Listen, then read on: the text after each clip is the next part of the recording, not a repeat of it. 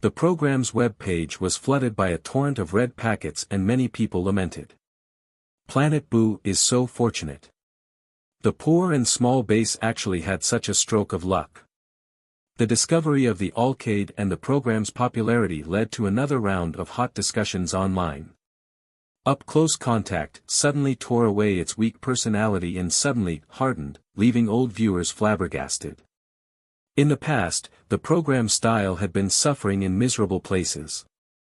This time, the program was like this: bring it on. Let the sandstorms be even more ferocious. Even the scenes of physical labor were portrayed with grandeur and spectacular significance. Citizens of Lizhou, Lizhou, and Tongzhou were all deeply stirred.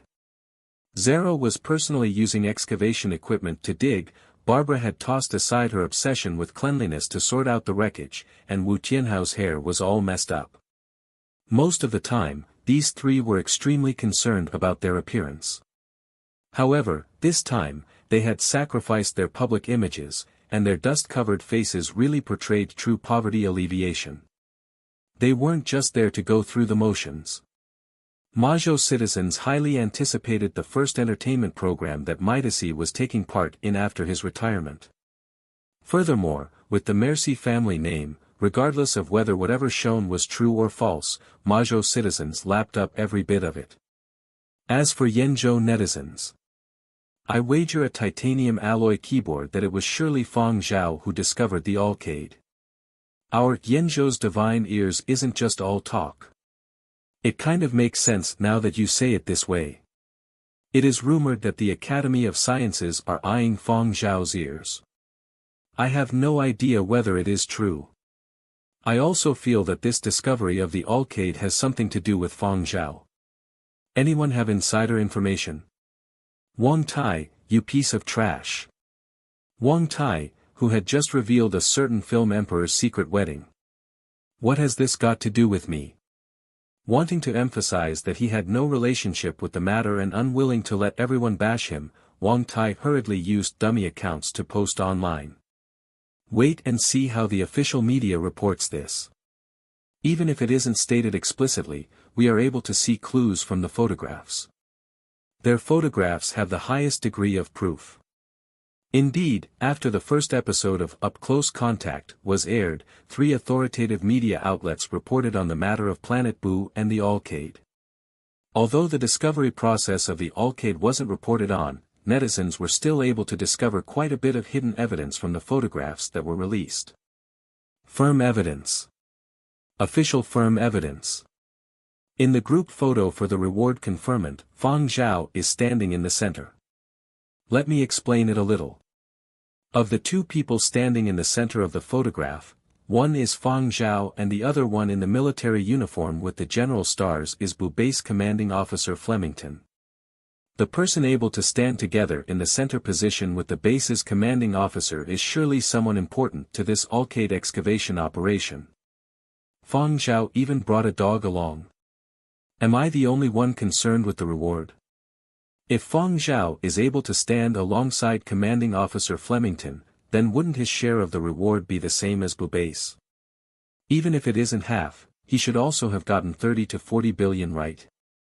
SSS, has Fang Zhao become super rich and powerful in just one leap? He has really become an aristocrat, no doubt about it. Many people felt surreal when they saw this. How old was Fang Zhao?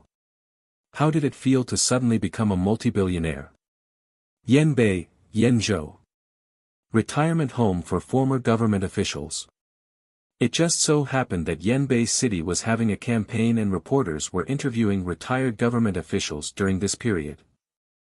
After the matter of Fang Zhao and the Alcade came to light, when a reporter was interviewing great-grandfather Fang, he asked about great-grandfather's stance on this matter.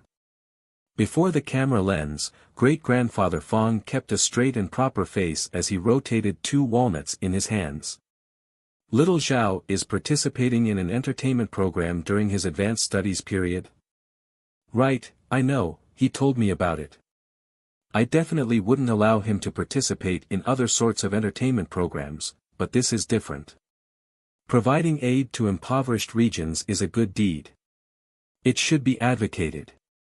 A slightly tougher and tiring life isn't that much to be afraid of. As a public figure, little Zhao being able to lend a hand to officers and soldiers garrisoned at impoverished regions deserves our vigorous support. Great-grandmother Fang at the side had a composed smile plastered over her face. The reporter lamented inwardly. Look at how enlightened they are. Towards the end of the interview, great-grandfather Fang seemed to accidentally blurt out, I even personally went to Huangzhou's spaceport to send him off. This child isn't easy to handle. He heads off somewhere so far away, and we as great-grandparents will worry. Take a look at the photographs we took at Huangzhou. Great-grandfather Fang flaunted the photographs that the two old Fangs took with Fang Zhao at Huangzhou. The photo backgrounds showed Huangart's campus, Huangzhou's cemetery of martyrs, and finally the spaceport. The two elders were even wearing different clothes each time. However, the reporter's focus was on one of the photographs. He pointed at something and asked, is this a lucky charm? Great-grandfather Fang took a look and nodded.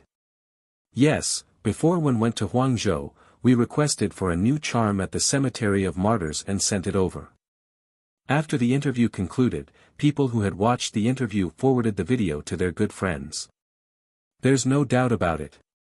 Surely Fang Zhao's good fortune is because of the lucky charm.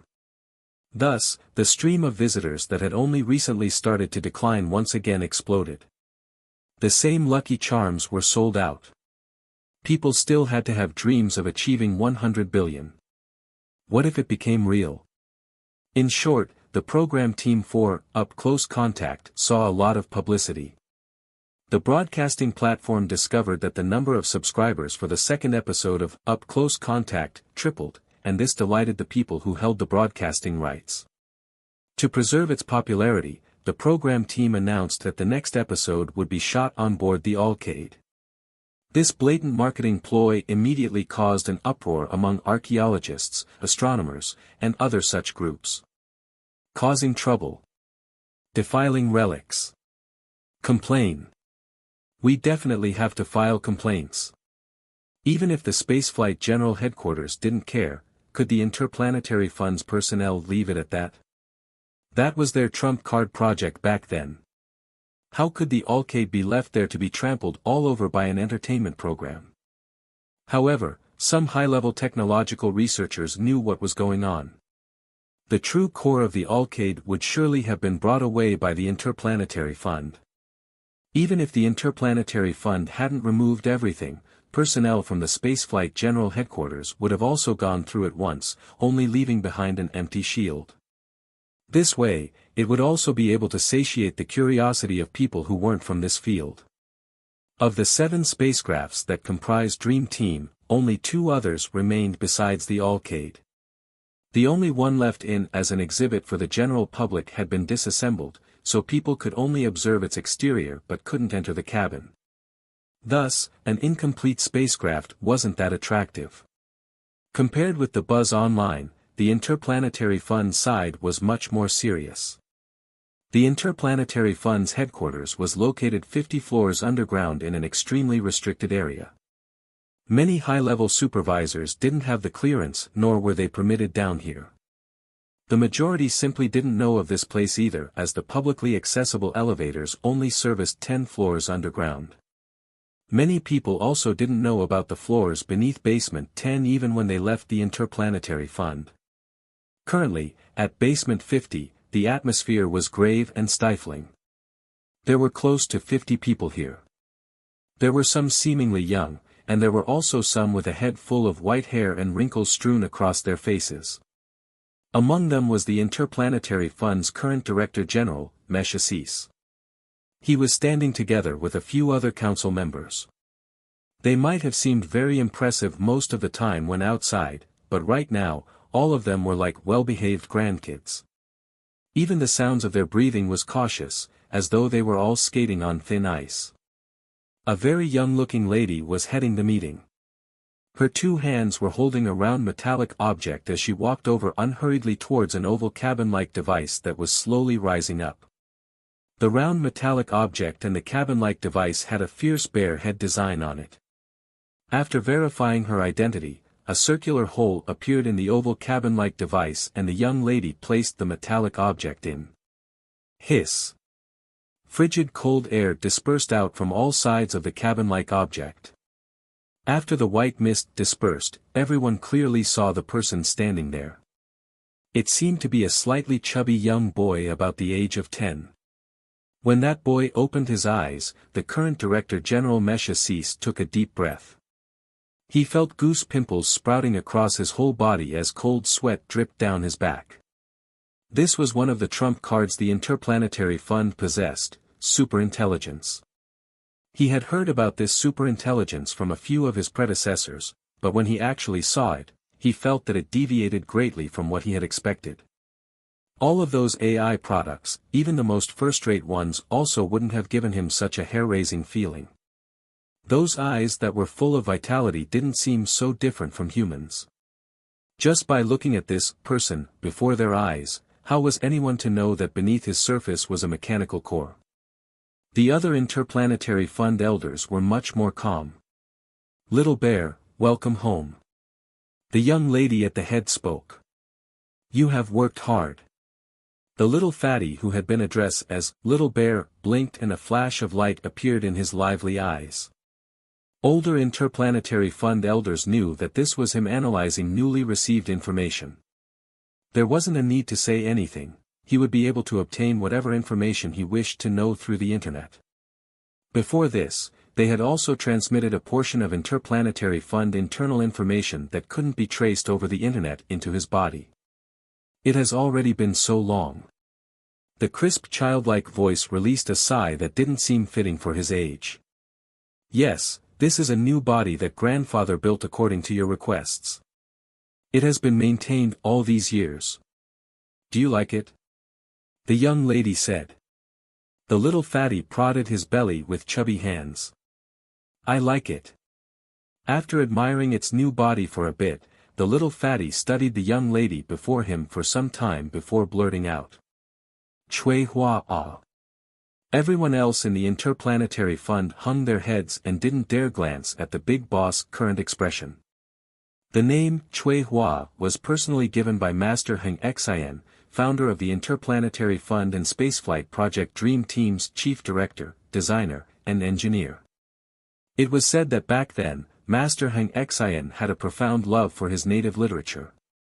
He had personally given the name Chui Hua to this granddaughter that he regarded very importantly. After the old master passed away, those in the Interplanetary Fund no longer dared to use this teasing name. Everyone used others' ways of addressing her, and some even referred to her as Demon in secret. After so many years, they actually heard someone using this name again. The nerve. As expected of superintelligence. He dares to provoke the wrath of the demon. As if able to sense the awkward atmosphere, the little fatty blinked and corrected himself. "Little Hua ah." All the Interplanetary Fund personnel drooped their heads lower and stared at the ground, as if there was or beneath their feet. Awkward atmosphere version 2.0. After a short interval, the young lady finally answered, "What? It feels like I have forgotten something." As he said that, the little fatty raised his right hand, palm skyward, and whistled. Interplanetary Fund personnel. Silence. Awkward atmosphere version 3.0. The few elders of the top brass exchanged glances. After working together for so long, they were able to discern the meanings behind their glances. What does this little fatty mean by extending his hand? Are the thoughts of superintelligence too advanced, or have I really become old? Could it be that we have to give him a red packet at this sort of meeting? Red packet? I didn't prepare one. I didn't prepare one either. What do we do? Will he cry if we don't give him one? Never had an experience dealing with superintelligence. Do we transfer him the money directly, or do we give actual cash in a red packet? Who even carries cash nowadays? How about we give something else? Let's see what the demon does. We just have to follow after her. The few senior top brass elders shot ever-changing glances at one another and came to an unanimous decision. All of them turned to watch the person at the front. The big boss was also puzzled. What do you want? Where is Little Riches? I didn't detect it when I scanned the surrounding area. Have you seen it? Riches is my pet. Superintelligence. Little Bear stared at his fingers with a guilty conscience. I created him myself, when I was bored. I remember Master Hang Xian giving an order absolutely forbidding you all from creating superintelligent objects without permission. An old man couldn't help but blurt out. Under a flurry of condemning gazes, Little Bear felt wronged and hurriedly tried to explain himself. No, it cannot achieve the level of superintelligence. It is only just a retarded toy machine with its learning capabilities hindered. Did you all leave it on the spacecraft? The literal translations for Chui Hua and Hang Xian are Jade Flower and Star respectively. Interplanetary Fund viewed an intelligent object created by superintelligence with great importance. A group of high-level executives went to work straight away. Little Bear was led through a search of the depot as they investigated step by step, confirming that this so-called Little Riches wasn't among the objects on board the Alcade that was brought back and that it wasn't lost in the process of transporting the items back. I have lost Little Riches. Little Bear had a panicked look. Should I head back to Planet Boo to search? After a brief discussion between the Interplanetary Fund's personnel, the big boss transmitted the sound of Little Bear's whistle to their personnel that had remained on Planet Boo. If Little Riches heard this signal, it would appear. What if it doesn't appear? Would it have been captured by other people? We have to guard against Spaceflight General Headquarters personnel as well as Boo Base personnel. An old man raised his thoughts. That won't happen. As he said this, the panic on Little Bear's face subsided. Little Riches possesses more than 300 escape methods. Furthermore, the material it was created from is special. Generally, it is impervious to blades and guns. If it awakens and discovers that I am not around, it will immediately seek out nearby organisms as a cover. Small animals that are harmless and have low intelligence are prioritized. That's good. All of the Interplanetary Fund personnel gradually relaxed.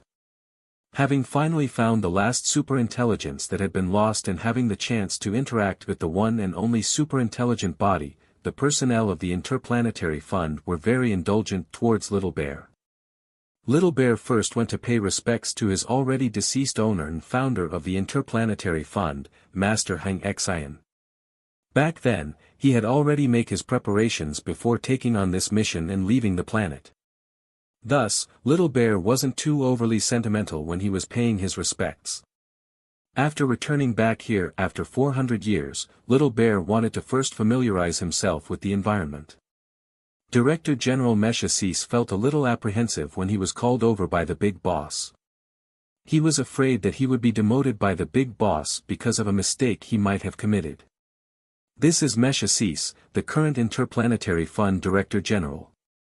Little Bear, you can follow him and familiarize yourself for a period of time. There have been huge changes compared to 400 years ago.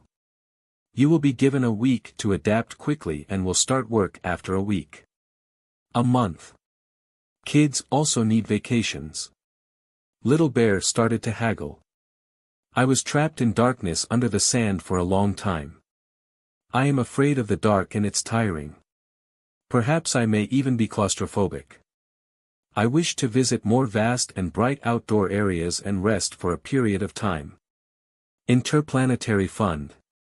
Stop being ridiculous. Do you want to see the logs from the spacecraft for yourself? Does he really think he is a kid? After the spacecraft met with an accident and was marooned on Planet Boo, the power levels of the craft had been played around with until it had reached critical levels, and this bear kid had no choice but to go dormant. Claustrophobic my *SS. To put it simply, after sleeping so long, he just wanted to head out and explore. The big boss finally spoke, 50 days. Come back to work after 50 days. It wasn't that the Interplanetary Fund's personnel were being strict, but rather when it came to matters concerning superintelligence, they needed to keep an eye on him all the time. A long vacation was impossible, especially for the one before them that was liable to cause trouble as long as he had too much free time. Planet Boo, at the sand pit where the Alcade was at. Fang Zhao had followed the program team into the Alcade for filming. As there was personnel limitations, Nan Feng and the others also couldn't enter. They waited with a leashed dog at the rest areas. Curly Hair wasn't willing to remain indoors and wasn't afraid of the heat, so he laid down outside the door and was playing with sand. Suddenly, Curly Hair's ears twitched. He got up abruptly and stared at a distant sand dune. Woof woof woof. Curly Hair barked and wanted to take a few steps in that direction but was held back by the leash. Nanfeng was chatting idly with Yen Biao and Zuiyu when he was startled, got up suddenly, and rushed out. What's going on? Nanfeng glanced in the direction of Curly Hair's sights. There seemed to be something below the sun running towards them. Yen Biao and Zuiyu, who also came running out after hearing the activity, raised their guard. They signaled for Nanfeng to bring Curly Hair in. However, Curly Hair didn't cooperate. His line of sight was fixed on the activity beneath the sand, and Nanfeng wasn't able to make Curly Hair budge no matter how hard he tugged. Seeing the thing get closer and closer, Nanfeng was at a loss at being unable to make a dog budge and shielded Curly Hair behind his own body. Sha sha sha sha. The thing beneath the sand finally showed itself. It was a flat, black oval-shaped bug of some sort. It had quite a number of legs and had two long feelers protruding from its front. As its head peeked out, 3 black holes of gun muzzles were pointed at it. The black bug's feelers stiffened and with a whoosh, its legs and feelers were retracted and the bug curled up into a black ball about the size of an orange. Nanfeng and the other 2 stared fixedly at this black ball and detected no sign of activity from it for quite some time. Curly Hair ran over and swatted it with his paw, and the black ball rolled forward. Seeing this, Curly Hair excitedly scrambled to chase after the ball. Nanfeng, who was holding on to the leash, ran along as he was pulled. Hey! Curly Hair, stop! Don't run! Having caught up to the ball, Curly Hair raised his paw and swatted it again, and the black ball shot forth once again. Curly Hair was even more excited now. At another rest house not too far away, someone watched through the windows as Nanfeng was being dragged along by a dog. Disdainfully, he said, "Look at our neighbor Fang Zhao's trash assistant. He can't even hold on to a dog." After Fang Zhao finished his filming assignments aboard the Alcade for the day and came out, he saw Curly Hair who was chasing the ball and Nanfeng on the verge of tears from being dragged along. "What are you all up to?" Fang Zhao berated. Curly Hair's ears twitched. He didn't control his paw strength too well, and the black ball was sent flying in another direction. Midasi had also just finished filming and was dripping with perspiration. His assistant was holding an electric fan aimed at him, but Midasi felt that it wasn't strong enough. He held up a commemorative alloy fan that Bubase had given him. He had only fanned himself for a short while when someone shouted, "Careful!" Noticing the black ball flying over, Midasi instinctively swung his fan. His posture and lightning-quick reflexes were the mark of a true professional. The black ball that was flying over was hit and sent flying away. Midasi's eyes lit up. All tiredness from filming disappeared instantly. "Hey, this ball isn't shabby at all." His hands had been itching for quite some time. Midasi turned to his assistant and said, "Go fetch my racket." The ball flew in the direction of where Wu Tianhao was at.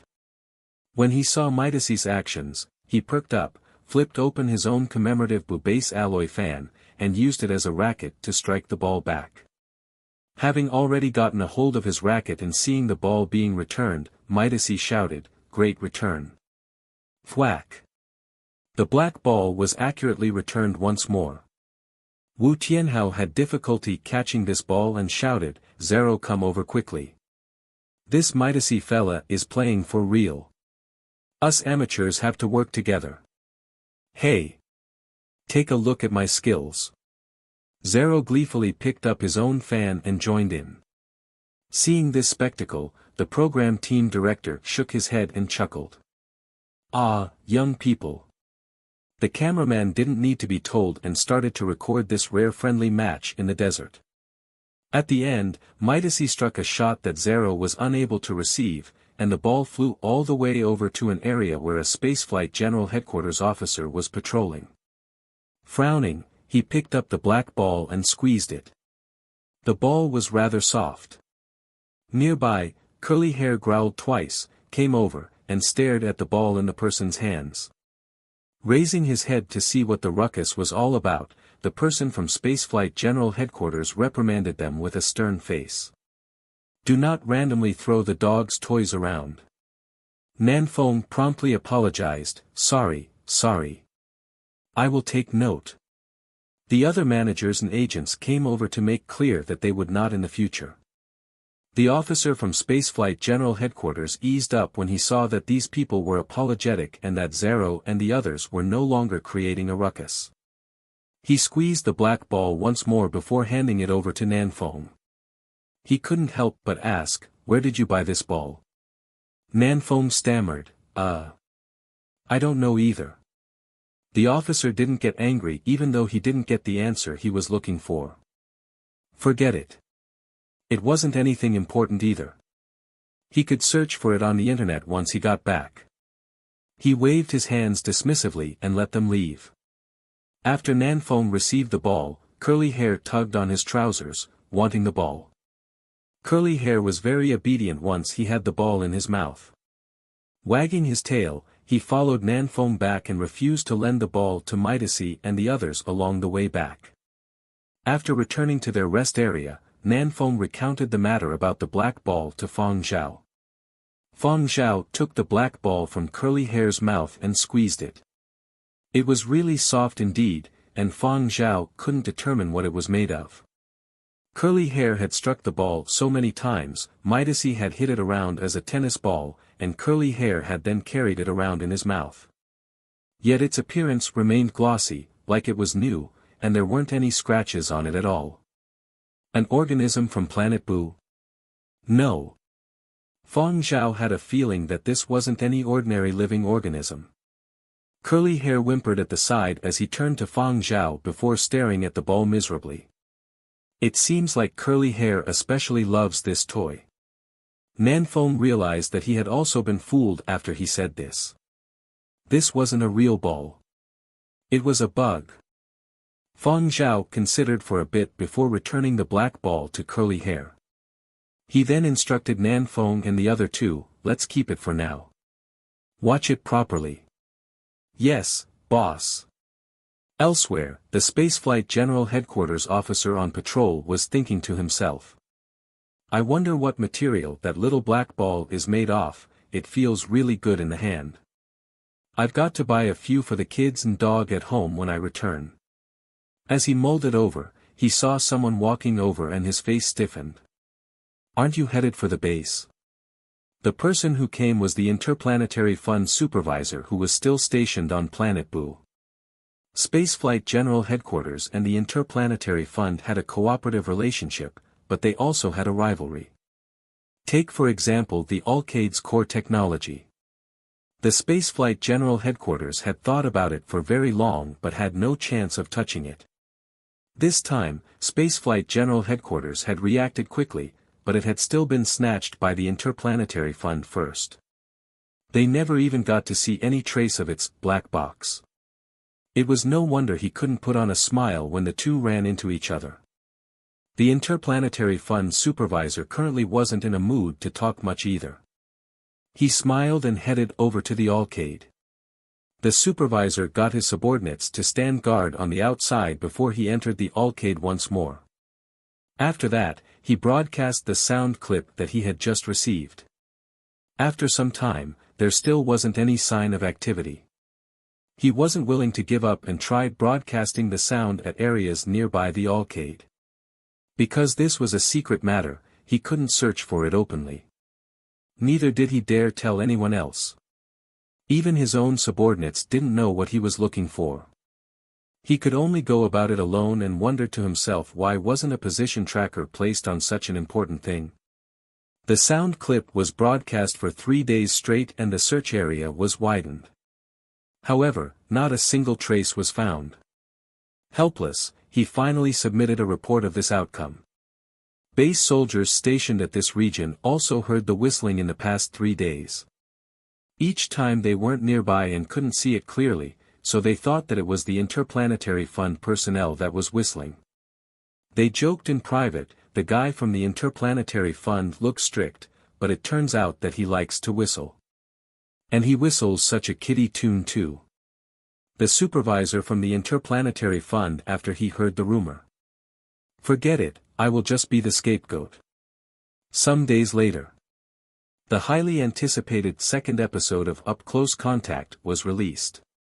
Indeed, it was shot aboard the arcade, and it satiated the curiosity of many people just that. Interplanetary Fund Headquarters. Director General Mesh Assis pointed at a certain black ball that was being hit around in the scene of the program. Is that it? Little Bear said with an equally stunned face and widened eyes. Yes. Didn't you say that it has over 300 escape mechanisms? Didn't you say it would avoid humans and look for cover? It really does. Then what is going on here? Playing dead procedures activated. Before many doubting eyes of the Interplanetary Fund, Little Bear explained himself, simply put, it is just, like many animals that play dead when they meet with danger, shutting itself down in a defensive state. All the Interplanetary Fund personnel present heaved a sigh of relief. If it could shut itself down so easily, it was indeed just a retarded toy. However, according to Little Bear, the material used to build that retarded machine toy was very special, and it had to be retrieved as soon as possible.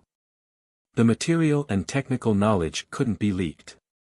Little Bear scratched his head. He was puzzled too.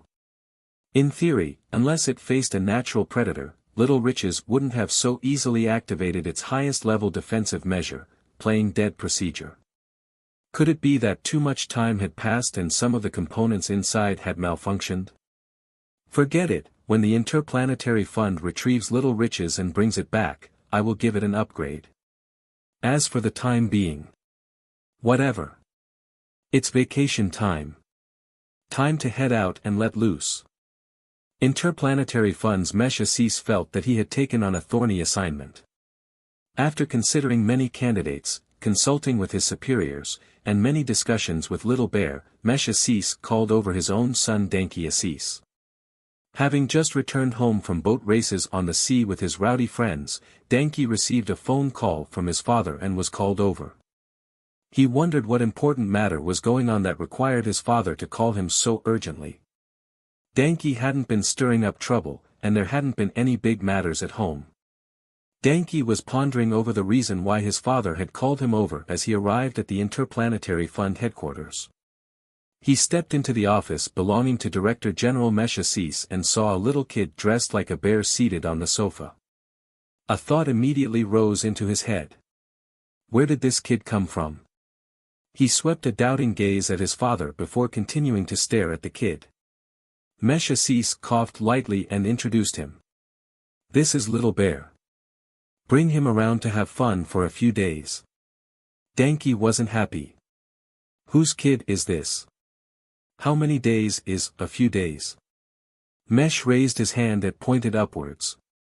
Danky's pupils shrank and he sat straight, immediately dispelling his previously sloppy manner. His was excited. This was an assignment from the top brass. Wasn't it just to bring a kid to have fun? He might not do for other stuff, but when it came to having fun, this was his specialty. Being given this assignment meant that the top brass had taken note of him. Perhaps he could enter the core management level even earlier. His siblings hadn't even managed to squeeze in yet. Take him along for a week first. Bring him anywhere he wishes to go, Mesh said. Just 1 week. Not a problem. Denki glanced at the little kid on the sofa watching him and accepted this assignment right away. Mesh had a complicated look as he watched his son. He opened his mouth to speak and then hesitated before finally saying, Do your best. Don't worry. Isn't it just having fun and making merry? I can arrange for that. No, you don't have to bother about food and drink. He will tell you if he wants anything. All you have to do is accompany him wherever he wants to have fun at. Don't worry about anything else. Mesh exhorted him to take note of a few matters. Although Denki had his suspicions, he knew that he shouldn't probe more into matters concerning the upper echelons of the Interplanetary Fund. If he asked around too much, perhaps he might not make it into the core management. Alright, understood. Denki promised. I will definitely complete the assignment. Denki walked over to the sofa. He bent down and flashed what he reckoned was his warmest smile. Hello, I am Denki Assis. You are called Little Bear, right? Little Bear studied Denki for a bit before smiling innocently. Hello Dan. Denki. This kid isn't lovable at all. However, no matter what his first impression was, Denki had accepted this assignment. He picked up the luggage with a fierce-looking bear head that his father had carried over before bring Little Bear out. After entering a car, Denki asked, Where shall we go to have fun first? First, let's fly once around Huangcheng. Little Bear replied. Alright. Denki wouldn't even have any complaints even if they were to fly once around the entire Huangzhou, let alone just the capital city of Huangcheng. After all, there would definitely be benefits for doing so. He would treat this little kid belonging to some great leader just like how he would treat his ancestors. Mesh stood at the window of his office as he watched a flashy flying car rise and fly into the distance. He sighed and wondered how many days his son would be able to handle this superintelligence for. 2 days later. Mesh was looking through some documents when he heard that Denki was looking for him. He wasn't too astonished and told his assistant to send Denki in. Father, Denki dragged his voice in a miserable manner when he entered. He knelt down and hugged Mesh's thigh. You are my own father. There was a greenish bruise around one of his eyes. The word B** was written across his face and his delicately arranged bangs was a mess. Denki's eyes were also shimmering with tears. Denki took one look and sighed. Tell me the truth. Denki exhaled and pointed to the words on his face. I lost in a game. He then pointed to his eye with the bruise. My tone was a little unpleasant when I was shaken awake, so I got hit. Father, how old is this kid? His strength is really off the charts. He had been beat in a game and had even lost in terms of strength to a kid. This was really the first time Denki had ever suffered such a heavy blow. Mesh knew his own son best and knew that Denki's words could only be believed to a certain extent. Denki was surely hit because he had lazed in bed and had put on an attitude while getting up. Superintelligence could be used as a fighting weapon. Thus, Denki's bruised eye couldn't even be considered playing around. Therefore, Mesh only replied to Denki's tearful complaints with a heartless, "Oh," followed by, "Since you can't accomplish this assignment, I will just hand it to someone else." Don't. Denki blurted out hurriedly. He didn't really want to give up on this assignment. He had only come over to let his father and the Interplanetary Fund leaders know that this little kid was a handful as well as to let them know how tough it was on him. Dad, is that really from the great leader's family? Denki asked in a hushed tone. Mesh nodded. Kids of the great leader's family are really extraordinary. Denki put on a serious expression, stood up and smoothed his messy hair. Don't you worry, I can still persevere. With these acting skills, even if you don't get into the core management, you can still try your hand in acting. Mesh said with a wooden face. Hee hee. Denki giggled as he jumped up and loosened his arms. I will be heading back first. I have given the broadcast video platform's account to that little kid to watch serials. He likes Founding Era. The full series should be able to keep him busy for quite a long time. The moment he had mentioned the full series of Founding Era, Denki had felt that his own resourcefulness deserved to be praised. How am I so smart? He reckoned that the little kid wouldn't have even completed watching a chapter by the time this assignment was over. Don't imagine him being too simple. You, do your best. Mesh emphasized once more. Hey, don't you worry.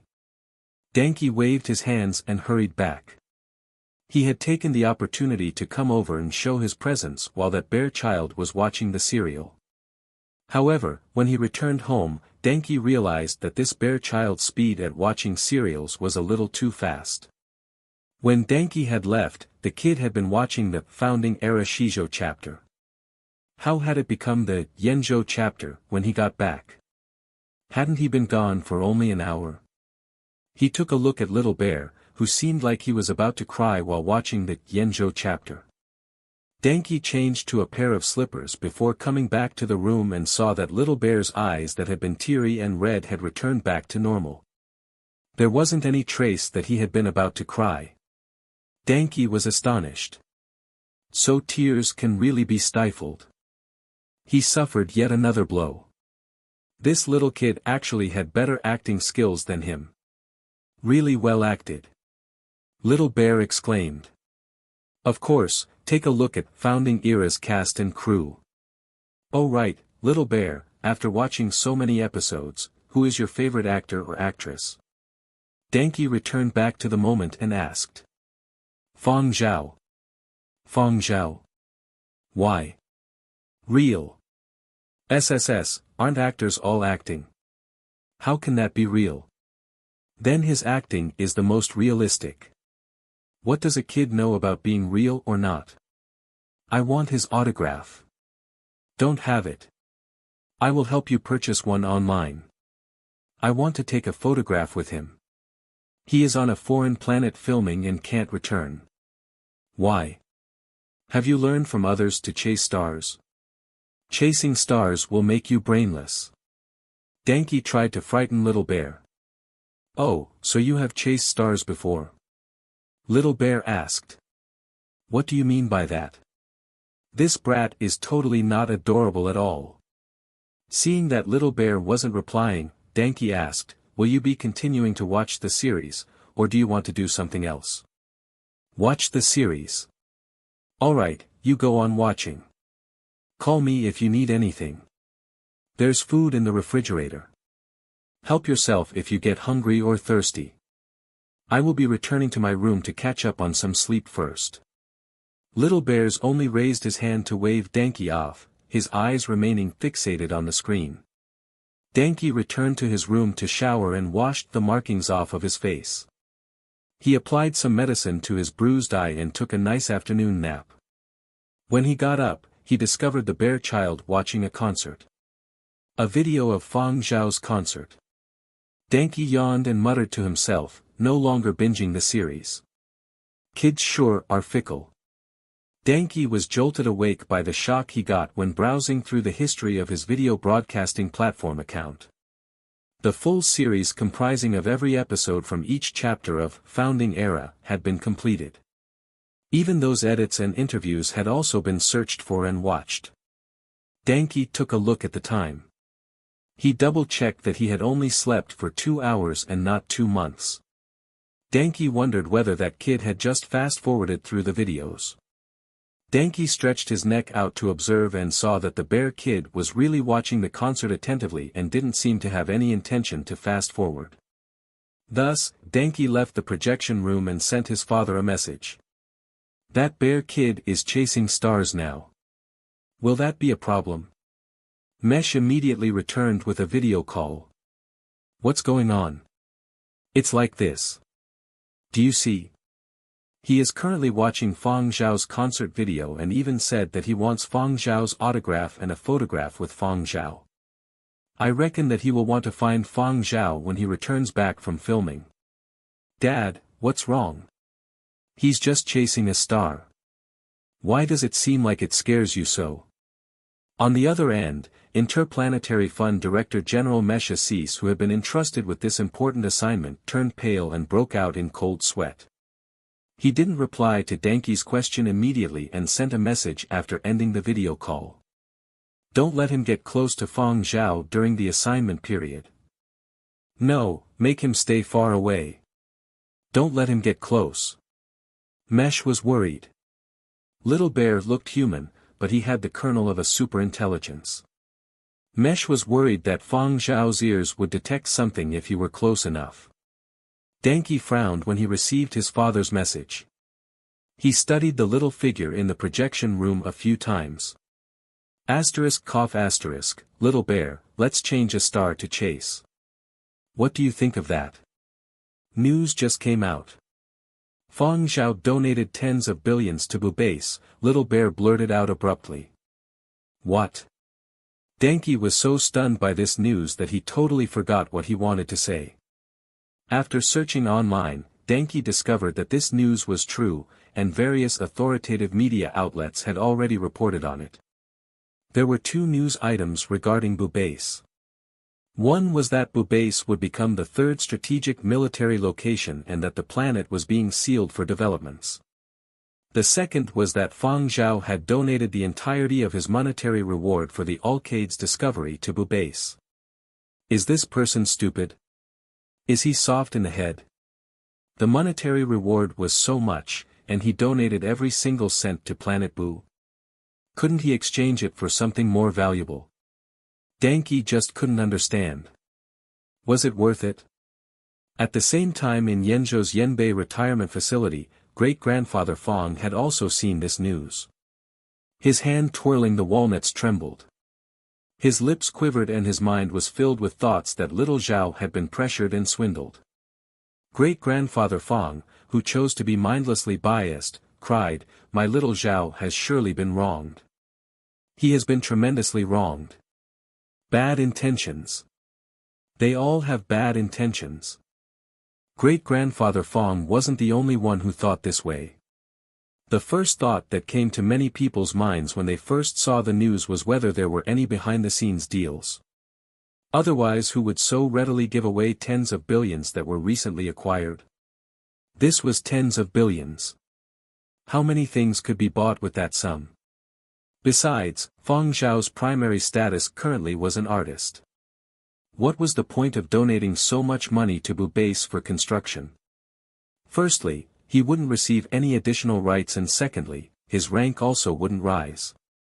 What exactly was he scheming? Shouldn't he set aside a certain portion for himself? However, no matter what people thought in private, the various authoritative media outlets were very willing to report on this news. They needed to shine the light on this exemplar model. Take a look at how others are so enlightened. Was this something that most people could do? The internet was abuzz with discussions. On Planet Boo, the black ball, Little Riches, had been returned. Interplanetary Fund personnel had come knocking when they had seen the new episode of the variety program. Fang Zhao didn't say much and had returned the black ball. Without anything to play with, Curly Hair searched for toys in the desert. His targets were all sorts of lively creatures in the desert. After playing with them for a while, Curly Hair would secretly eat them up. In the period that followed, besides filming, composing, and working on his thesis, Fang Zhao also applied for piloting credentials for various fighter aircrafts, military flying transports, armored tanks, and other such vehicles. Back when they were filming on board the Alcade, Fang Zhao had been very interested in the piloting system of the Alcade. However, given his current status, he was unable to apply for this grade of piloting credentials. Despite his contributions as well as repeated donations, Fang Zhao's rank wasn't promoted, but his meritorious service was remembered. Thus, the auditing for Fang Zhao's applications were put through a fast track and those that could be done were released within an hour. Following that, Fang Zhao would find time to attend related theory lessons with soldiers from the base as well as practical piloting lessons. Bu base personnel found out that whether it was theory or practical applications, Fang Zhao picked things up extremely quickly. Other people saw that Fang Zhao was talented in these aspects, but the reality was that Fang Zhao had experienced a lot during the period of destruction. Back then, things weren't so advanced, and smart systems weren't so ubiquitous. Back then, credentials and applications weren't needed. Those with ability would just do it, and those without ability had to force themselves to do it in order to survive. Human potential was harshly extracted in this way. However, other people didn't know this. Bu Base Commanding Officer Flemington lamented many times, "It's too much of a pity. A talent like Fang Zhao should stay in the military and develop instead of being an artist. A waste of talent." The three salted fishes Nan Feng, Sui Yu, and Yen Biao watched impatiently as Fang Zhao took all sorts of driving and piloting licenses. They had also applied for these, however, the auditing was slow and they encountered many more restrictions. Yen Biao said enviously as yet another squadron of fighter crafts flew by. "Back then, we weren't so privileged on planet Baiji, so I was never able to touch these models. By the time planet Baiji developed, I had already been discharged. I never imagined a day where I would come so close to these new models. We should get word of our applications within these 2 days. However, we surely won't receive as much clearance as Boss," Nanfeng said. Different models of military flying transports and fighter crafts had different piloting setups. The military would differentiate it even more meticulously and the audit would be stricter. Sui Yu thought of something. "Our boss takes the tests for all these various credentials here, so shouldn't Bu Base be the issuing party? Bu Base will become the third strategic military location in the future. The issued credentials' worth will increase with Bu Base's development. This cannot be compared to ordinary private and commercial licenses." After a substantial silence, the three spoke in unison, "I'm so envious. How many licenses has our boss obtained up to now?" Nanfeng asked. "The 7th was just received today." Yen Biao remembered this clearly. "Say, how many do you think boss will have once the program filming is completed? There are no limits to taking tests. Our boss is addicted to earning licenses. I even saw him perusing a book on engines. Will he try for a technician license? What a crazy test-loving monster." Nanfeng decided how he would introduce his boss to people in future. "My boss is an artist that is fond of taking tests. As for now, better to walk the dog first." After Fang Zhao got down after a round of flying, he was stopped by Flemington for a chat. Recently, Flemington was in high spirits and glowed with vigor. He was excited that Bu Base being built into the third strategic military location.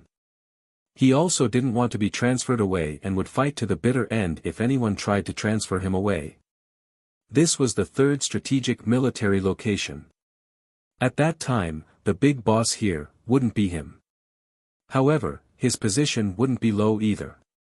He would wield even more authority and power at that time. Flemington was satisfied with everything else except Fang Zhao here. Flemington wanted to convince Fang Zhao to stay here and develop. As the incumbent base commanding officer, he still had power, but Fang Zhao rejected him. Having seen the exceptional results of Fang Zhao's piloting practices, Flemington persisted and personally came to try to convince him. Flemington drew a circle in the air. "In the future, an experimental flight center will be built here. Countless new models of fighter aircrafts and flying transports will take off and land here. Construction for the new spaceport has already started, and at that side." Flemington brought Fang Zhao to see the desert and the sky. He talked about life and ideals from fighter aircraft's armaments to spaceships, all in a bid to sway Fang Zhao to join the base. However, Fang Zhao's dedication to music was still unchanged. Having discussed so much with Fang Zhao, Flemington felt that this youngster really had great skill and strategy. A talent. How can he think about being a music artist? It's too much of a waste. There were people who couldn't become winners even with 10 golden fingers.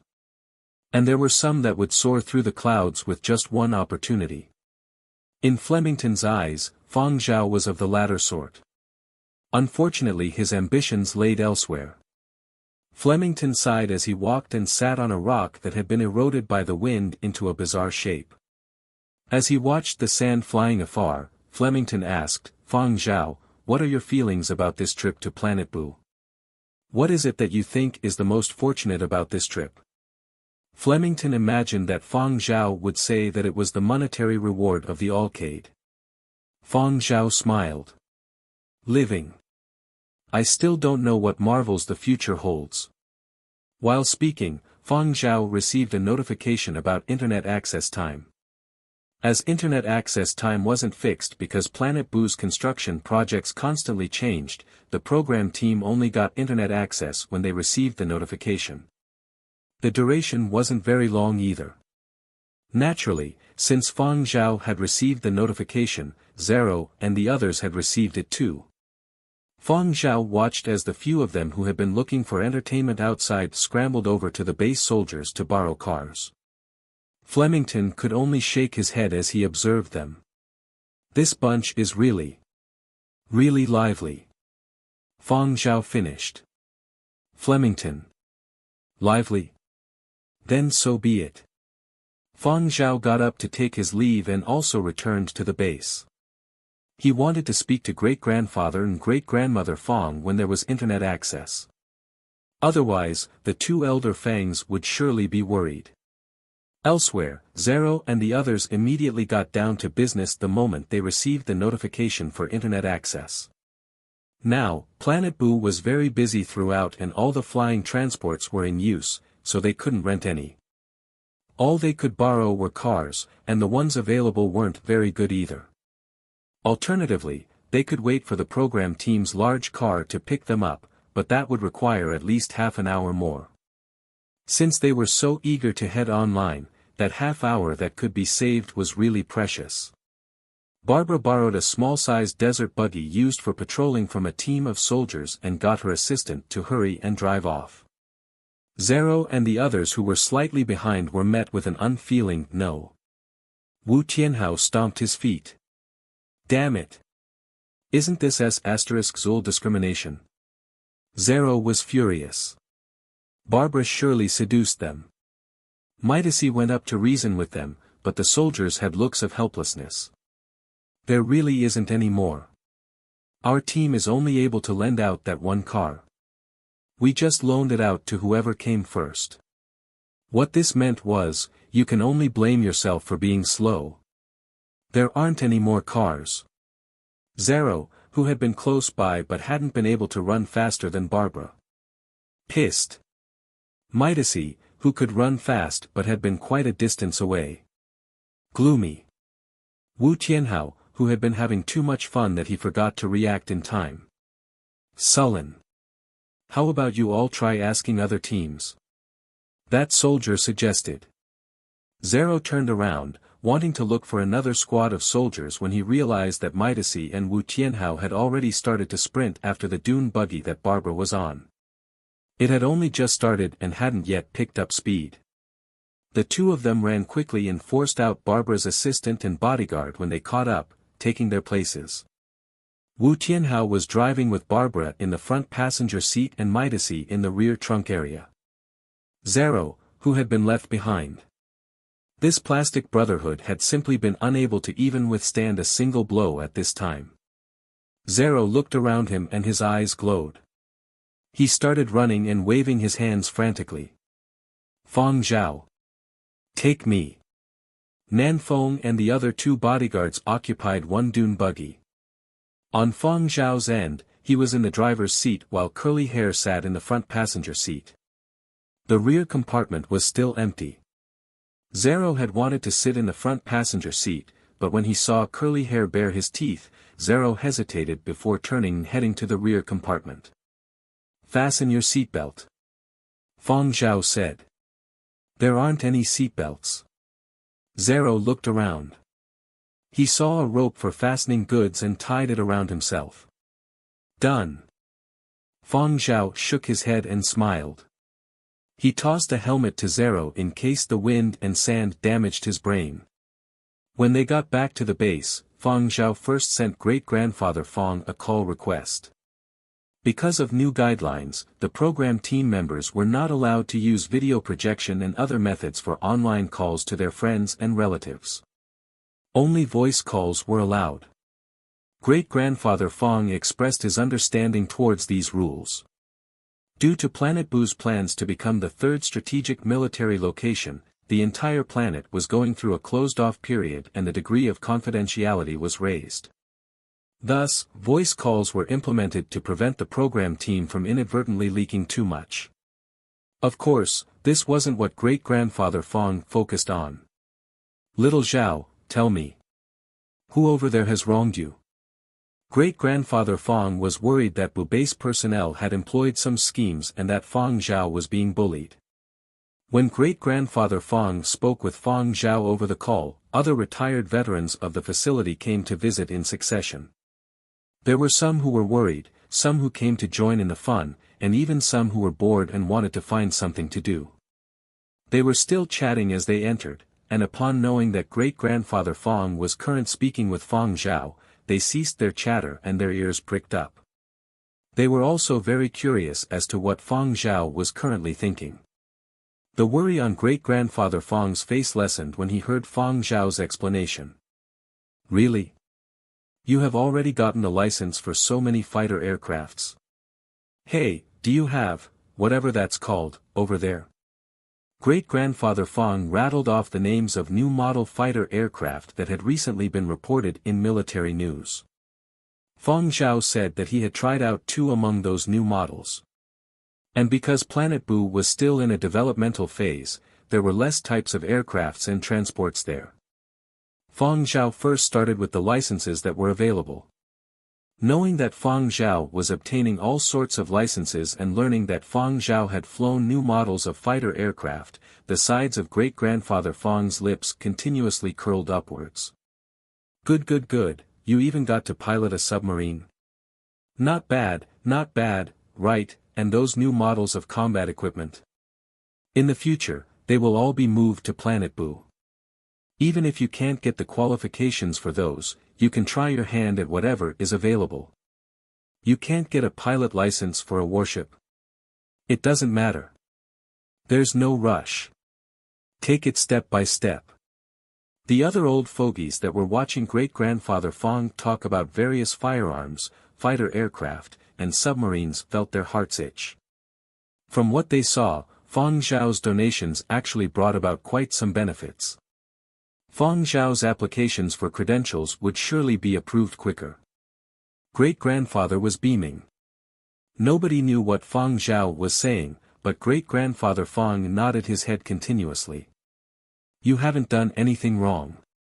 So be it if you donate. We also can't have any peace of mind when spending all that easy money. Being able to get all those credentials is more than worth it already." Great-grandfather Fang almost seemed like a robot with how he approved and nodded his head at everything Fang Zhao said. As for the massive monetary reward, he just treated it as though a large gust of wind had blown past and had swept all the money away. "Take more photographs." "Oh, you can't randomly take photos now." "Alright, I feel way more at ease knowing that you weren't being bullied over there." Great-grandfather Fang only reluctantly handled the communications device to great-grandmother Fang after exhorting him a little more. After that, he turned around, wanting to find targets to share Fang Zhao's accomplishment with. "Hey oldly, let me tell you guys, where's everyone?" The living room that was filled with people moments ago was now completely empty. Salted fishes is a term for idle people in Chinese. After ending the call with Great-grandfather Fang and inquiring with base personnel, Fang Zhao took a photograph and sent it back. Fang Zhao stood before a new model of fighter aircraft that had been recently announced in governmental news. Other models couldn't be photographed, so only this model was shown. However, just this one photograph was enough to allow Great-grandfather Fang to show off for a long time. Days passed and there weren't many days left for the program team's filming. Due to the plans for Planet Buu to become a military strategic location, the program team were already being urged to hasten their filming. Therefore, even if the director wanted to drag on and film for a few more days, the remaining time frame for filming was still compressed. This season of the program had a slight change in style. It didn't have the entertainment style of previous seasons and was slightly more serious and proper. However, despite less comedic elements, viewership was actually tens of times higher than previous seasons. The episode filmed on board the arcade was also the episode that had the highest ever subscription rate. Zero and the others also received some token monetary reward for the matter of the arcade. For them, this was just a rather precious and commemorative red packet. They placed this sum inside their bank accounts and wouldn't use them, but they donated even more items. This was especially so for Zero. The value of stuff he donated was more than twice the amount he received. This wasn't because he was suddenly enlightened, rather, he knew deep down that after getting the monetary reward from the arcade, he would get hit if he didn't donate some stuff back. Fang Zhao felt that his time on Planet Boo was very fulfilling. Besides filming, he was still busy composing, writing his thesis, obtaining piloting licenses, and occasionally finding the time to have fun with Zero and the others. There was a saying, small beginnings show how things will develop. From his experiences on Planet Boo, Fang Zhao could see the trend of technology and culture of humankind in the new era. He could also see how it would develop in the future. Although there were certain aspects that were unsatisfactory below the surface, as a whole, it was still rather good. Looking forward, the short-term future was not too bad. Plans for Planet Boo to become the third strategic military location was proof of humankind's ambition. It wasn't anything bad. As long as the pace of progress was moderated, this sort of ambition was a good thing, especially in the hands of a leader that had experienced the period of destruction. Fang Zhao was very happy to see the current state of development. Even his old friends would have agreed if they were here as well. Fang Zhao was very gratified. This sort of feeling was like holding a child's hand and watching him continue to walk on steadily and with determination after letting go of the child's hand. Far away, in the sealed region, huge flying transports were taking off and landing. The night sky was especially bright above the area where Planet Boo's new spaceport was being constructed. The sea of stars was like an approaching dream. Fang Zhao jotted down another star on a certain page of his notebook. On the day of leaving Planet Boo, a military reporter came looking for Fang Zhao and asked whether Fang Zhao's results for the various licensing tests he took could be made public. Fang Zhao thought about it before agreeing. Days later, the official military media outlet published a table of Fang Zhao's test results on their social media platform. The official military media outlet had disseminated this using Fang Zhao as an exemplary model. After this was released, many authoritative media outlets fell over each other in a bid to circulate this news first. Fang Zhao had yet to return when the news was abuzz. On that table was a series of licenses that Bubase had conferred on Fang Zhao. There were many licenses for models of fighter aircraft, combat equipment, and even submarines. There were all sorts of licenses, vehicles that flew in the sky, traversed on seas, and ran on land. Military enthusiasts hurried to educate general netizens and analyzed the models, technology, and military grades of all these. Many people were astonished. Although I don't really understand, it feels very advanced. Passing all of this with excellent results, isn't he some sort of top student? What top student? This is called a study god. Those licenses can't just be obtained by burying your head in theory. Even people with remarkable studying ability, mental strength, and other traits would find it difficult to even obtain one. He managed to pass them all during the duration he was filming for a variety program. In the military, this would be considered a special grade already. Special grade, from my impression, Fang Zhao is still a refined and gentle young artist. The one above, what gives you the misconception that Fang Zhao is a refined and gentle young artist? Is it the videos of the inhuman crazy point-sweeping demon that is still highly circulated in gaming forums? Or is it the videos of Fang Zhao's operational abilities that were in no way inferior to garrison soldiers back when he underwent military service?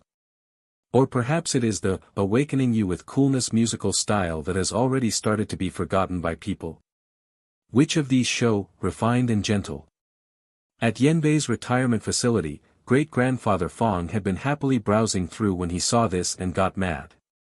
How is my family's little Zhaoan not refined and gentle? However, great-grandfather Fang's voice of justification was too weak and didn't change the opinion of the majority of netizens. Then the question is, why does he not enter the military instead of dabbling in the arts with this sort of ability? Someone asked. Heh. I am just curious why those at the back of the list are pixelated. In the table released, details on the last 2 rows were concealed. All that was shown was Fang Zhao's results as well as verification of Bubase issuing the license. Probably some certain things that are still within the confidentiality period. I have a nagging suspicion that Fang Zhao has obtained even more credentials that haven't been made public by the military. The military also has artists. Would Fang Zhao head in that direction in future? Insider info, many units are actually intending to recruit Fang Zhao over. Wasn't there that guy from the entertainment circle that was specially recruited into the military? He exposed for misappropriating military funds last month. However, if it were Fang Zhao, I wouldn't have to worry. You don't say. He already donated tens of billions. As if he would care about that tiny bit of military expenses. Seeing the current momentum, he is being publicly pushed forward as a role model. In the future, if he is really specially recruited in, he would surely rise really quickly. Back then, he was promoted by 1 rank after being discharged from military service and converted to reserve duty. If he really gets specially recruited, I reckon that he will get promoted again. I've heard before that artists in the military rise really fast. It is different from those in combat squads. It is easy for them to provide meritorious services and receive awards. The only thing I'm not too sure about is whether Fang Zhao can rise to general before the age of 50. A soldier that doesn't wish to be a general isn't a good artist. If I were Fang Zhao, I would surely accept the special recruitment. That is the rank of general we are talking about. According to the stipulations, it is difficult for those artistic types to have real authority. What's the use without any real authority? Glory and salary is enough. No real authority is fine too. The internet was full of guesses on whether Fang Zhao would be specially recruited into the military. Huangzhou, Mo Lang's residence. The formerly quiet and peaceful atmosphere was shattered by a furious roar. All of you better give up this goddamned idea. That is a talented genius I have painstakingly cultivated. He still has a long way to go in the path of art. He wouldn't cherish that sort of place. Mo Lang's beard twitched continuously as he faced his communications device. The person on the other end of the communications device saw Mo Lang being so worked up and hurriedly tried to explain, as he worried that something might happen to this treasure of an old artist. However, the more he explained, the angrier Mo Lang got. You have said so much, but at the end of the day, aren't you still trying to poach him? Impossible. Mo Lang didn't wait for the other party to try persuading him again and ended the call. At his age, Mo Lang had really seen a lot. If Fang Zhao was specially recruited into those units, the academic atmosphere there would surely be inferior compared to where he was. If he was duped, he would spend all of his time attending various social events and take on varying assignments.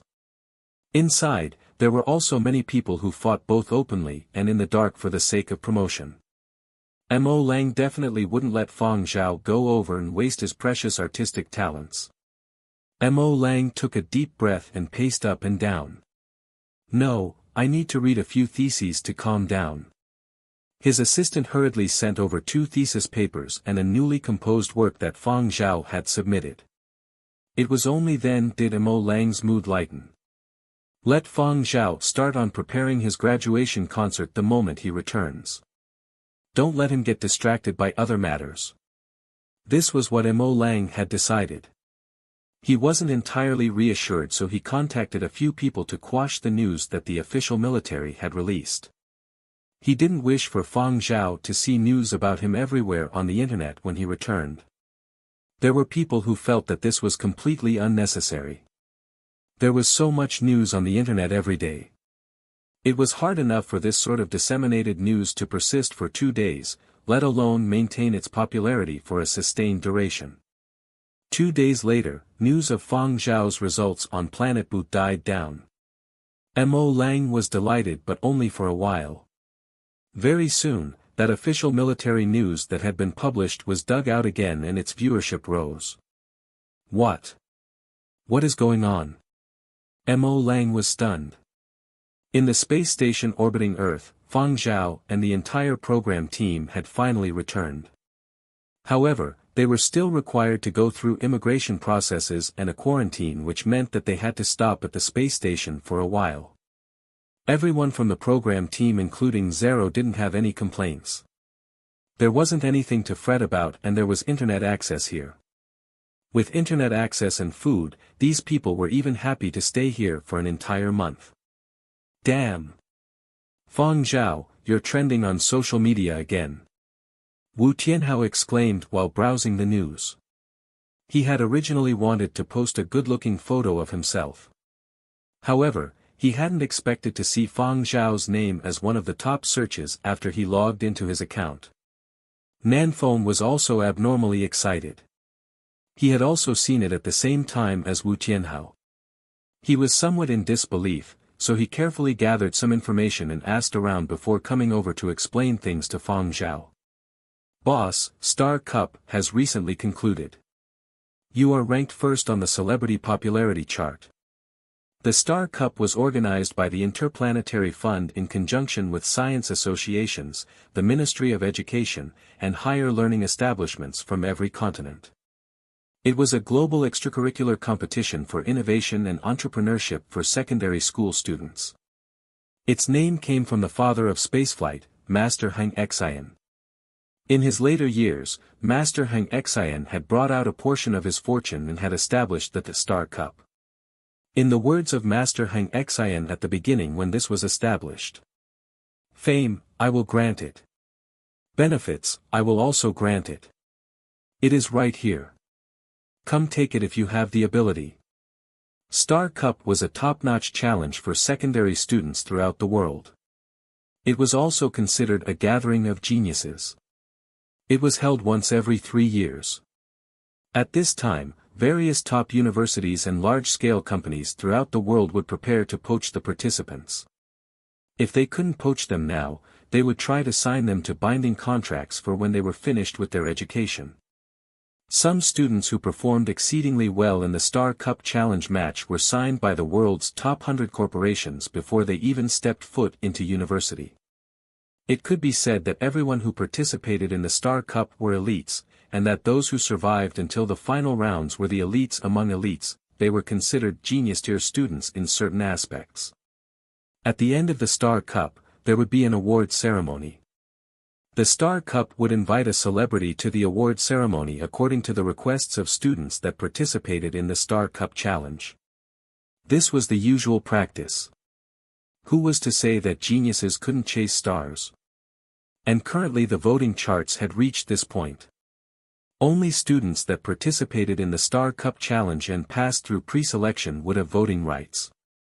This couldn't be falsified. At the present moment, Fang Zhao occupied the first position on the voting charts. Nanfeng glanced at Fang Zhao's expression before continuing. According to convention, the invited celebrity has to perform at the award ceremony. Boss, you have to be prepared. The literal translation of Heng Xian is star. The voting period was not yet over, but Fang Zhao's dominance in the charts was clear. Nanfeng had to begin his preparations. Boss, if you receive the invitation from the organizers, you probably won't reject it, right? Nanfeng asked. I won't, Fang Zhao replied. Let me think about the performance. All right.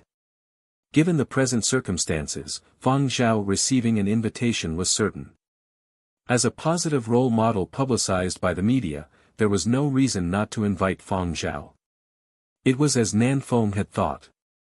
The organizing side contacted Fang Zhao's side before the voting results were even concluded and invited Fang Zhao for Star Cup's victory ceremony.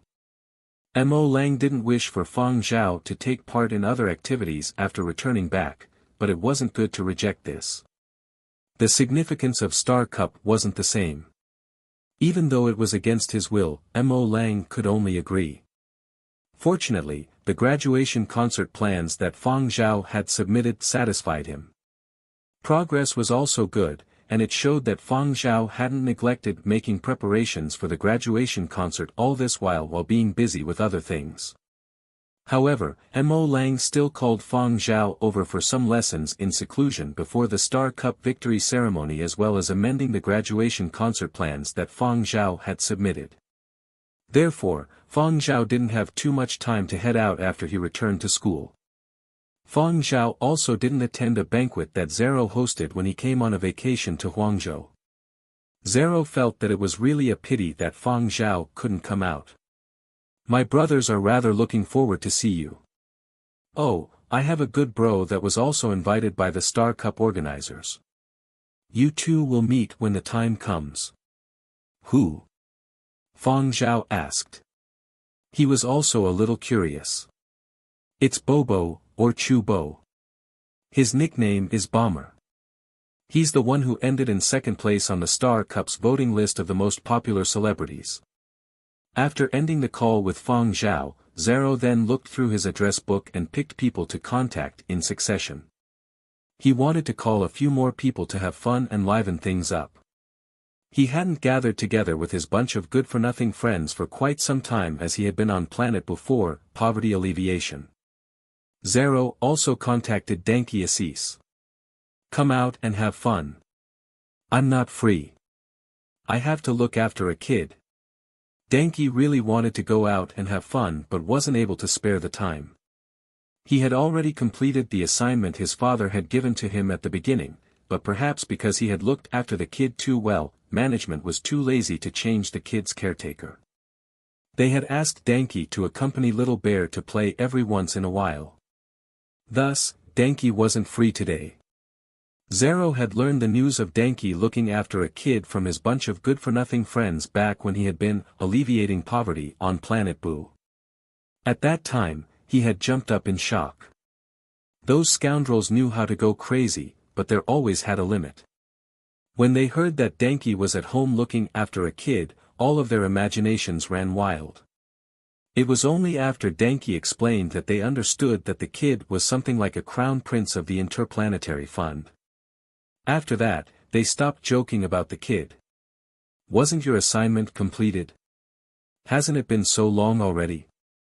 Zero didn't understand. "New assignment. That kid has probably started school somewhere, so he comes out during the holidays. In any case, I have been called over to accompany the kid to have fun for this period."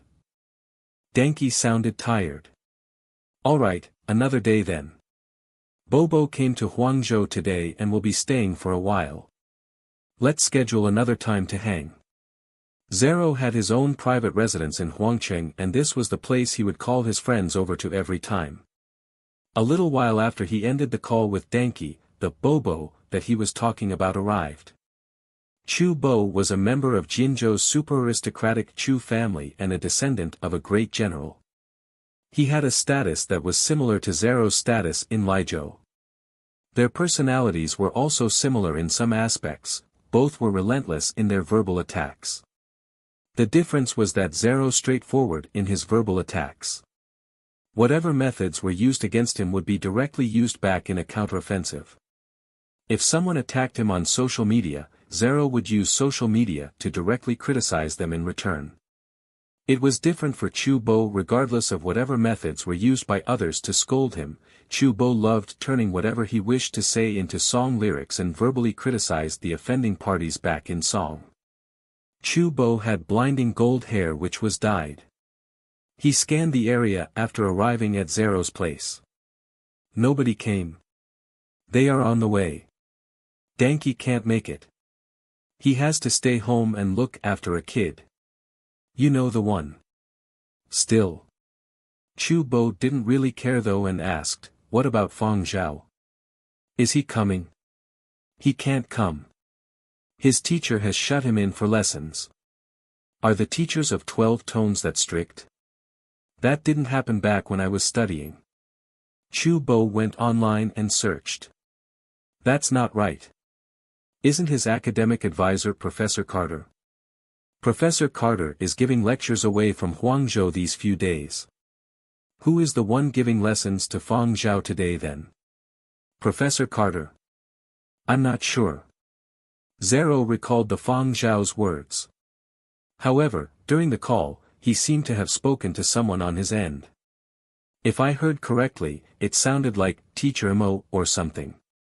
Mo Lang. Chu Bo got excited. He rubbed his hands in glee and continued, this won't do. I have to run into Fang Zhao when the time comes and have a good chat with him. Chu Bo had always paid attention to Fang Zhao because of their similar age and because both studied music. Although their approach was different, people would still compare them side by side. This had been especially so during the voting where Fang Zhao had been a dominant first while Chu Bo was second. Chu Bo didn't feel that it was unacceptable, rather, he became more curious of this Fang Zhao. He originally thought that they would meet today. He hadn't expected that the 12 Tones Advanced class would supervise him so strictly. Fortunately they were both invited by the Star Cup organizers and would get the chance to meet. Hey Zero, you interacted with Fang Zhao for quite a long time during your stay on Planet Boo. What is he normally like? Are those credentials published by the official military media outlets real? Chu Bo asked. While Chu Bo was asking about Fang Zhao, on the other side, Fang Zhao was at Mo Lang's place for lessons. He was resting in the study after listening to Mo Lang's assessment and evaluation of his thesis. Mo Lang was already quite old and couldn't spend too much time and energy giving Fang Zhao lessons. He would normally go rest after teaching Fang Zhao, and more often than not, Fang Zhao would stay behind after that. There were all sorts of professional books and works in the study as well as Mo Lang's own manuscripts that couldn't be found anywhere else. After straightening out his thesis, Fang Zhao did an online search for information of Chu Bo. Before this, Fang Zhao had seen video recordings of Chu Bo's concerts as well as various entertainment reports of Chu Bo online. Chu Bo was from the family of a great general. Chu Bo achieved overall excellence all the way from kindergarten to university, yet he wasn't the sort of well-behaved student as he had an arrogant and obstinate character. Afterwards, he managed to get into Jinzhou's best university with exceptional grades. During university, he formed a band for fun, and 2 years in, he realized he loved singing even more. Having suddenly found his true passion, he spent another half-year to complete his studies in advance before getting into the next-door music academy which was also Jinzhou's best. Back then, this matter became the headlines for Jinzhou's various media outlets. There were people who said that he was willful, but he had the ability to be willful. There were also some who said that his personality was like a student going through adolescence, and they loved this sort of person who took the road less traveled. Chu Bo liked to use incisive lyrics to sing about his innermost thoughts under powerful electronic beats. He didn't care how others saw him. At the beginning of last year, an extremely aggressive punk track full of dissing was popular among many punk enthusiasts. However, shortly after, Chu Bo then revised a rather famous punk track into rock and roll. Although it sold extremely well, he was boycotted by many punk fans and caused them to turn from admirers into detractors. He liked to add insightful critique to his song lyrics about various happenings and would improvise and change lyrics for songs to verbally criticize people during his concerts where the atmosphere was at its highest. He had also written a song with a positive and bright outlook for a young fan prone to suicidal tendencies and had once composed a rock and roll style requiem to honor the victims of a terrorist attack. There were some people that said he exploited the terrorist incident to show off and gain popularity.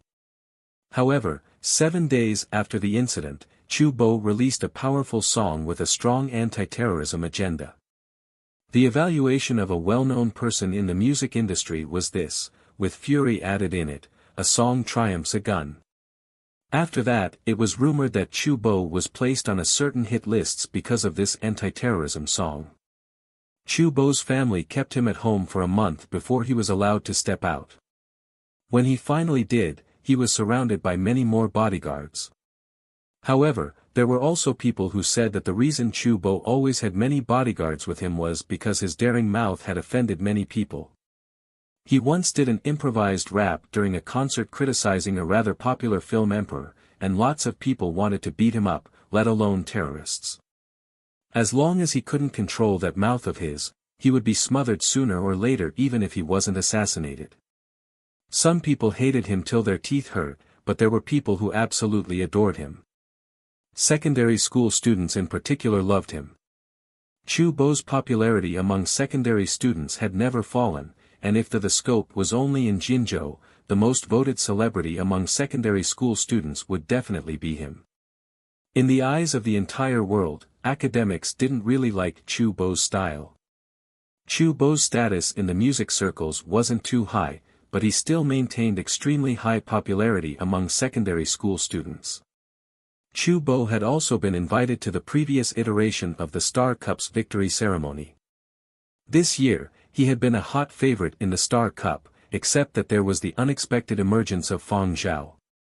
On the day when voting concluded, many students from Jinzhou had even protested. Fang Zhao watched Chu Bo in his concert video. When this sort of person stood on stage, he was majestic, willful, and ostentatious. It was as though his entire body was emanating with light, just like a little blazing sun. The point where he glowed brightest was when his mouth did as his heart wished and it could not be concealed.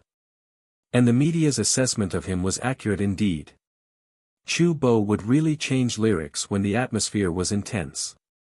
From time to time, Fang Zhao would see the lyrics at the bottom of the screen be replaced by, or beeps, and the frequency of this was highest when the live atmosphere was at its most intense. This wasn't a good habit. Fang Zhao thought about the Star Cup victory ceremony. Chu Bo wouldn't start cursing at that sort of occasion, would he? Nanfeng didn't have any hesitation regarding this invitation.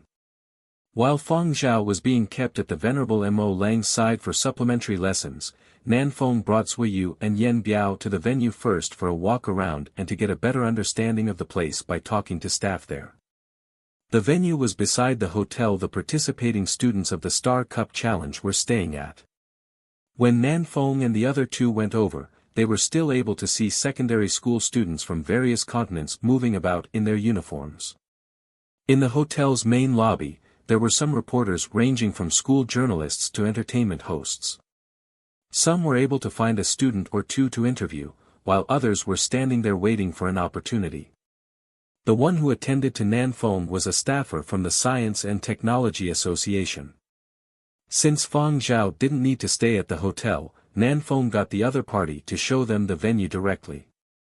Nanfeng's main focus was on the organizers' arrangements and any requests they had. For Suiyu and Yenbiao, their focus was to survey the venue. They needed to familiarize themselves so that they could ensure Fang Zhao's safety when he came. It had to be said that the organizers of Star Cup also placed great importance on the safety of these genius students. While Suiyu and Yenbiao surveyed the venue, Nanfeng had already gotten the victory ceremony arrangements and schedule from the staffer and was making notes. And that is? Nanfeng pointed at a door at the end of a passageway. The door was half shut and sound came out from it. That is a conference room. Today a few groups of students are exchanging ideas. The staff member explained. Can I go over and take a look? Nanfeng asked. He was rather curious about these juvenile elites. Okay. Inside the conference room, teachers and students alike were chatting. Because the Star Cup Challenge had concluded, they were all smiling and joking now. Students were in small groups of 3 to 5 and were discussing research-oriented problems. This bunch of kids, they're talking about remodeling spacecrafts and outer space warships. They really might be bragging a little too much, but having aspirations is a good thing, the staffer who brought Nanfeng along said with a chuckle. After listening to these students for a bit, it sounded like the things these little students said weren't too realistic. Perhaps they touched upon theory too much, so they weren't able to express their ideas very well in the practical aspect. Nanfeng had a puzzled face from the moment he entered. At the beginning, Nanfeng was very happy to get the opportunity to get to know the future to backbones of the science and technological circles. However, after he entered, he discovered that he totally couldn't understand what these students were saying. He could catch a few words occasionally, but he wouldn't know what it meant when put together. Because they were in secondary school, many of these students were also very tall already.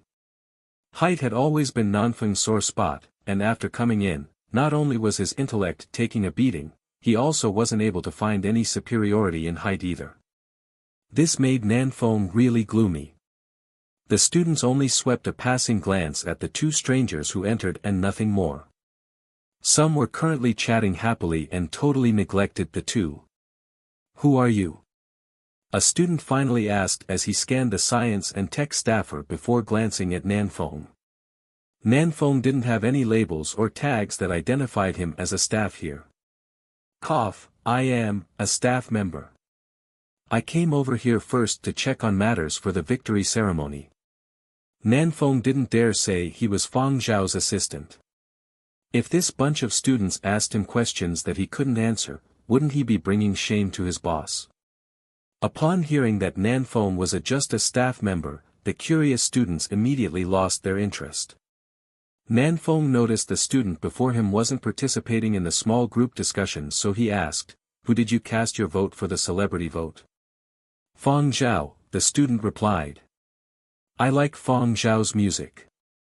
Nanfeng was inwardly elated and continued asking, "The fabled divine tune for exercising?" He remembered seeing a news article saying that students loved listening to Fang Zhao's music while exercising and studying. "No, I listen to it when I run experiments. It lets me feel a sense of mission." That student replied. "Ah. Won't anyone make a fuss for listening to music during experiments?" Nanfeng couldn't understand this. That student had a slightly puzzled look.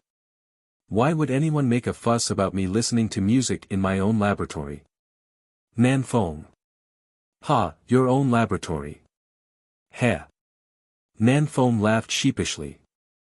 When Nanfeng asked a second student and found out that this student also liked listening to Fang Zhao's music while running experiments, Nanfeng lamented, "You have all the freedom in your own laboratory." However, the other party stared at Nanfeng as though he was an imbecile. "Of course it is the school's laboratory. We applied for a laboratory and funding. What made you think a poor student like me could afford the costs of an expensive research laboratory? But you said you listened to music in the laboratory.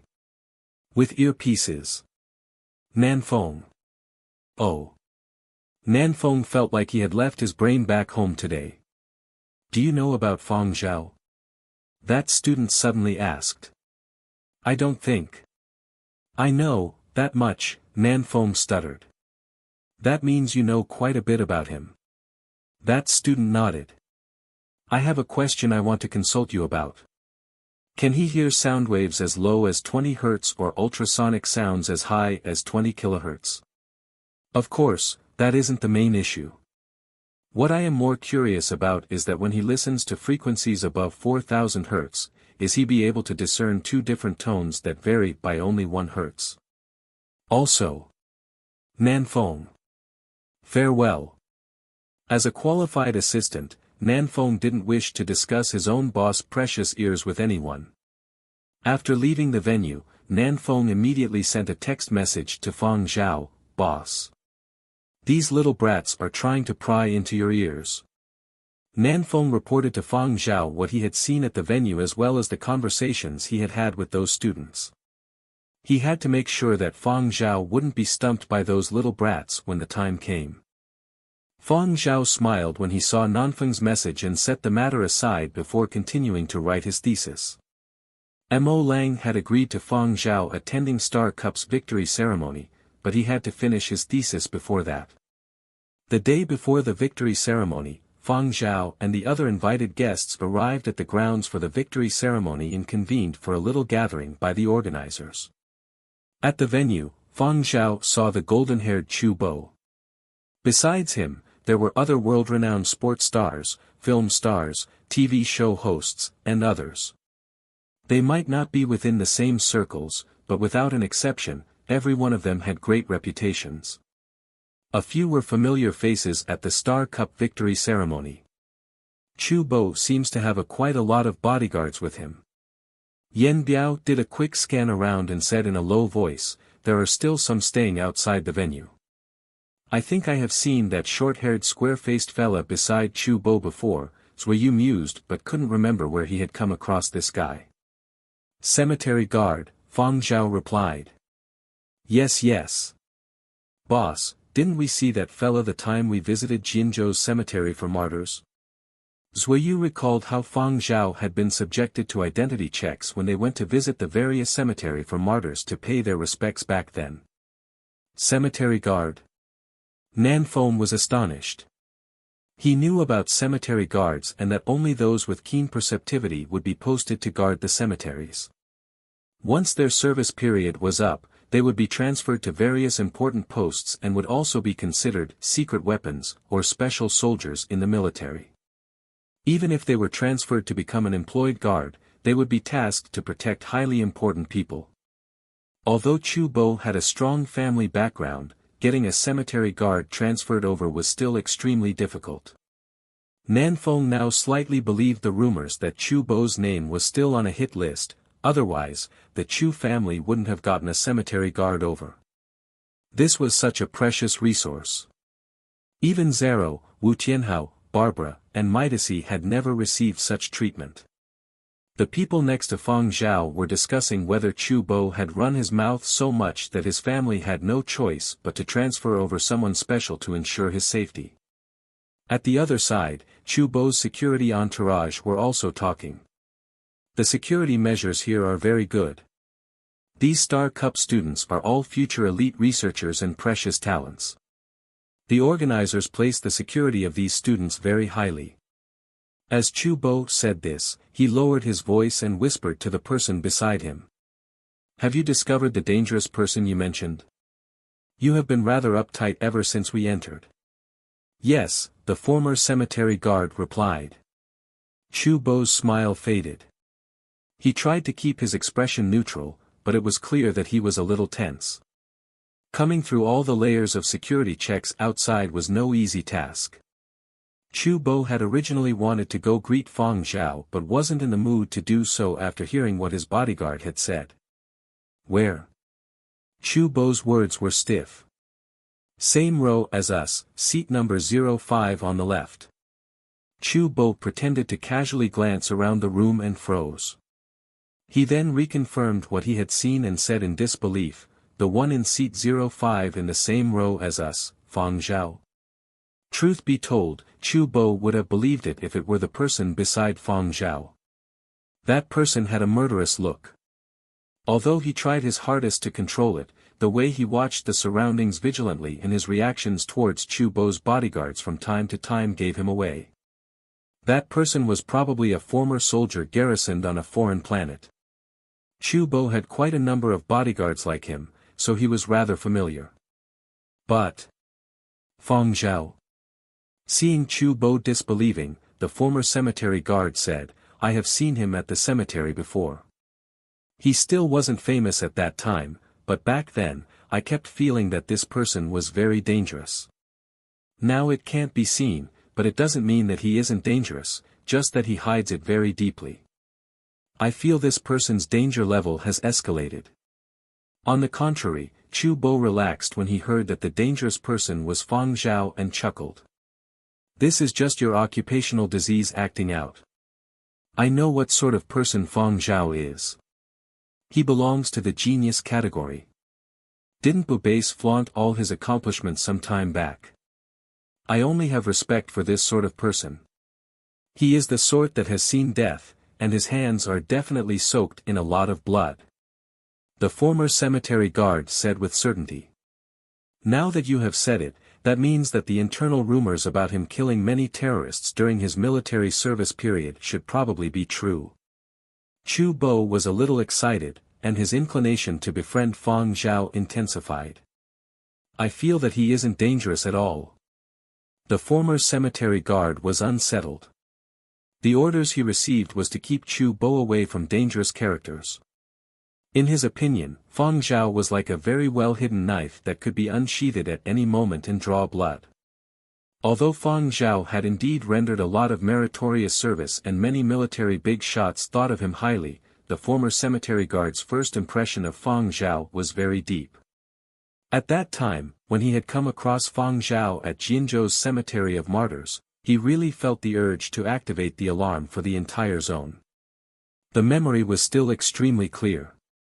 Put in simple words, Fang Zhao casted a shadow in his heart, a very large shadow.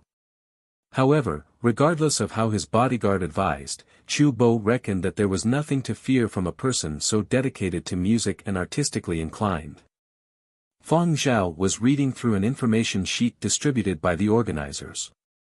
On it were various arrangements and things to note. As he was reading, the golden-haired Chu Bo made his way over. Nanfeng glanced at Fang Zhao, and seeing him incline his head slightly, Nanfeng vacated his seat for Chu Bo. Fang Zhao, I have heard many things about you. I had really hoped to meet you at the banquet that Zero hosted, but unfortunately you didn't have the time. I know you, Chu Bo. Fang Zhao smiled. Chu Bo's smile widened when he noticed Fang Zhao didn't display any intention to keep his distance. After sitting down, Chu Bo started to chat animatedly with Fang Zhao. He even asked about the qualifications Fang Zhao had taken on Planet Bu. Chu Bo had learned from Zero that Fang Zhao's qualifications were real, and furthermore, he had obtained even more certificates that could be obtained through official means. Chu Bo was rather interested in it. 10 minutes later, Chu Bo's arm was around Fang Zhao like they were a couple of brothers enjoying some banter. The former cemetery guard was panicking and hurriedly sent a message to Chu Bo's manager. Chu Bo's manager was also from the Chu family, but he had gone somewhere else to discuss a collaboration and wasn't here. As the setting wasn't right, Chu Bo didn't ask Fang Zhao about his military service back on planet Baiji. However, he had heard quite a bit from others, and with what he learned while chatting with Fang Zhao, he knew that around 90% of the things he had heard about Fang Zhao was probably true. There was the part about discovering ore and the part about fighting off terrorists. Chu Bo respected this sort of person. He knew that his own operational abilities were limited and could only attack terrorists with his mouth. Even then, his family still admonished him. Since this was the venue for the Star Cup victory ceremony and there were other people around, it wasn't right for Chu Bo to ask too much about things that happened in the military. Noticing that Fang Zhao didn't get annoyed and didn't intend on leaving, Chu Bo continued and asked, "What have you decided on performing for tomorrow's Star Cup victory ceremony?" "I will be performing a song live for them. Probably guitar or piano." Fang Zhao replied. Upon hearing what Fang Zhao said, Chu Bo got excited and immediately blurted out, "Want to collaborate?" He had said this to sound out and observe Fang Zhao's expression. "How do we collaborate?" Fang Zhao asked. "Pick one of your works, you play it, and I will sing it on the spot. You don't have to worry about it, I can sing." Chu Bo wasn't bragging. He was really an expert at improvisation. Fang Zhao considered for a bit. Just as Chu Bo assumed that Fang Zhao was going to reject the idea, Fang Zhao replied, "Select a song of yours." Chu Bo paused. The bright and radiant smile of his became even more sincere. "Then let us sing together." Chu Bo enthused. "No need. You sing and I will do the accompaniment." Fang Zhao had seen some of Chu Bo's concert.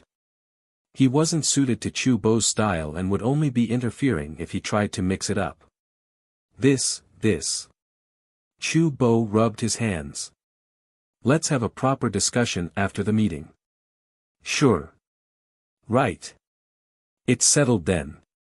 Chu Bo returned to his own seat when he saw that the organizers were all present. However, Chu Bo didn't really listen to those formal talks. It was always the same every time, and he knew what they were going to say either way. Right now, his mind was completely filled with thoughts about the collaboration. He would be performing together with Fang Zhao on the same stage. Just thinking about it made him excited. Chu Bo rarely performed on the same stage with others. He wasn't able to get along with other special guests when invited to participate in programs. Neither did he have many friends he was on good terms with. It was reasonable to say that the descendants of the great generals would have no lack of people trying to curry favor by their side. For example, Zero and Wu Tianhao were always surrounded by all sorts of characters and had a bunch of scoundrel friends. However, Chu Bo was different because of his mouth that frequently stirred up trouble.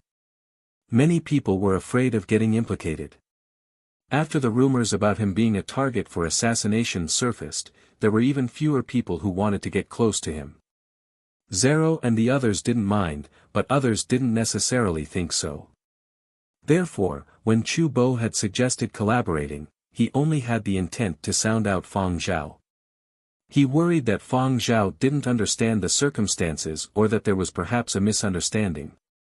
But with how things were, it seemed that Fang Zhao wasn't the sort that was afraid of trouble. Chu Bo was delighted to make a new friend who was someone he thought very highly of. After the organizers' meeting ended, Chu Bo dragged Fang Zhao to his place. He had his own place in Huangqing which had been renovated to fit in a recording studio. Chu Bo selected over 10 of his own works he felt satisfied with. Fang Zhao selected 3 from them and said, "These 3 are fine. These are appropriate for Star Cup stage." "Then which one do we perform?" Chu Bo asked. The organizing committee gave us a slightly longer time for our performance. "We can perform all 3 together. A medley." Chu Bo understood what Fang Zhao meant. "That is a great idea. However, we have to modify it a little." The two were both professionals. Fang Zhao was strong in composing and arrangement while Chu Bo wasn't weak either. These modifications weren't difficult at all. Because they still had to discuss about the collab performance, Chu Bo let Fang Zhao and his bodyguard stay here to rest. "Boss, do you want me to go back and take a look? Curly Hair is still at home." Nanfeng was worried about Curly Hair who had been left at Fang Zhao's dormitory back at Huang Art. "No need, there's the automatic feeding machine." Although this was what he said, Fang Zhao still sent a voice message back to his dormitory. He just needed to let Curly Hair know why he wasn't returning to the dormitory today, and he wanted to confirm that there was no need to send anyone over. Curly Hair would surely have his fill gaming through the night. Early next morning, Chu Bo's manager came over. "This is my manager and also my elder nephew, Chu Yang." Chu Bo introduced. Chu Yang was slightly older than Chu Bo and was also from the Chu family. However, his seniority in terms of generation was lower than Chu Bo, so Chu Bo addressed him as elder nephew. Chu Yang appeared rather steady. After greeting Fang Zhao and his group, he took a look at the repertoire for Chu Bo and Fang Zhao's collab performance. He seemed rather satisfied. There shouldn't be any trouble if they stuck to this, as it wouldn't be easy for Chu Bo to let fly when he started singing this. There was no choice, he had to be worried. As Chu Bo's manager, Chu Yang was worried that Chu Bo would let fly on a stage like Star Cup, which would cause his arrangements for later plans to fail. When they got to the Star Cup victory ceremony venue, Fang Zhao saw Zero. Zero definitely wouldn't pass by an opportunity to get in on the fun at this sort of occasion. He hadn't been invited, but he donated a laboratory to the organizers and obtained a spot at this event. It wasn't time to start yet, so Zero was at the resting lounge chatting with Chu Bo and Fang Zhao. "Bobo, I went back and listened to those songs you recommended. Those were rather engaging. I also used to listen to this before. Our continent has Alexei, whose style similar to yours. Chu Bo appeared as though he had been dealt a huge slap to his face. Our styles are clearly different. Alexei mainly sings nu metal. Although I also sing nu metal, my style is more diverse. Besides, Alexei's songs are wilder and more extreme. Chu Bo went on and rambled a whole list of his differences with Alexei, from musical style to lyrics and even the core of the songs. After he was done talking, Zero still had a foolish look on his face. Sighing deeply, Chu Bo pondered for a bit before saying, simply put, we are both attacking others. My songs are, come at me bro. Bring it on if you have the guts. Whereas Alexei's ones are, I will bring you to hell along with me. Oh yeah. Zero clasped his hands together. Oh, got it.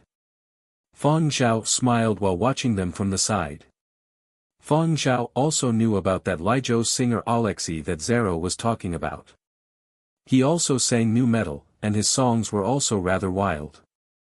Chu Bo's songs were wild and crazy with the purpose of making things better, whereas Alexei's were wild and about destruction. The cores of their music were different. However, those who didn't like taking a more in-depth look at the lyrics, wouldn't be able to hear much of a difference, especially for people like Zero who weren't really interested. As they were chatting, Chu Yang came in. As a manager, he was even more anxious than Chu Bo. Seeing the others in the lounge, Chu Yang gestured with his finger indicating that he wanted to speak with Chu Bo in the next room. You guys chat first. My elder nephew needs me. Chu Bo got up to leave. Seeing Chu Bo head over, Zero tiptoed over and placed his ear on the door of the next room, trying to eavesdrop. He even waved his hands at Fang Zhao and mouthed silently, come over and listen together. Fang Zhao smiled and shook his head. He didn't need to. In the adjacent room, Chu Yang told Chu Bo about the results of him heading all over these few days. As Chu Bo really liked to shoot his mouth off when he was really immersed in singing, the lead of the cultural departments of various continents were prohibiting his live concerts. Out of the 12 continents, 9 didn't allow Chu Bo to hold live concerts there. If you can't watch your mouth, you won't be shown any face. However, if Chu Bo wanted to increase his global reputation, he still had to think of ways to perform worldwide.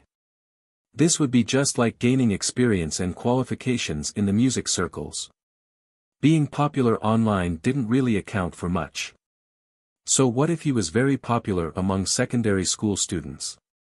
Weren't others from the same industry laughing behind his back?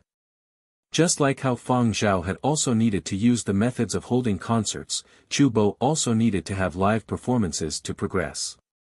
Chu Yang had already negotiated with some partners. As long as Chu Bo's performance at the Star Cup victory ceremony was good, they would be accommodating. I understand. Chu Bo nodded, indicating that he knew. He exclaimed excitedly, for this collab with Fang Zhao, we have picked 3 popular songs for a medley. We rehearsed yesterday and it turned out really well. This Fang Zhao is really something. No wonder he could get into the fabled God-level advanced course. Chu Bo. What? I haven't finished talking. Do you remember what I said? You said. Oh. Watch my mouth.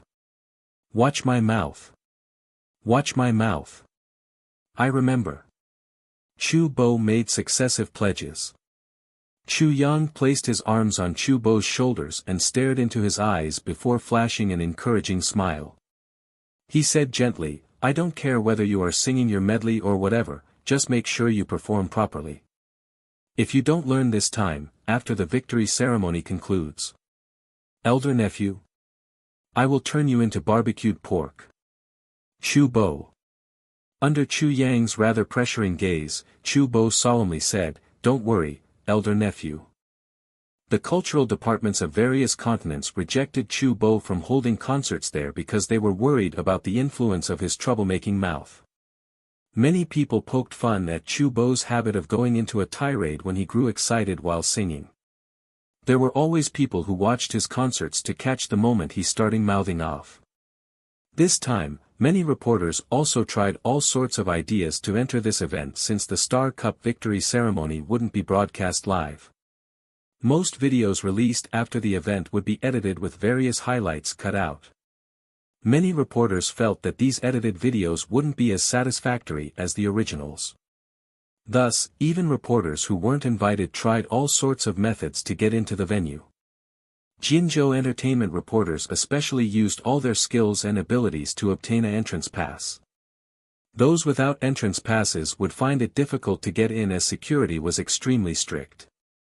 Students were particularly excited today. Even those who were normally serious were also smiling.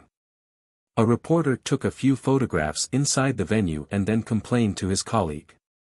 "There isn't any program schedule. Can't be helped." Those students suggested it themselves. In the first few years of the Star Cup, the victory ceremony actually had a program schedule. However, in later years, participating students had felt that there weren't any surprises with a program schedule. After they had suggested the change to the organizers, this had been the format ever since. Of course, the invited guests had all prepared their own items and just had to follow according to the organizers' arrangements. Fang Zhao and Chu Bo's item was scheduled as the fifth item, which was somewhere in the middle. Before it was their turn, Chu Bo practiced with Fang Zhao for a bit. Chu Bo always brought his own band when performing, and most bands couldn't keep up with his tempo. Concerts would always have live accompaniment instead of recorded accompaniment. Chu Bo wasn't used to recorded accompaniment as live ones provided more feeling. Most importantly, in his own words, pre-recorded accompaniment was too restricting and it affected his creativity and emotions while singing. As for lip-syncing, there was no lip-syncing with Chu Bo. On the contrary, many people hoped that he would because when Chu Bo took stage, nobody could control him. Every single one of his performances couldn't be replicated, just like how the target of his tirades changed each time. Many famous people in Jinzhou from celebrities to politicians were all called out by him. He criticized those that others called out and also those who others didn't dare condemn.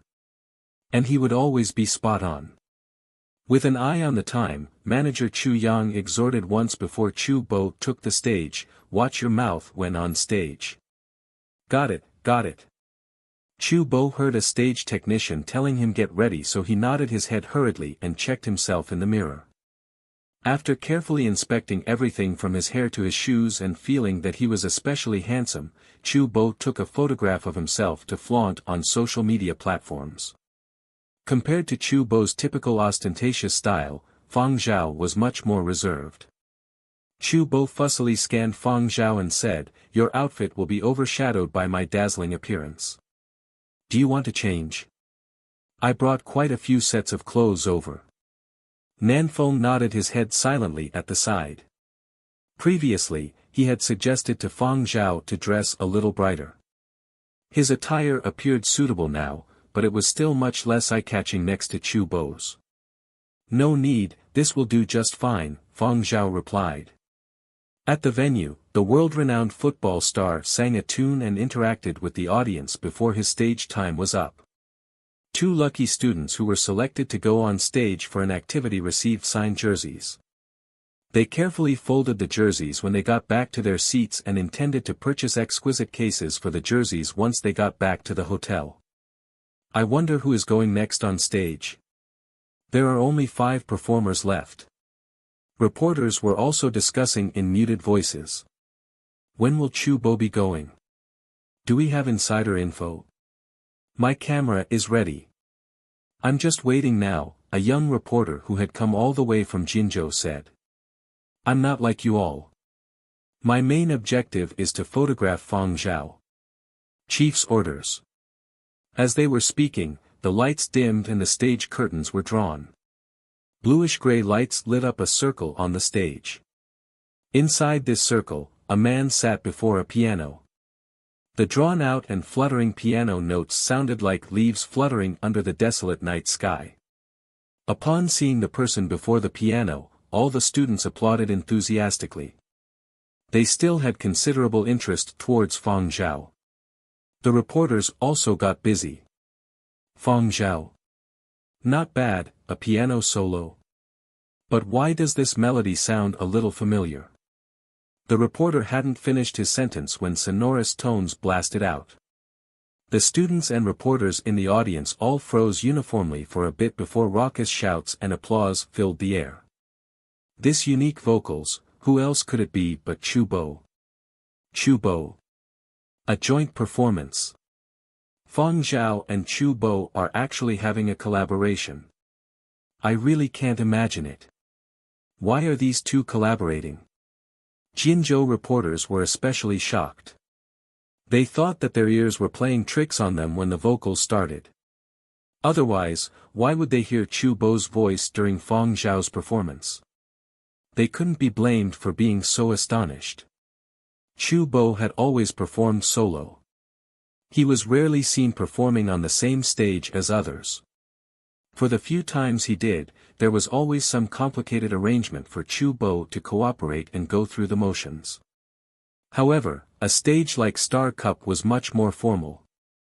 Generally, during more formal appearances, Chu Bo didn't perform with others. No, it should be said that very few people were willing to collaborate with Chu Bo and perform together with him on a formal stage. Then why had Fang Zhao agreed to have a joint performance with Chu Bo? This was a topic that they could only speculate about. When they returned to their senses, these entertainment reporters that had gone to great lengths to obtain these entrance passes became even busier. Under the dusky lights, a figure slowly walked out from the back of the stage, leading to even more intense screams and shrieks from the students. The situation at the venue depicted Chu Bo's status in the eyes of these students. If Fang Zhao hadn't been promoted by the military through the media to arouse students' curiosities, his votes might not have surpassed Chu Bo's. The 3 songs Fang Zhao had selected were all written by Chu Bo for secondary students. And combining the 3 into a medley was like a thematic sample of Chu Bo's composed, student series. Fang Zhao had also taken the time to understand the background behind the composition. A young fan had written a letter to Chu Bo, expressing his adoration in his own predicament. It was a denouncement of the rottenness of youth. When the fan reached secondary school, he felt a step closer towards adulthood, like he had taken a great leap. Although he hadn't officially stepped into society, he had already come into contact with and understood all kinds of people in society. That student told Chu Bo that he had been looking forward to progressing through his youth. He carried a passionate desire to walk forward with the seasons. However, he discovered that the world was never perfect and was filled with flaws. He saw the world's pain, suffering, misery and corruption. This so-called youthfulness was just interwoven falsehoods, nothing more than an embellished farce created by the literate.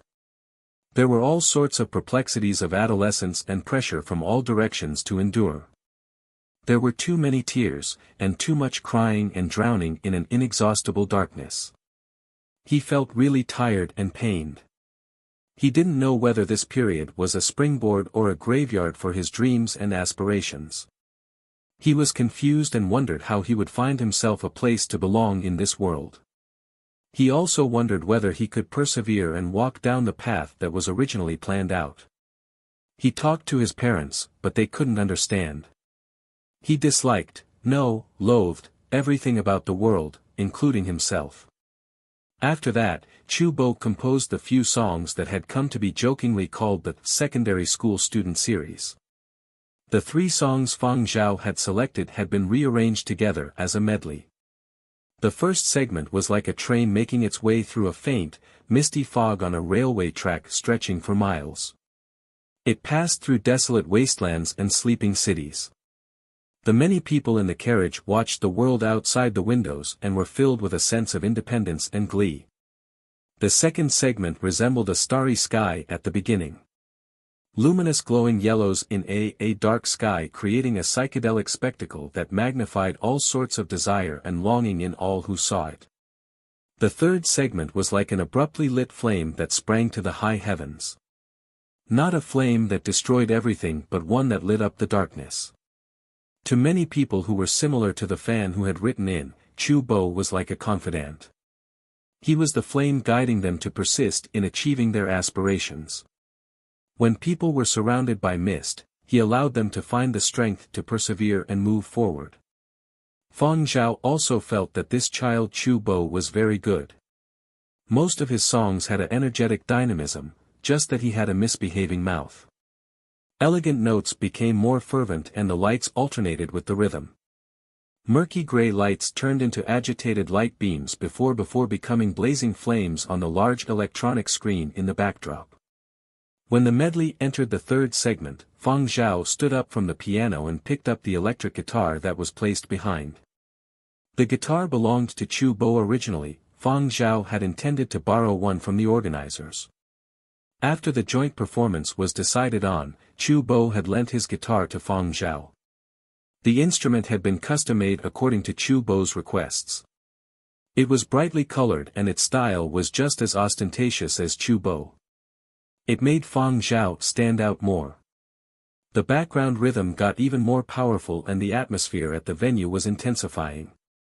The students were roused even more, and it seemed as though they were using all their effort to scream and shout at the top of their lungs.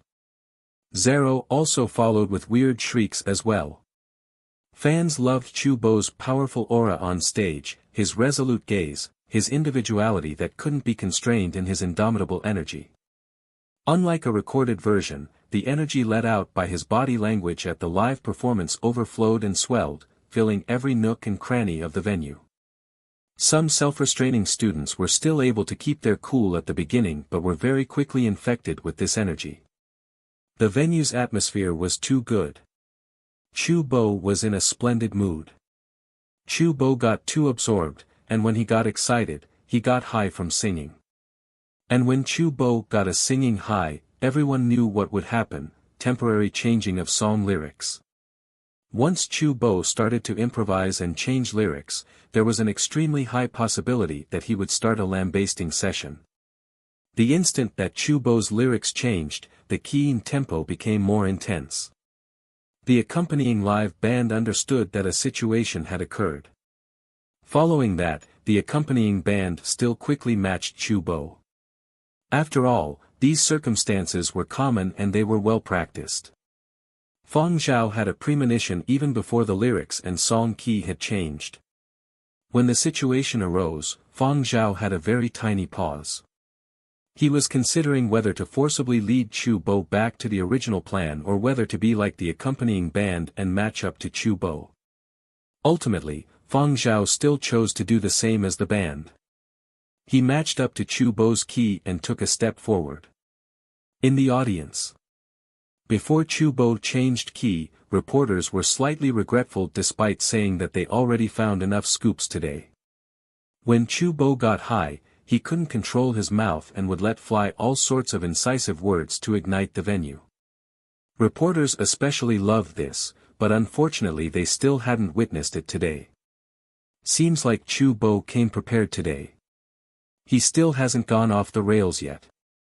I heard that his manager, Chu Yang, who is rather renowned in the industry, ran around various continents negotiating collaborations about holding live concerts for Chu Bo.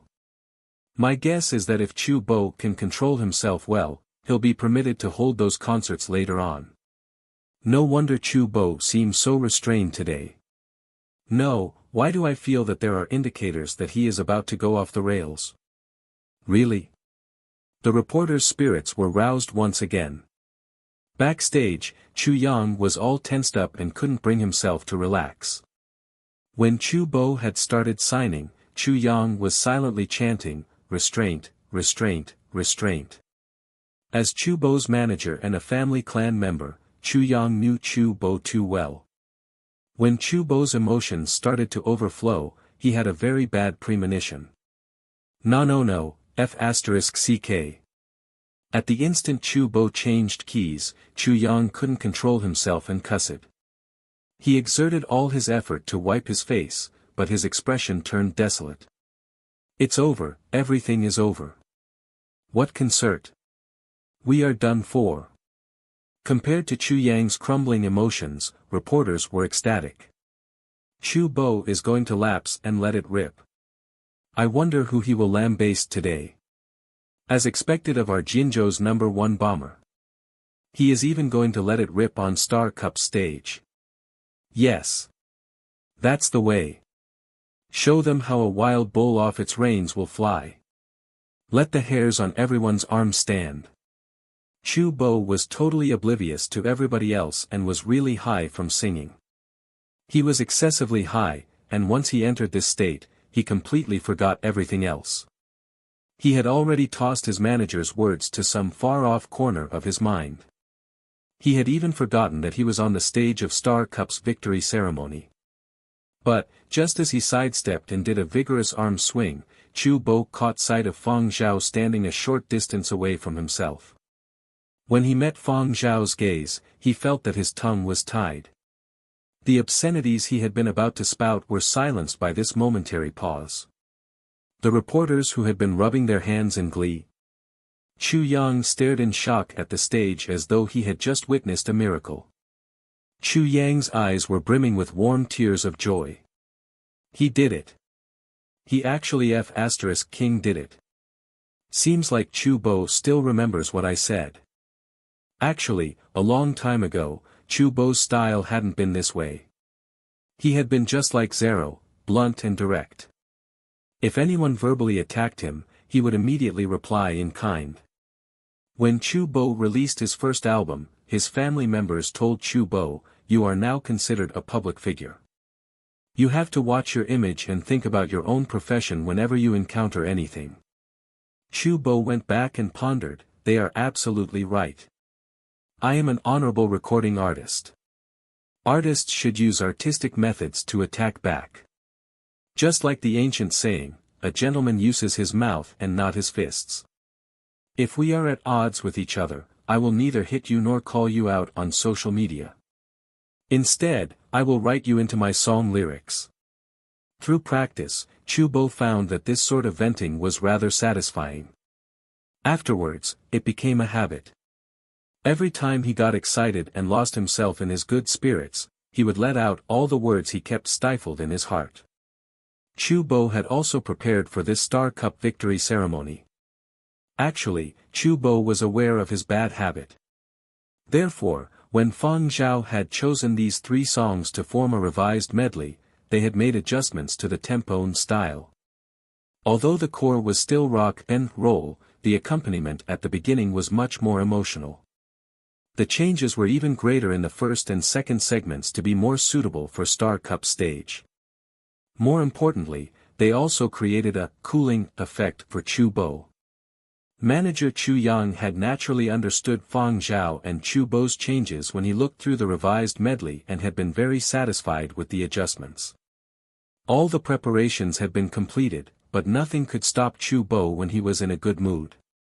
He was delighted to have made a new friend. When he was delighted, he also let loose on this rather serious and formal stage. It could be said that when Chu Bo reached the 3rd segment, Chu Bo was no longer able to think clearly and his intellect had all been suppressed. Come on. Let loose. Let's get high together. And at the moment when Chu Bo just so happened to get a singing high and was about to release all the words he had bottled up, he saw Fang Zhao's expression. What sort of expression was that? It was part reproach, part admonishment, and part love. Chu Bo's heart shuddered at that moment. Fang Zhao's expression reminded Chu Bo of his grandfather. Chu Bo had been called over by the old master after the last time he caused a big fuss. He had been forced to write a reflection essay with a guarantee that it wouldn't happen again. Furthermore, he had been shut away from the public for a period of time. Chu Bo involuntarily fell silent. Just imagining his grandfather standing beside him when he was high caused his hairs to stand and his tongue to get stuck. It was a natural reflex. Luckily, Chu Bo was rather proficient with singing and had sufficient professional ability. The swear words he had been about to release faded away as his rationality returned. The original lyrics flowed out smoothly instead. Chu Bo returned to his senses quickly and continued singing.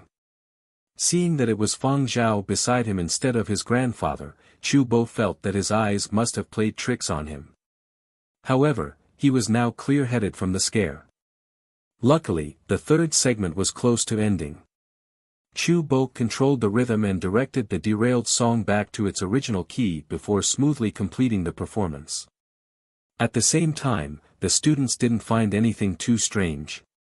Even if they noticed his artificial silence, they didn't think too much about it.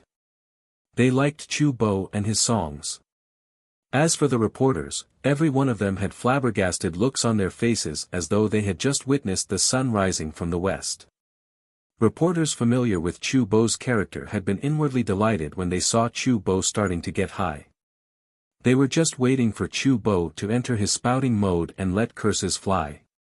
Yet who knew that Chu Bo would have gone silent? Was that just a harmony? Or did I not hear any lyrics? A reporter thought that he had hallucinated, hadn't managed to catch the crucial moment. I heard exactly the same as you. The reporter beside him also had a shocked look on his face. How many people had felt that they heard wrongly? Even harder to believe than Chu Bo getting high and mouthing off on the Star Cup stage was Chu Bo actually managing to control his mouth and remain silent. This was simply something miraculous. Having made his first performance so many years ago, if Chu Bo had had this sort of ability, his status in the music world wouldn't be like this. Otherwise would his manager run all over the place making pledges in order to find a venue to host his live concerts? None of the reporters were thinking about anything else. The reporters who had been writing their drafts had put everything aside to listen carefully. They wanted to see if Chu Bo's silence was by chance or from self-control. However, all the way until Chu Bo finished, reporters didn't hear Chu Bo explode. Is Bomber a dud today? Perhaps there are Chu family elders seated in the audience so he doesn't dare cuss. People started making conjectures. Probably not, there wasn't any news. The atmosphere was just right, and the mood was on point. The ignition point was right there. Why did it pass in silence? I reckon that, the mood still wasn't right, so Chu Bo didn't let it rip. From what I saw, he was really high. I guess that because of the matter with those other concerts, his manager was watching him tightly. He was forced to learn self-control for the sake of his future performances. Take a look. Didn't he successfully control himself? Chu Bo's taken another step by replacing his high with silence. Oh, he must have been forced to because of his current situation. They were a little disappointed, but there was still a lot to write about. The reporters were still in a good mood. Jianzhou reporters especially had already worked their brain cells overtime to come up with all sorts of reasoning. Backstage, manager Chu Yang chuckled heartily as he came over to Chu Bo. Little Bo, very good. Simply perfect. I had originally thought that you were going to improvise again. Seems like I really underestimated you. Chu Yang happily said as he gazed at Chu Bo through teary eyes. All of his hard work had finally paid off. However, Chu Bo didn't notice Chu Yang's strange gaze. He was currently a little dazed. His performance on stage had consumed all of his energy. His assistant helped him over to the sofa, which he immediately collapsed onto. Zero also came in at this moment.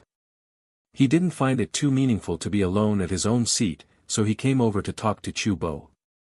He gave a thumbs up when he saw Chu Bo and complimented, "What dedication. Despite jumping around on stage, you were still able to sing so quickly without tripping over any words.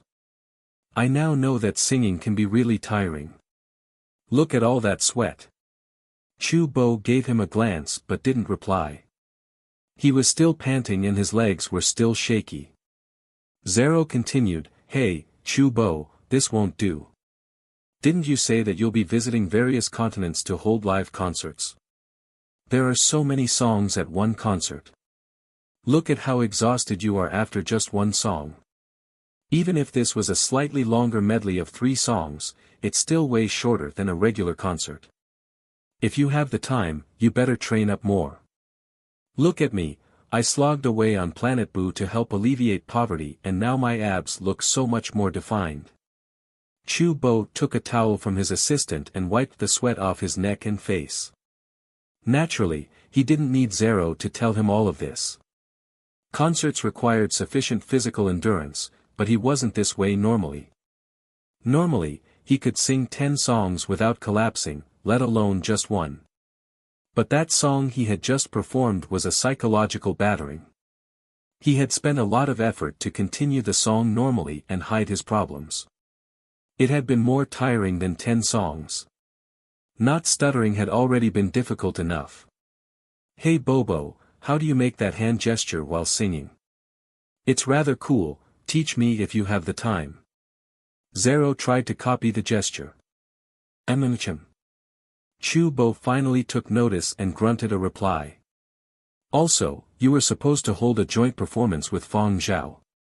Even if you think that Fang Zhao doesn't sing well, you still should have let him sing at least a verse. It should be fine as long as you're leading, right? Just like how we normally sing karaoke together."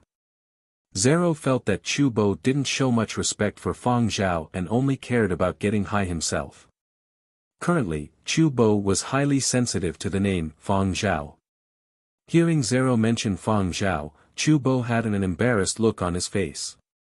How could he bring himself to tell others that he had mistaken Fang Zhao for his own grandfather, which nearly caused a huge mistake? As for singing together, Chubo shook his head with all his strength. "My legs are still F***king soft." At this time, Fang Zhao walked in. Chubo quickly glanced over before retracting his gaze. He looked back again as if wanting to find something and had a troubled look. Chubo thought to himself, "Actually, now that I look at Fang Zhao, he doesn't really look alike. Everything is just a misperception that I'm scaring myself with." Luckily, the performance had ended well. However, the psychological shadow it had cast on Chubo's heart couldn't be removed in the short term. Whenever he came across Fang Zhao, Chubo would remember his first time that he had recovered after going off the rails during a performance. In any case, Chubo had no intention of telling anyone else. He would totally lose face if anyone knew. He also decided that he wouldn't have any more joint performances with Fang Zhao until he got rid of this psychological scar. He might have been able to continue singing this time, but what about the next? Fang Zhao didn't know anything about this. However, he could see that Chubo was somewhat afraid of him.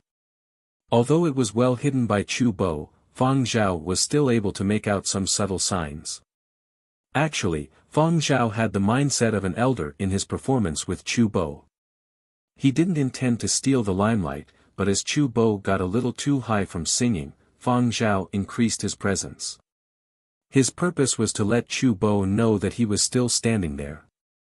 He wanted to remind Chubo not to get too absorbed and forget where he was. Fang Zhao never imagined that he would have scared Chubo in such a manner. Thus, he hadn't come over immediately after the performance to allow Chubo some time to calm down. But even now, it seemed like Chubo hadn't completely calmed down. "Am I that scary?" Fang Zhao was puzzled. Seeing the situation, Fang Zhao didn't say much before leaving. Ever since he had entered, Chubo's face was rigid and wasn't natural at all.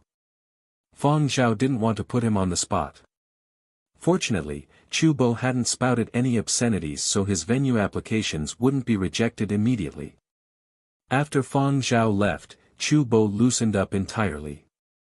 He turned to his bodyguard/former cemetery guard and said, "You were right. This Fang Zhao person is really too frightening. To actually cause me to hallucinate." Former cemetery guard. He didn't understand. "It is just a performance. How did you come to such a deep realization?" Star Cup's victory ceremony wasn't broadcast live, so many people waited for the media news release after the victory ceremony concluded. No one was disappointed, especially those in Jinzhou. The reporters had dropped a bomb. Chubo knows how to mute himself. He didn't explode after getting high from singing, and he even finished the song. All people from Jinzhou who saw this news didn't believe it. It wasn't just them. Even the Chu family couldn't believe it either. After contacting Chu Yang for confirmation, the Chu family saw Chu Bo in a whole new light. What sort of shock did he suffer to learn how to censor himself? Chu Bo's mother was rather curious. Was he really forced to concede? Chu Bo's father stroked his chin and pondered all sorts of possibilities. He knew that Chu Bo's requests to hold concerts in other continents had been blocked by the various cultural departments, but he hadn't paid too much attention to it. Chu Bo's grandfather was beaming with satisfaction. Not bad, seems like my teachings were effective. In the old master's opinion, he was certain that his efforts in forcing Chu Bo to reflect on the error of his ways had borne fruit. Indeed, this old man is great at educating kids. As for many Jinzhou fans, we don't believe it. Impossible. How could our Jinzhou's #1 merciless bomber learn to censor himself in such a short span of time? Definitely fake news. False rumors. When the Star Cup organizers released the edited videos of Chu Bo and Fang Zhao's joint performance, many people went to analyze it meticulously. They really weren't able to find any instances of Chu Bo hurling obscenities. That spectacular singing also meant that it couldn't be a fake Chu Bo. Among Jinzhou fans, some had mixed feelings about Chu Bo's change. Others were skeptical, thinking that it might have been a kind of once-in-a-blue-moon thing. The remaining people. We won't believe. We won't listen. The organizers have definitely doctored it. This is censorship. Our Jinzhou's #1 insult-hurling machine wouldn't just go offline like this. We won't accept it. Regardless of what others thought, manager Chu Yang had already started to busy himself. Since Chu Bo had controlled his mouth at Star Cup's victory ceremony stage, applications for future performances and concerts would be much easier to negotiate. After the evening performances, there was still a short meet-and-greet session to allow the students some closer interaction with Fang Zhao and the other guests. The students posed a lot of questions, but Fang Zhao only chose to reply to a few. He told whatever he could to the kids and didn't touch upon anything that involved military secrets. Besides this, Fang Zhao discovered that many students were actually very interested in his ears. He wasn't upset, but he didn't talk too much about it either. The rest of the time was spent signing autographs, taking photos and exchanging contact details with the other special guests. By the time Fang Zhao returned back to his campus dormitory, it was already close to midnight. Fang Zhao let Nanfeng and the other two rest and walked back to his own dormitory block. At this time, Huangqing's commerce streets were still buzzing and brightly lit, but the inside of Huangart was much quieter. When he opened the door to his dormitory, Curly Hair was standing guard at the doorway, wagging his tail and whining like a spoiled child. Fang Zhao took a look at the automatic feeding machine. The 10 kilograms of dog food that had been left there in the morning had already been emptied. You ate so much. Where does it all go? Fang Zhao lifted Curly Hair up. It was impossible to tell that this dog could consume in a day what other dogs consumed in a month. He had known that Curly Hair ate a lot in the past. But he had always attributed Curly Hair's large appetite to his special body. However, ever since they had returned from Planet Boo, Curly Hair's appetite seemed to have grown even greater. Did you secretly eat too much on Planet Boo and expand your stomach? Curly Hair frequently had eaten a lot of stuff without anyone noticing on Planet Boo. In addition to the bugs he had eaten in the desert, they had also visited the ocean a few times. Fang Zhao had heard from Nanfeng that Curly Hair had even gone swimming in the ocean. Nobody knew what he ate and how much he ate. Fang Zhao also wouldn't get an answer. This dog only knew how to whimper. The game console was still running. Fang Zhao looked through the gaming records. Curly Hair had just been playing, and had been gaming all throughout last night. There wasn't anyone to look after him or bring him out for walks, so Curly Hair had stayed in the whole day. When he hadn't been eating or defecating, he'd been gaming.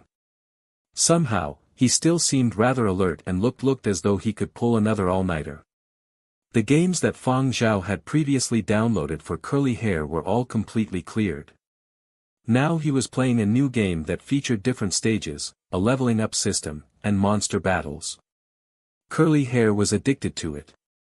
After putting in new dog food, Fang Zhao patted Curly Hair's head and said, "Moderate gaming benefits the brain, too much gaming dulls the mind.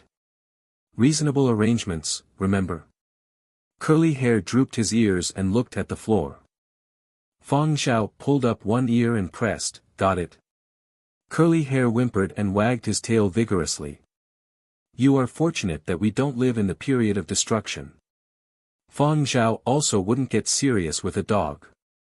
Although he knew that Curly Hair's IQ was always rising, he still wouldn't treat him using human standards. However, he still had to be taught. Fang Zhao decided to bring Curly Hair out running tomorrow. If he spent all his time on the gaming console, he might fall out of shape. He ordered a batch of dog food from the usual Muzhou farm, then ordered some more from other farms. The dog food storage really wasn't large enough for Curly Hair's appetite. Fang Zhao arranged the notes he wanted to bring to Mo Lang before heading to bed. As Fang Zhao lay in bed, he thought, 10 kilograms of dog food in a day doesn't have any visible effect on Curly Hair. He can eat so much despite his size. What exactly am I keeping? Fang Zhao had thought about this many times but still hadn't figured it out yet. The world was huge and full of bizarre things. Perhaps this was one. Fang Zhao himself had also transmigrated and received a new life. Compared to that, a small dog being able to eat 10 kilograms in a day wasn't that big of a deal. People would be scared if they knew, so he still had to keep it secret. Fang Zhao didn't bother musing over it when he couldn't figure it out. However, Fang Zhao couldn't sleep well. He kept feeling as though there was someone singing. Despite living in the new era for quite some time now, his vigilance honed during the period of destruction hadn't weakened. The sound didn't trigger alarms in Fang Zhao's mind, so he didn't wake up immediately. However, Fang Zhao's mind had already subconsciously started to analyze where this sound was coming from. Why would there be a tune coming from somewhere nearby? It was within the dormitory. But other than himself, there was no other person in the dormitory. Fang Zhao opened his eyes abruptly and was awake in an instant. He picked up his rarely used gun and walked out of the room silently. Just relying solely on his hearing ability, he could hear that the sound had come from just outside the room a while ago. Now it had stopped, and there was only the sound of Curly Hair's games coming from outside. Was it the music from the game console? No, it wasn't. Fang Zhao could differentiate the sounds emitted from the game console versus live music. The lights outside weren't turned on. The only lights were from the game console and the display screen. There was only Fang Zhao and Curly Hair in the dark and small dormitory. Fang Zhao double-checked that there wasn't anybody else in the dormitory. However, he was almost certain that he hadn't imagined the voice he had heard in his sleep. Fang Zhao didn't return to his bedroom and instead melded into the darkness. His eyes and ears could catch everything going on around him. He was just like a hunter in the night, waiting for an opportunity. Curly Hair was deeply engrossed in his game and had his head in the gaming helmet. While he was fighting the stage boss, he growled and bared his fangs at the monster boss shown on the screen. If that monster were real, Curly Hair might very well have rushed forward to bite it. At the instant the stage was cleared, congratulatory fireworks popped up on the screen. And at the same time, the tune that Fang Zhao had heard in his sleep sounded again. It was somewhat shaky and sounded a little weird. The pitch wasn't precise, but Fang Zhao could recognize that this wasn't the music from the game. Right now, it came from the dog's mouth. Having cleared yet another stage, Curly Hair's head was shaking as he wagged his tail enthusiastically. Less than 10 steps away. Fang Zhao. The psychological battering he took was quite huge. Despite living for so many years and seeing so many things, Fang Zhao had never experienced such a mental battering ever since he had woken up in the new era. Fang Zhao at least understood what it was like to be scared by his own dog in the middle of the night. Curly Hair was still absorbed in his game and didn't notice Fang Zhao. His tiny eyes were moving to the option to proceed to the next stage. Fang Zhao walked over and used his foot to kick Curly Hair's butt lightly. Curly Hair, who had been focused on challenging the next stage, jumped and his helmet fell to the side. Seeing that it was Fang Zhao, Curly Hair got up and wagged his tail, gazing at Fang Zhao with his innocent and pitiful dog eyes. Fang Zhao studied Curly Hair silently. Noticing Fang Zhao's stare, Curly Hair slanted his head and came to a rest at Fang Zhao's feet. He seemed to be in a good mood from defeating the previous stage boss. Fang Zhao mused in silence for a bit before telling Curly Hair, "You are capable now, huh? When did you learn to hum songs?" Curly Hair stared at Fang Zhao in bewilderment and his tail wagging became less enthusiastic. "You really don't understand?" Fang Zhao played a segment of his recorded video of Curly Hair wagging his tail and humming a tune. When he saw the video, Curly Hair was so startled his ears became erect. He pulled his head back and even the curls in his fur nearly became straight. He backed away a few steps as though he had seen an especially frightening monster. "Scared yourself?" Fang Zhao made a come here gesture. "Come, hum it again. Do that same tune in the game that plays when you clear a stage." Curly Hair looked at Fang Zhao some more before turning towards the screen. Then, he began to hum. However, it was entirely different from his humming earlier and wasn't that much different from an ordinary dog's groans. After hearing Curly Hair's humming for a bit, Fang Zhao then said grudgingly, all right, let's stop here today. Pay attention to it and don't let anyone else discover this." Fang Zhao could tell that Curly Hair had unconsciously hummed that tune because he had been too engrossed in the game and in good spirits. He simply hadn't known what he had done himself and wasn't able to do it when he tried to hum intentionally. Fang Zhao discovered that Curly Hair learned things very quickly.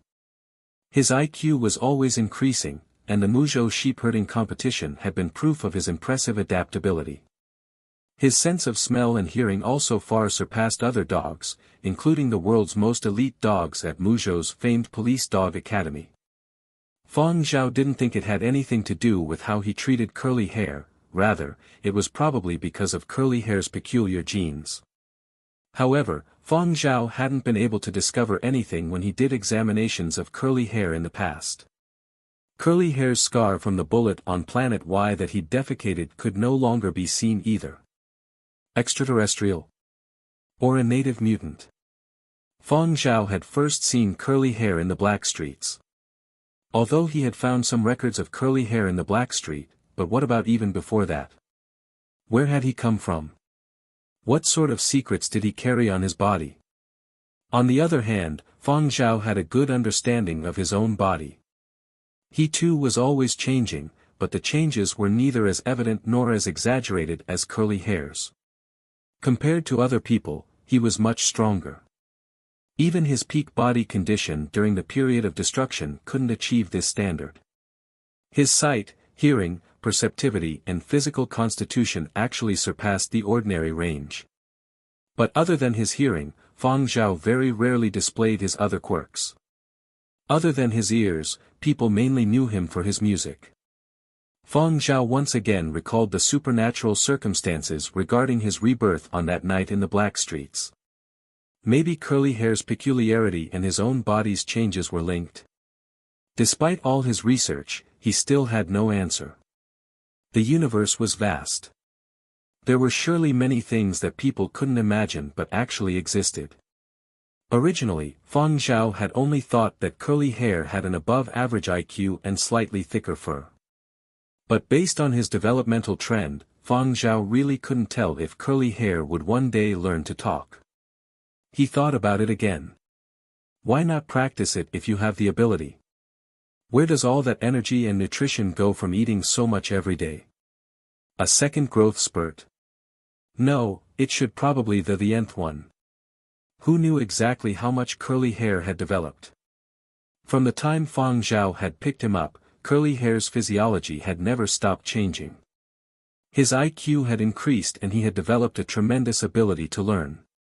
Now, he had also started to develop in this new aspect. Fang Zhao decided to let Curly Hair practice making sounds. He guided Curly Hair to some educational videos on how to hum and produce sounds other than dog sounds. He wanted him to practice making sounds that humans made. After all, with Curly Hair's current IQ, he probably could understand easily what was being said in those educational videos. At the start, Curly Hair was rather unwilling to learn and would start whimpering after a bit. Fang Zhao saw that the traditional educational videos weren't effective, so he downloaded some games meant for young children to learn songs. These games featured simple vocal exercises where higher points would be given for more accurate pitch and tone. Under the attraction of a new game, Curly Hair finally took more initiative towards learning to make human sounds. After all, a gamer dog was still a gamer dog. As he played, he quickly became addicted. He didn't dare mess around during the day, but at night, he would practice making sounds while gaming. Fang Zhao didn't need to watch him. The soundproofing in the campus dormitories was very good as long as the doors and windows were shut. After all, this was an institute of art. Singing, dancing and music playing were common occurrences. If the soundproofing weren't good, the whole place would be drowning in noise every day. Fang Zhao's hearing ability was very good. Although there was soundproofing, he could still hear neighboring sounds. After getting accustomed to the environment, Fang Zhao could filter out the sounds from outside the apartment. Just that. How did hearing his own dog make weird sounds in the night while he was sleeping feel? At first, Fang Zhao thought that Curly Hair's vocal practice wouldn't affect his sleeping at night. However, he had really underestimated this gamer dog. If it were any other ordinary dog blindly barking, Fang Zhao could filter it out. Life during the period of destruction had been chaotic, and he wouldn't have been unable to sleep just because of a little noise. Maintaining vigilance was a given, but bodies also required rest. Anyone that didn't have this ability wouldn't live long. However, when Curly Hair played those vocal practice games, his devilish sorts of sounds had some destructive power that would strike straight at Fang Zhao's mind. Fang Zhao had just fallen asleep as a serenade played in his mind when Curly Hair's freakish tunes came shooting in. Fang Zhao. I better let him play monster-killing games instead. For the sake of his own sleep, Fang Zhao set up time constraints for games on the console. Different games could only be played at certain times. It wasn't possible in the short term for Curly Hair to speak. The vocal training exercises weren't ideal, but there was no need to be impatient. It would still be fine if Curly Hair couldn't learn to speak in the end. After all, he was still a dog, not a human. After that, Fang Zhao busied himself with his thesis and graduation works. Days passed by and the year drew to a close. Celebrities were busy traveling all over for various activities. Every large company competed to invite high-profile celebrities for their internal events. This year, Fang Zhao had been invited to perform at the Star Cup victory ceremony, so many people eyed him as a potential candidate. Celebrities invited to the Star Cup were cooler. However, Fang Zhao was completely focused on his own work and rejected all invitations. Because Fang Zhao couldn't be reached, people looked for others to help contact Fang Zhao. Thus, as Fang Zhao's assistant, Nanfeng became very busy. One day, Nanfeng had just stepped out of Huan Art campus when he received a call. He answered, and it was yet another invitation for Fang Zhao. Nanfeng frowned and rubbed his forehead. I already said, it's impossible. It can't be helped. I'm just a little assistant and not his manager. I just listen to what my boss says. Hey, this isn't about the money. My boss isn't accepting any performances or activities currently. Even if he was willing to, he wouldn't be able to accept any right now. Why? You all should have already heard. Venerable Mo is making him write his thesis. You should probably know Venerable Mo, right? Mo Lang, a treasured artist. That old man has already wedged chair under the door handle and guards it. If you dare, you can go look for him personally. I don't have the guts. Nor the time. Really, I just came back from dog walk, assignment given by the boss. After ending the call, Nanfeng complained to Zuiyu and Yen Biao. In the past, before he had become Fang Zhao's assistant, Nanfeng had always dreamed of this sort of life. Being busy was good. It was proof of his boss' reputation, and there were loads of money to be had. Now, he felt too annoyed to be happy. So many people inviting Fang Zhao to participate in activities was a good thing and he should be happy. But just as Fang Zhao himself had said, he was currently undergoing advanced studies, and that was his main priority. Other activities were dropped. As a proper assistant, Nanfeng absolutely followed his boss' instructions to handle affairs. Those that were trying to pull strings to get Fang Zhao to promote something were all rejected. If Nanfeng dared to bother Fang Zhao with these sorts of things, perhaps he would be sent packing even before the day ended. Nanfeng really wasn't exaggerating. Old Master Mo was really guarding the house and letting Fang Zhao write his thesis in the study. To smoothly graduate from Huang Art's 12 Tones Advanced course, the thesis needed both quality and quantity. Is a thesis or performing more important? Firmly reject all unnecessary commercial activities. Television programs, movies, corporate annual meetings, advertisements and all other sorts of other activities can dream on. It wasn't that Mo Lang wanted to meddle with all of Fang Zhao's affairs. The old master had experienced many things. Naturally, he wouldn't really force Fang Zhao to reject all other activities. There were quite a number of his students who had gone all over for year-end performances. Even Fang Zhao's official mentor Professor Carter was also busy with non-academic activities. Many other teachers and students of Huang Art were the same. However, Mo Lang believed that it was best not to dabble in too many things before graduating during the advanced studies period. He hoped that Fang Zhao would place more efforts on the art of music. Such a promising seedling shouldn't fall to the wayside. Fang Zhao himself also approved of Mo Lang's view. He had cooperated during the last 2 days and had stayed at Mo Lang's place to write his thesis. Curly hair was handled by Nanfeng and the other two. They brought him out for walks every day. In the first floor hall of the Mo residence, Mo Lang held a cup of tea as he looked at the thesis draft that Fang Zhao had given him today. He let out a satisfied sigh. He believed that there wouldn't be anyone daring enough to steal Fang Zhao away now that he was personally standing guard. The news about Mo Lang personally guarding Fang Zhao as he wrote his thesis had been circulated by Mo Lang himself. This was to warn others to back off. Fang Zhao also wasn't someone unable to tell good from bad. He could understand Mo Lang's earnest thoughts, and he was also willing to focus his efforts on music composition. Thus, he was extremely cooperative. Mo Lang had just finished going through the thesis draft that Fang Zhao had given him. Looking at the time, Mo Lang reckoned that there probably wouldn't be anyone coming over today, so he decided to head upstairs to rest. Just as he got up, the doorbell rang. Mo Lang's face fell immediately. "Old Master Mo, it's Professor Carter and the others," an assistant said.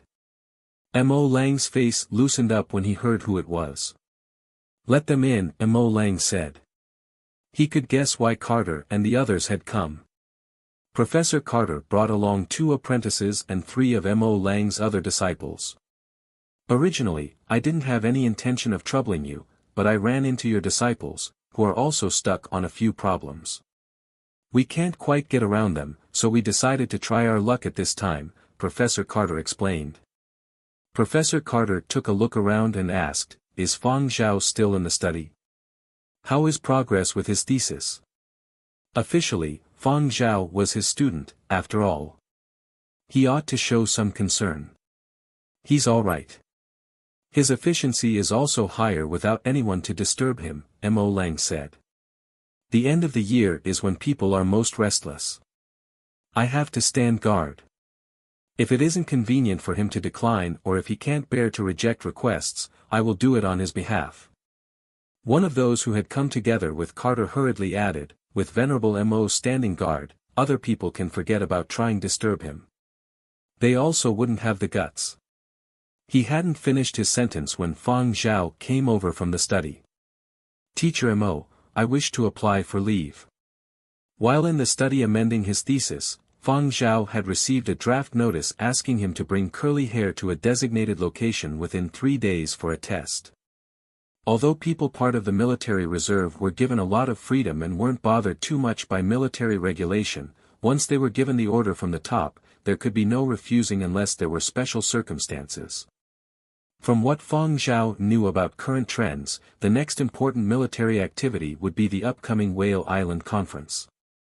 Various military districts, bases, and cooperative representatives would gather on Whale Island for a conference centered on military science, strategic arrangements, and various other matters. This conference was held every 5 years and held a high importance. It was reasonable to say that Fang Zhao wasn't qualified to participate in it. The shows and performances during the conference period would be for people of Professor Carter's level to jointly arrange. Professor Carter had also been busy with performance activities concerning the Whale Island Conference. However, the draft notice Fang Zhao received was clearly different from the ones Professor Carter and the others had received. Shortly after receiving the draft notice, Fang Zhao then received a call from Y-Base Commanding Officer Hua Yi. Hua Yi had just arrived in Huangzhou the previous day and would be participating in the Whale Island Conference. Have you received your draft notice? Hua Yi seemed to be in good spirits. Just received it, Fang Zhao replied. I recommended you to the Whale Island Conference inspection team. This is a very high-level conference and I can only recommend people. I don't have the rights to the final decision. Whether you can stay depends on your test results. However, I have faith in you. Fang Zhao, for these sort of things, the allowance during the mission period won't be much, but your record will be filled up with merits. It is a good thing for both you and curly hair. You have to prepare for it earnestly. Which was more important, a thesis or the Whale Island Conference? This was simply a no-brainer for Hua Yi. In the face of the Whale Island Conference, what were performances? What was a thesis? All of those should be pushed back.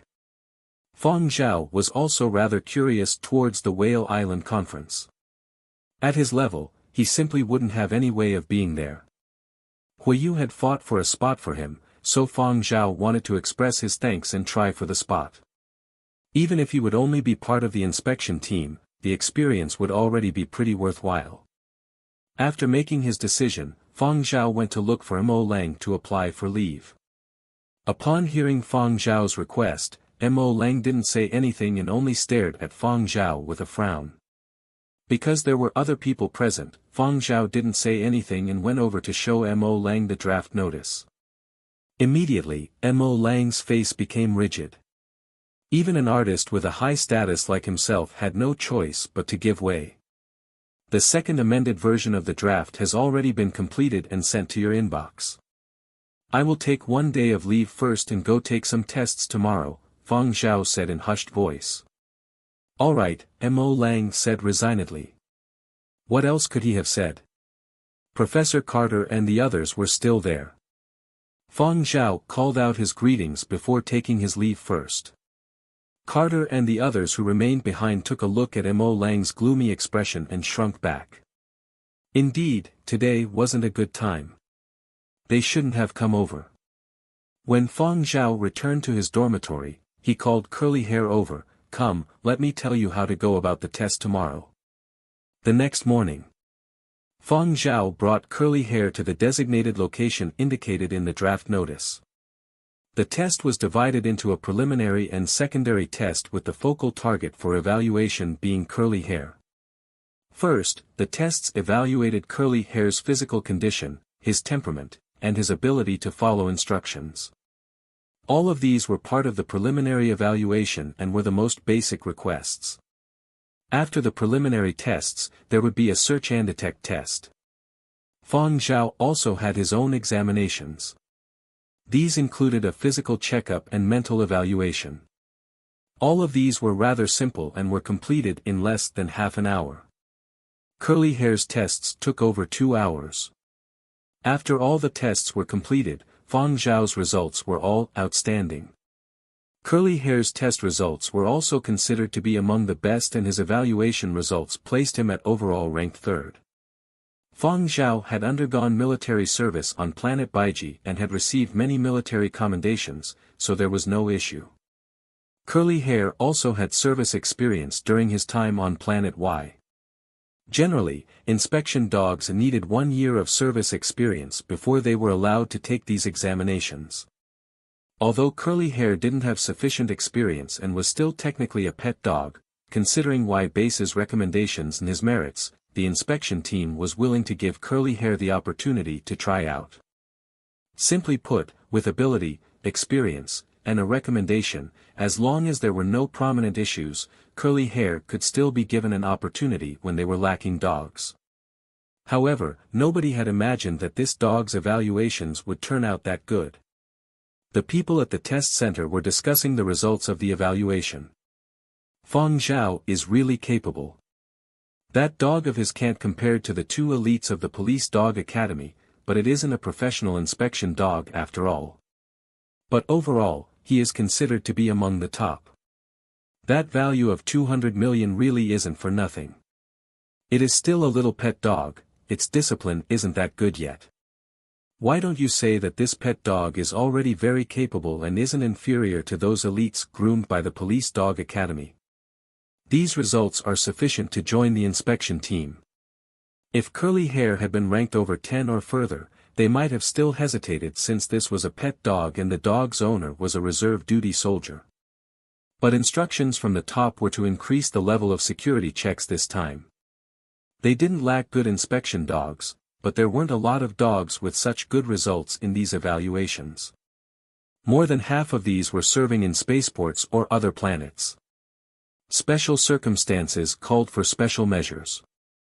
After discussion, they ultimately decided to approve Curly Hair. Thus, this was how the only pet dog in Whale Island Conference's inspection team came to be. Fang Zhao had just returned to his dormitory when he received the official notice. "We passed the test," Fang Zhao said. Curly Hair wagged his tail vigorously, begging for praise.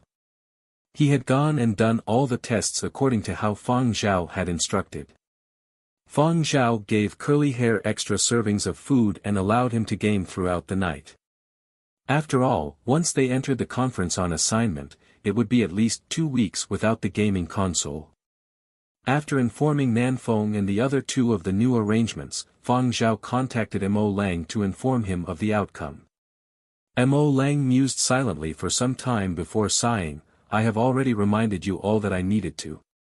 The commander should have already informed you about the need for confidentiality during the conference period. Make sure you stay safe. To everyone else, I am just undergoing closed-door studying. I have already gotten my assistant to make arrangements," Fang Zhao replied. "When will you be going over?" "My instructions say to report in tomorrow." Mo Lang sighed again. He felt gloomy. There were too many things he wanted to say but couldn't spit out. He had considered various complications, but he had never expected a draft notice would have messed up all his plans. No matter how unwilling he was, he still had to let Fang Zhao go. Fortunately, this assignment wouldn't be too long. Fang Zhao would only be away for about 2 weeks. At the end of the year, the internet was abuzz with reports about the annual galas of various companies, appreciation banquets, and other such events. Fans chasing stars felt like the excitement every day was like a festival. News of Chubo's successful applications to hold concerts had also been released. There was a chance he would performing on various continents next year. Furthermore, just today, news that Chubo would be appearing at Jinzhou's New Year countdown was revealed. In the past, this would have been simply impossible. Who was willing to listen to Chubo criticize someone at a New Year's countdown ceremony? How negative of an influence would that be? Jinzhou's cultural department wanted to maintain their dignity too. But now that Chubo had actually learned how to censor himself, they allowed him partake in the countdown festivities. But whenever Chu Bo was mentioned, people would bring up Fang Zhao as well because of their joint performance at Star Cup's victory ceremony. Speaking of that, there hasn't been any news about Fang Zhao after that Star Cup victory ceremony performance. I wonder whether Fang Zhao will appear for Yenzhou's New Year countdown. It is rumored that Fang Zhao is being locked up by a certain big shot to write his thesis. But they wouldn't go so far as to not allow him to come out to enjoy the new year, right? He also participated in the Star Cup victory ceremony. Does anyone have insider info? Please share. Wang Tai. Stop pretending to be dead. Wang Tai was always dragged out for a lashing by netizens to express their anger every time. He also wished to let off steam and prove them wrong, but this king of paparazzi's intuition told him to give up, especially this time. Forget it, he would release juicy information about a famous film actress to divert people's attention away tomorrow. Many messages concerning Fang Zhao were posted to Yenzhou's Silver Wing Media's social accounts. Hey, where is your Fang Zhao? Bring him out from time to time. In any case, Fang Zhao is a Yenzhou person. He should come for our Yenzhou's New Year countdown. He better not get snatched away by Huangzhou. Right. Huangzhou just loves stealing stars from other continents. Even Silver Wing Media's own celebrities were also discussing in private on whether the company would call on Fang Zhao this year. There were only limited spots for Yenzhou's New Year countdown, and a few large-scale entertainment companies would be involved. There would also be some self-established artistes and celebrities. Competition was already tough as it was. If Fang Zhao was around, their chances would diminish even more. Silver Wing's top brass were also worried.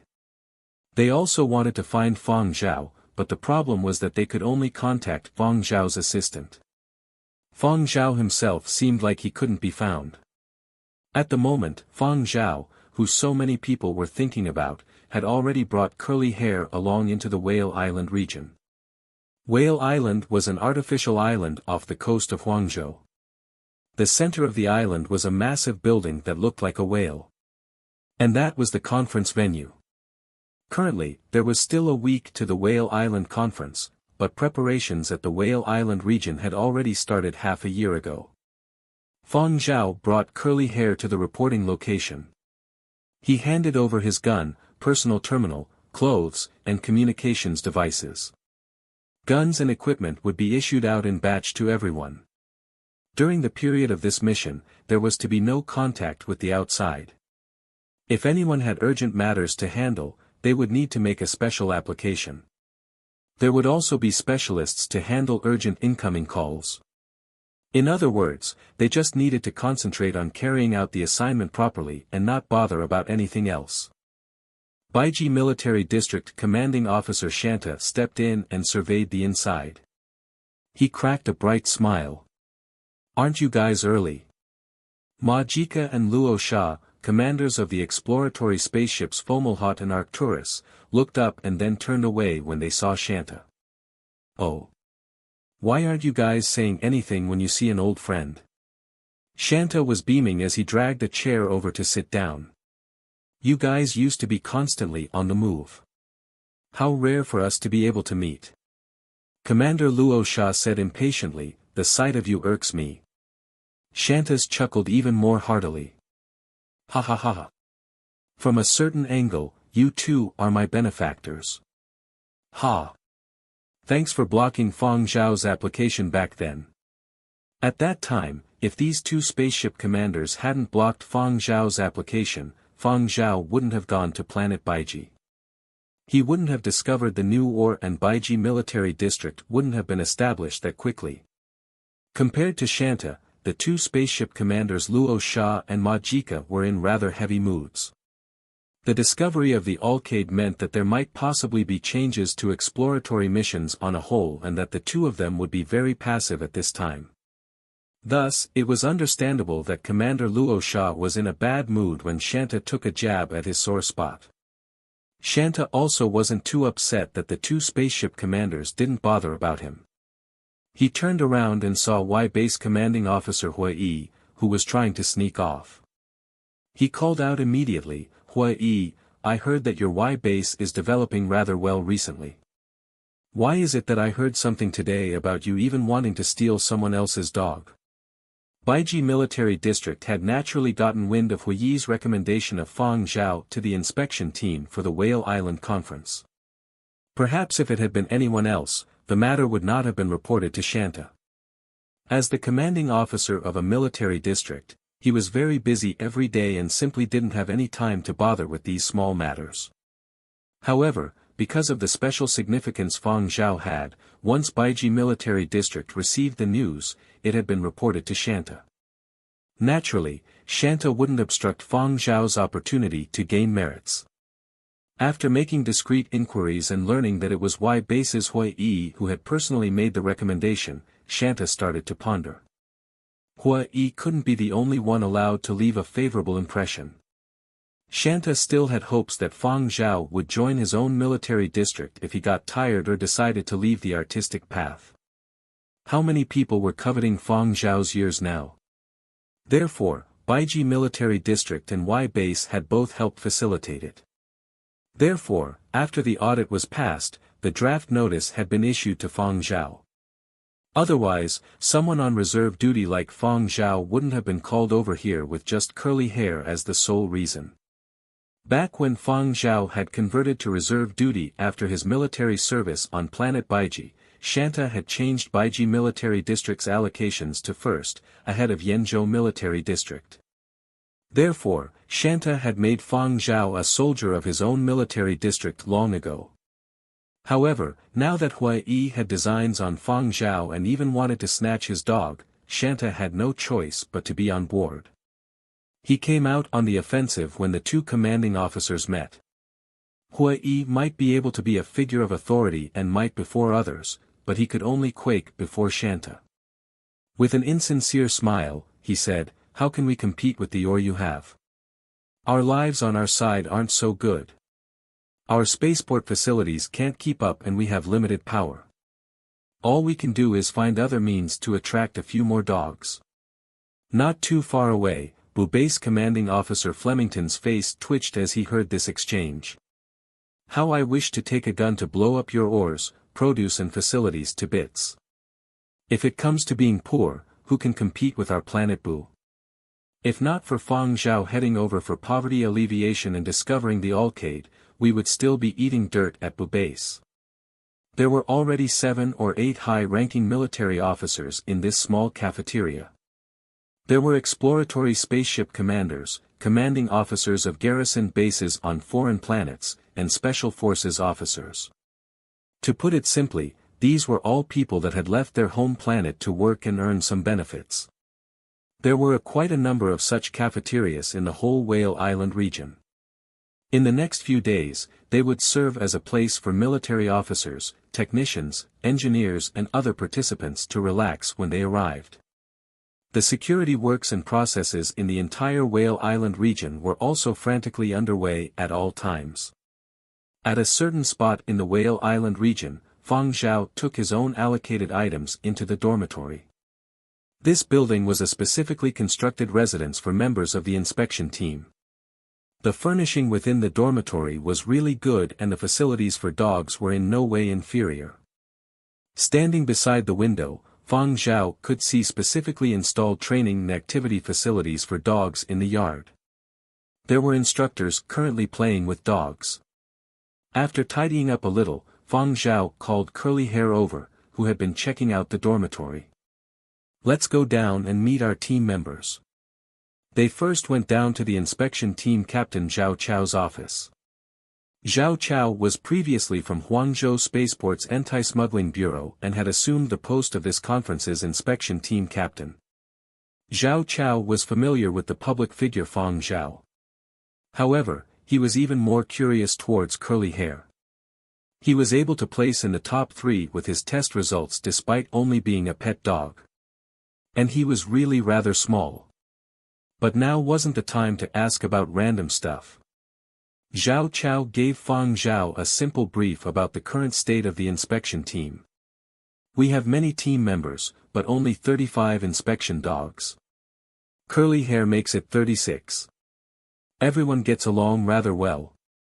He hadn't finished speaking when someone came in. Captain. Those two are at it again. Zhao Chao paused for a bit. He then said to Fang Zhao without so much as a flinch, there are two exceptions. Let's go over and take a look first. As they walked over, Zhao Chao explained the situation between the two. Due to the Whale Island Conference, outstanding military and police dogs from various places had been transferred over. Currently close to half of the dogs in the team used to be on anti-smuggling assignments. All of these canine elites from all sorts of places and posts had gone through a period of familiarization and had started to get used to their new working environment. They were also getting along decently, except for two. His name is AK, but we normally call him K. Of course, he'll be happier if you call him King. Smart, daring, confident. Has a great attitude towards instructors, compliant to instructions and can carry out missions independently. He once independently detected an explosive and had a nose that was especially sensitive to prohibited items. K has the bloodline of a hunting hound. He is a large-sized dog, can climb trees, leap over walls and even parachute as well.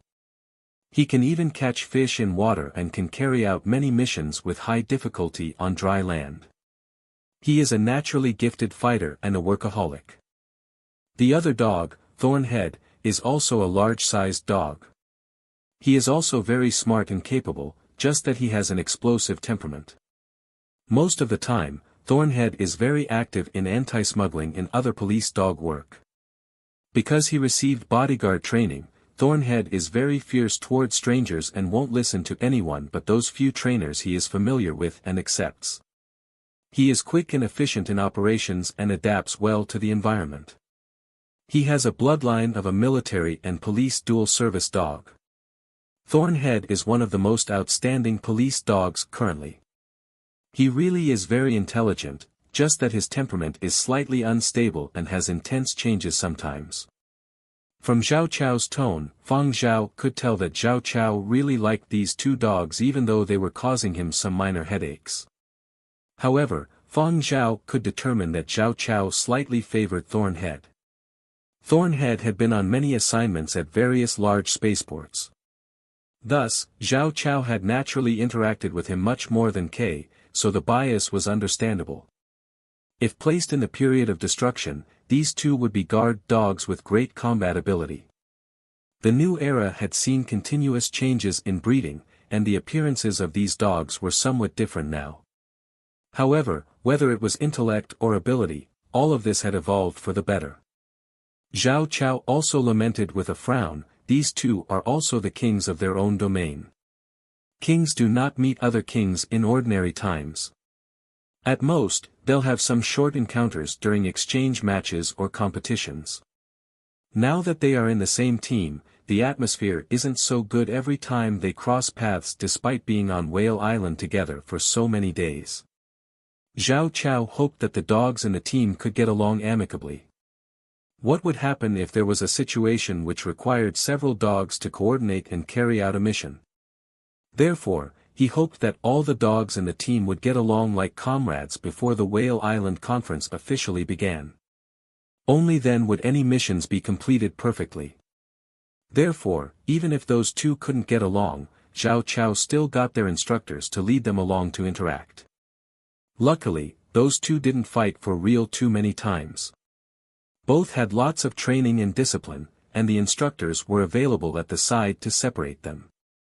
While talking, Fang Zhao had already seen the two dogs in the passage up ahead.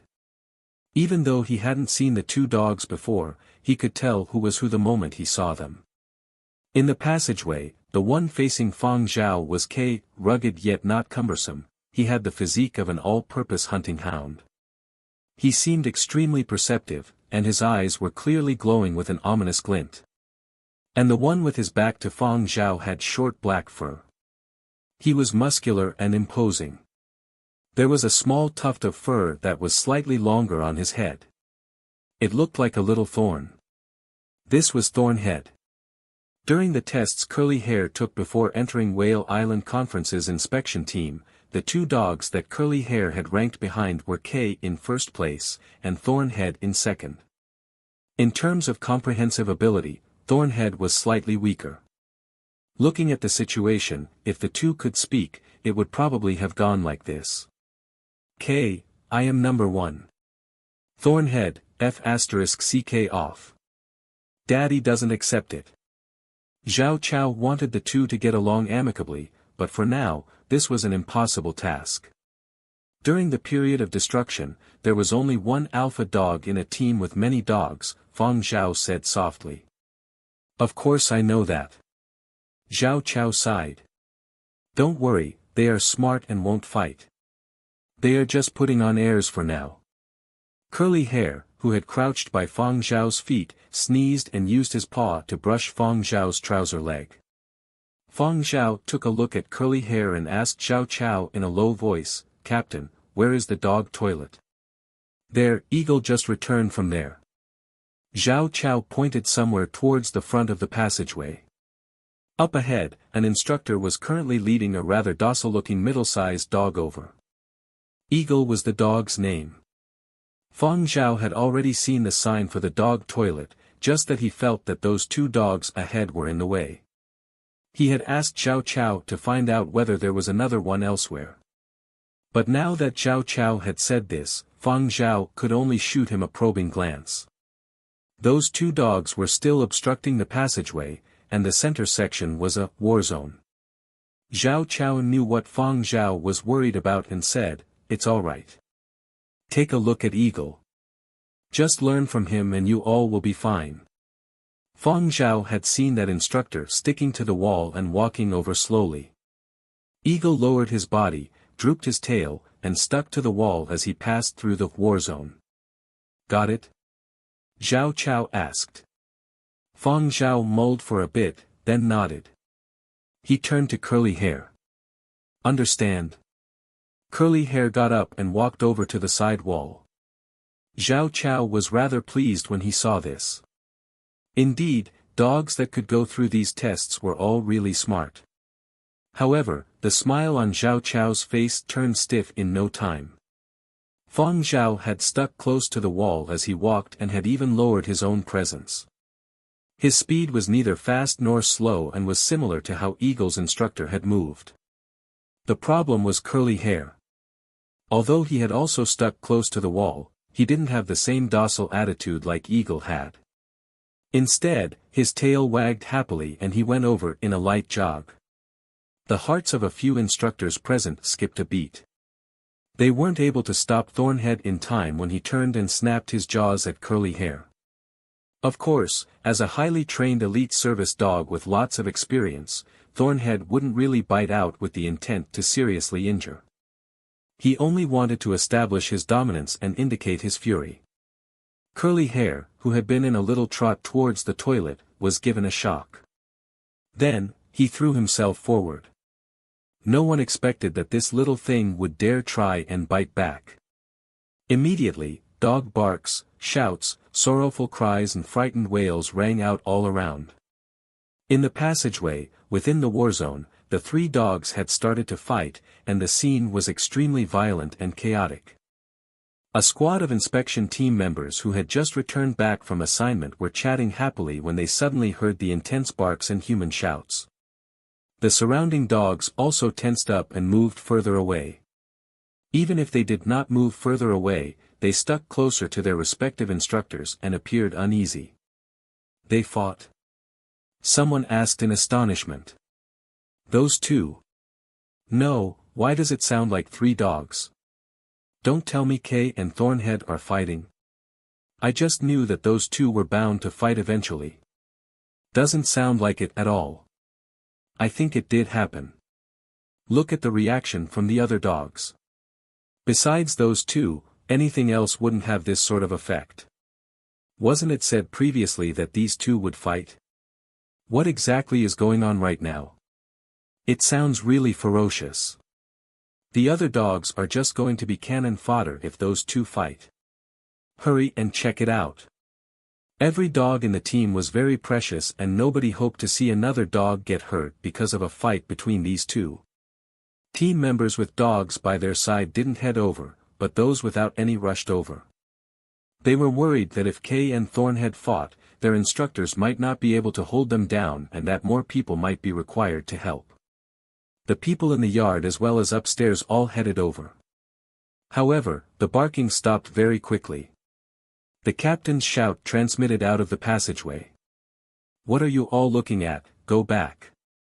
Those that were chased away knew that the situation had been diffused. However, they couldn't help but be curious, so they gathered together to discuss after leaving. Did they really fight? A team member who had been on night duty came over and asked. He had been catching up on sleep when a series of intense barking had startled him and made him fall off the bed. Who won? Kay or Thornhead? No idea. I hadn't seen anything when the captain made me turn back. Hey, little Lou. Where did you come back from? Did you see what happened? Someone saw little Lou bringing Eagle over and asked. Eagle's trainer, little Lou, patted the startled Eagle tenderly and shook his head at the posed question. I can't say anything, Captain's orders. You still can't talk about this matter? Can't you reveal just a little bit? Was it Kay or Thornhead that won? Or perhaps a draw? Another trainer from the inspection team asked. Little Lou had a hard-to-describe expression and continued shaking his head. Stop asking. This fight had come really quickly and had concluded really quickly as well. There were so many people who had heard the news and had wanted to head over to check it out, only to be met with an empty passageway. In a certain room upstairs. Thornhead, who had been brought back to his dormitory, was currently lying on the ground. His body was shaking as he sobbed. He was even panting rapidly. At this moment, Thornhead seemed to be completely 180 degrees from his normal majestic self. This wasn't anger, fury, or being hurt. He had no other way to vent except by sobbing. The trainer most accustomed to Thornhead's temperament was also helpless. The blow he had received today was also too large. He had originally thought that the only one who might suppress Thornhead within the team was Kay. Yet, before the victor between him and Kay had been decided, Thornhead had been pressed to the ground by a bite from the little dog. Thornhead had also lost a few tufts of fur around his neck. Luckily, Thornhead's fur around his neck was thick even though it didn't look long. However, he wouldn't be recovering any time soon from the psychological blow he had received today. Thornhead, you also shouldn't get angry with someone else's little dog, the trainer said. You are a big dog. You shouldn't bicker too much with that little thing. But the moment "little dog" was said, Thornhead's sobbing intensified. A big dog like himself couldn't even beat that tiny thing. The trainer caught himself and hurriedly went on. No matter what, you are still our king when it comes to work. Right? Thornhead's sobbing slowed. While placating Thornhead, the trainer was also vexed. In his heart, he thought to himself, that little dog is real ferocious. The same building but a different dormitory. Kay lay on the ground with his front paws crossed. He seemed no different from how he usually was except that he no longer had that imperious air. Currently his entire body seemed to be giving off a gloomy aura. His trainer was at the side saying consolatory words. Kay glanced at his trainer and listened for a bit before shifting his head to the side as if trying to say, I'm annoyed, stop bothering me. Seeing Kay this way, Kay's instructor didn't say anything else and only sat quietly by Kay's side while replaying the scenario at the passageway in his head. The blow Kay received today was rather huge, and his trainer reckoned that this blow was even greater than failing a mission. When Thornhead and Curly Hair had started fighting, Kay had only wanted to intervene and mediate. Yet, not only did it fail, he had been dumped to the side by Curly Hair kicking a leg out.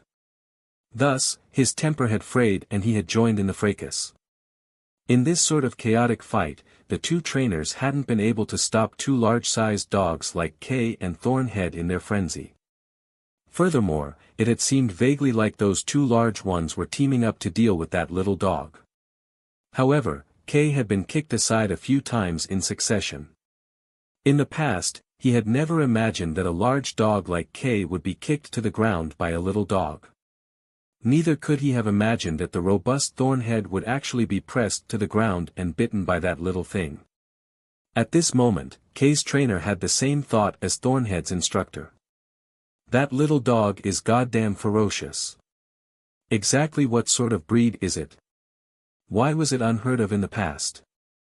Below them, in a certain dormitory, Curly Hair had his neck drooped and looked at Fang Zhao carefully as though he had done something wrong. Look at you. Bullying others. However, the blame doesn't lie with you this time. The other dog bit first. Curly Hair, everyone is going to be in the same team.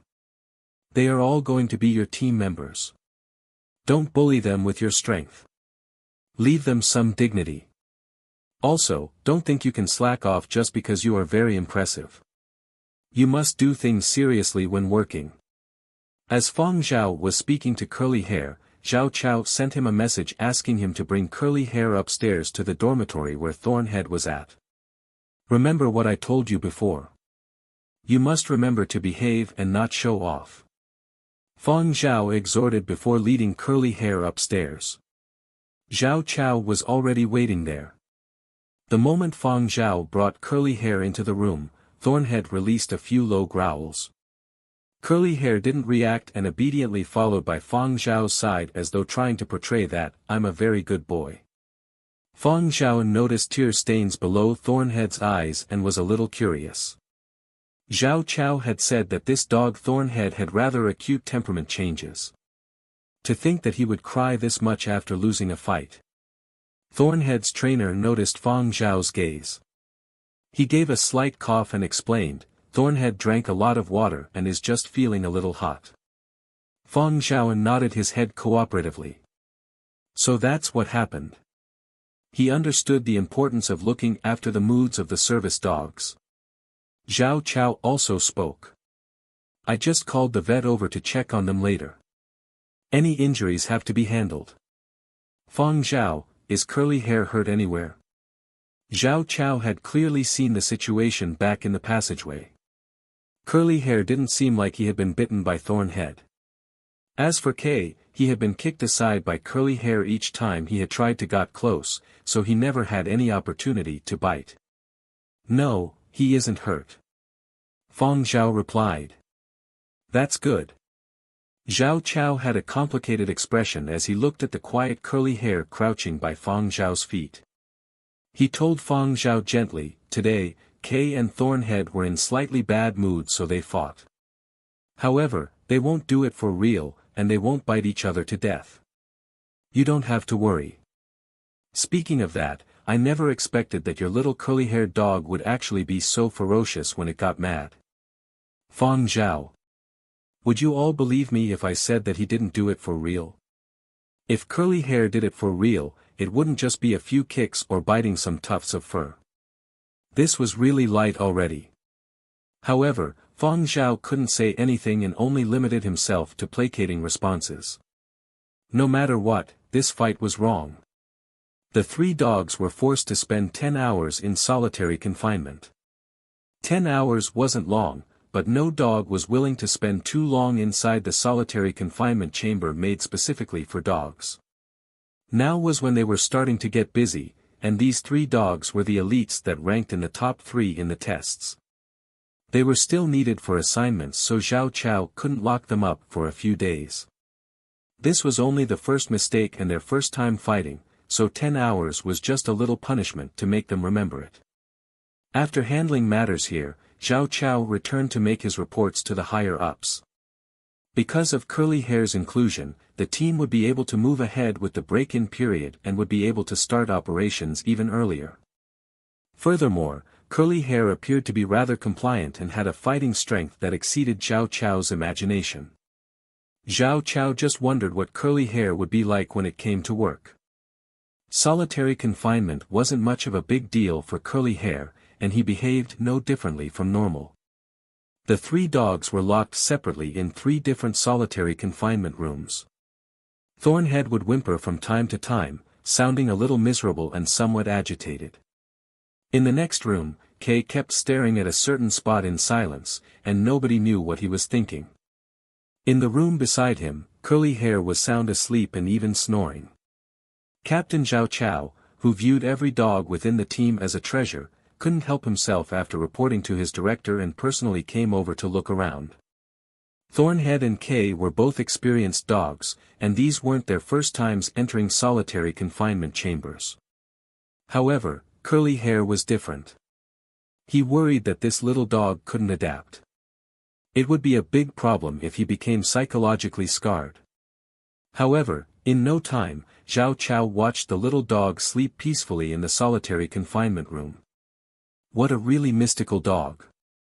After checking the solitary confinement rooms, Zhao Chao went to look for Fang Zhao again. Fang Zhao, I just went to check things out. Your little Curly Hair is sound asleep. Zhao Chao chortled happily. Did he go out to catch thieves last night? Fang Zhao couldn't say that the gaming dog had gamed through the night, so he smiled apologetically. He was a little too excited previously and has calmed down now. Is he really alright? He won't have any psychological scars, right? Zhao Chao wanted to double-check with Fang Zhao again.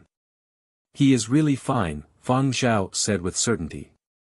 That's good then. Zhao Chao hadn't come over just for the matter of Curly Hair's solitary confinement and said in a more serious tone, ready to take on a post tomorrow? Yes. Good.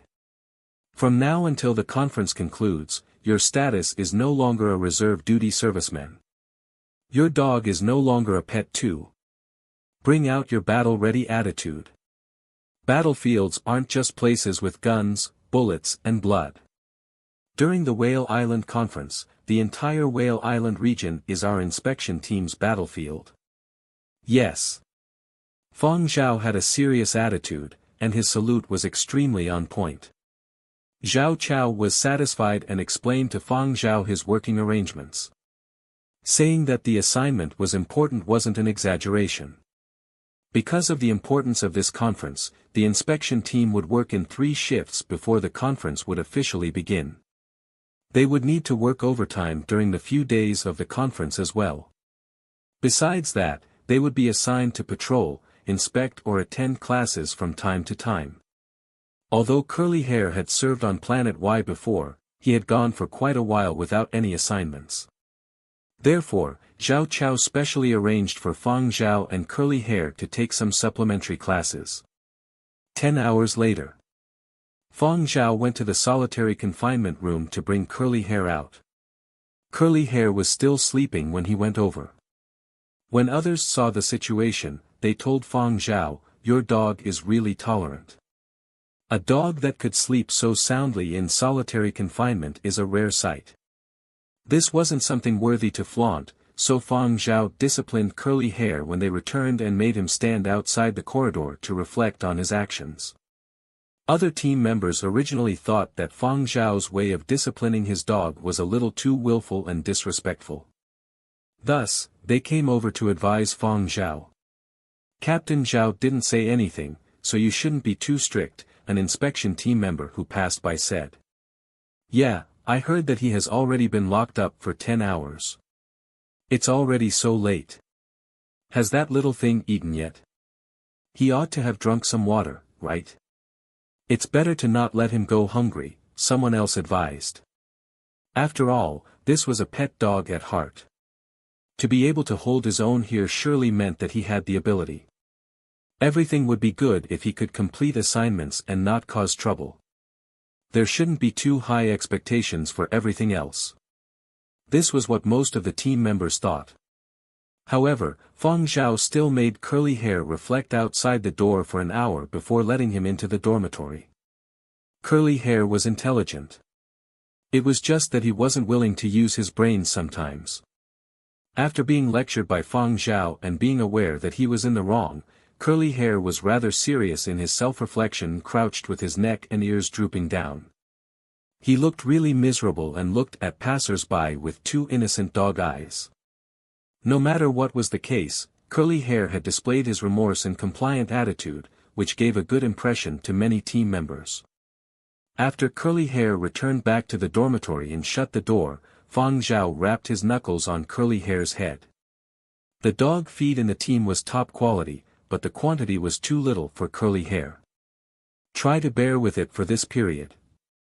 Wait for the conference to end, Fang Zhao said to Curly Hair as he pondered whether to request for more dog food for Curly Hair.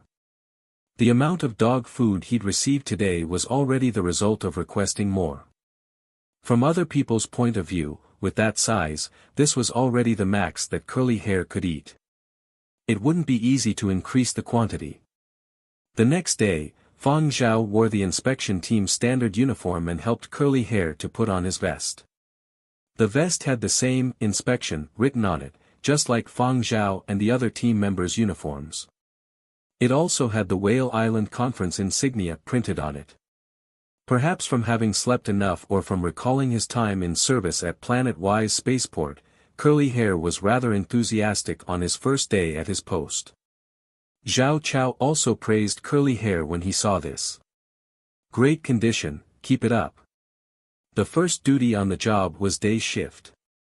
Today, after their team patrolled the area, they still needed to go a few rounds around the warehouses.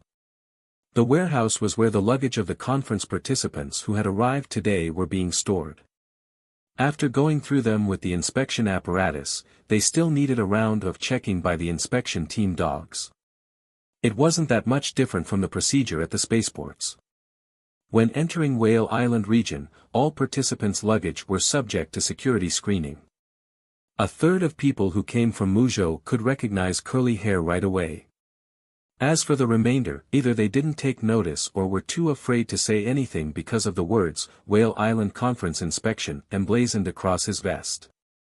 No matter where they went to work, watching sheep herding competitions to understand the current state of their homeland was something the majority of Muzhou people liked to do. Therefore, a dog like Curly Hair who had forced Muzhou to change their sheep herding rules left a deep impression on many Muzhou people. Fang Zhao didn't mind the gazes of those Muzhou people. He concentrated all his efforts onto the task at hand.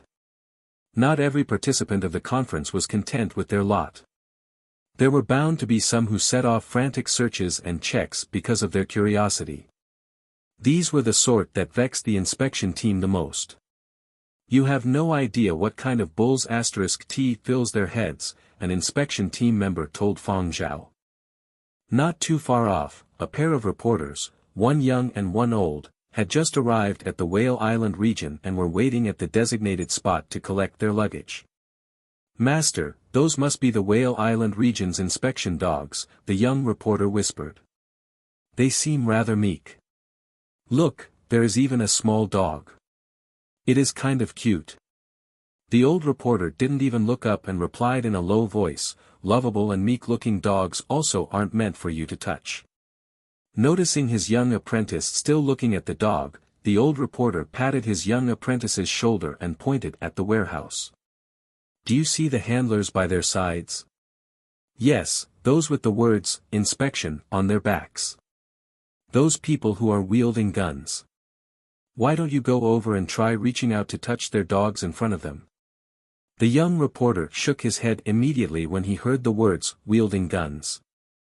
Seeing that his young apprentice was afraid, the old reporter let out a satisfied smile.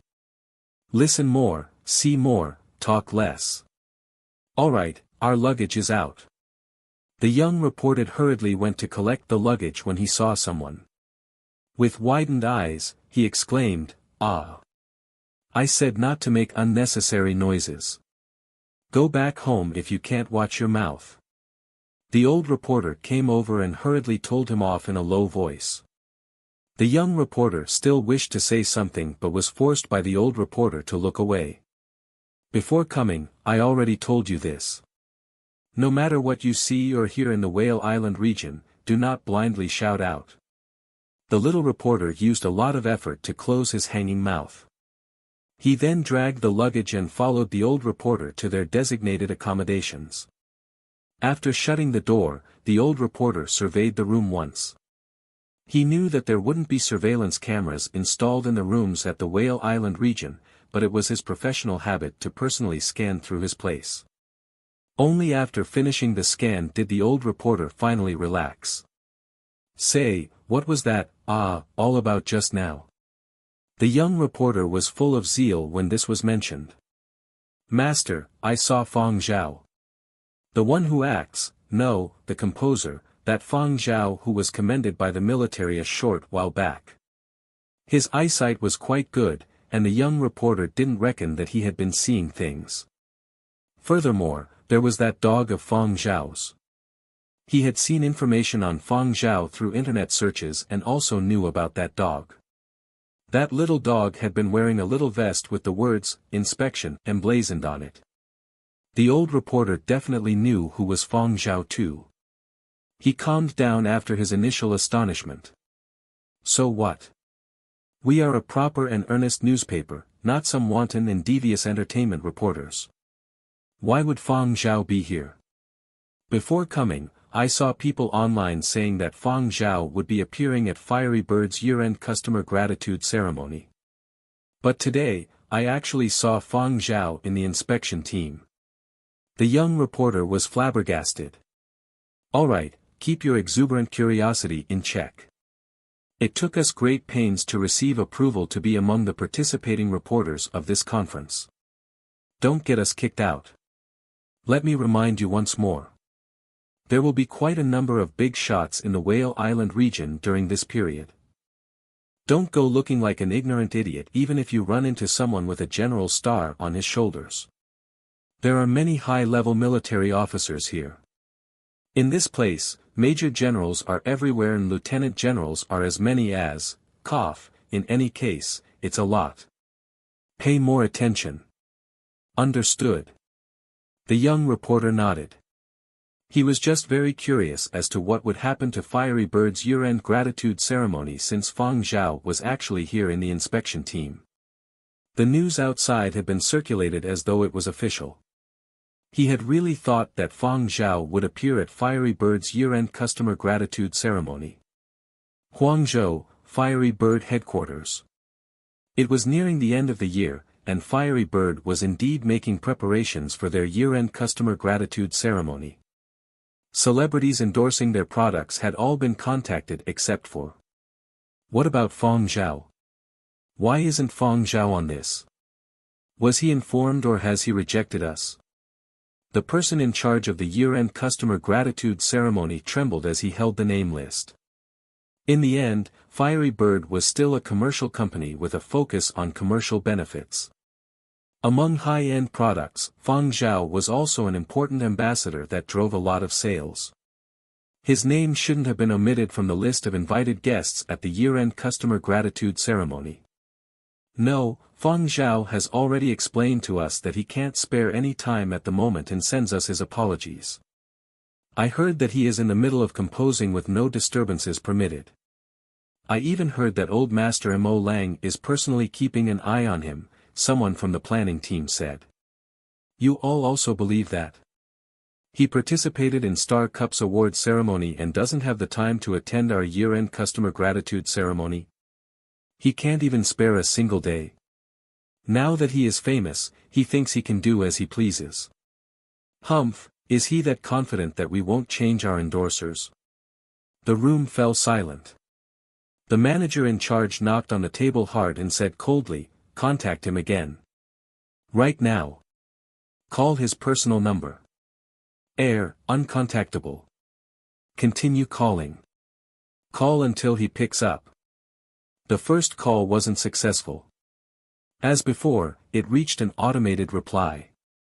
There wasn't an automated reply for the second call. It was diverted to Nanfeng. Hi, this is Fang Zhao's assistant. May I know who? Nanfeng had already received many calls looking for Fang Zhao during this period and had become well practiced.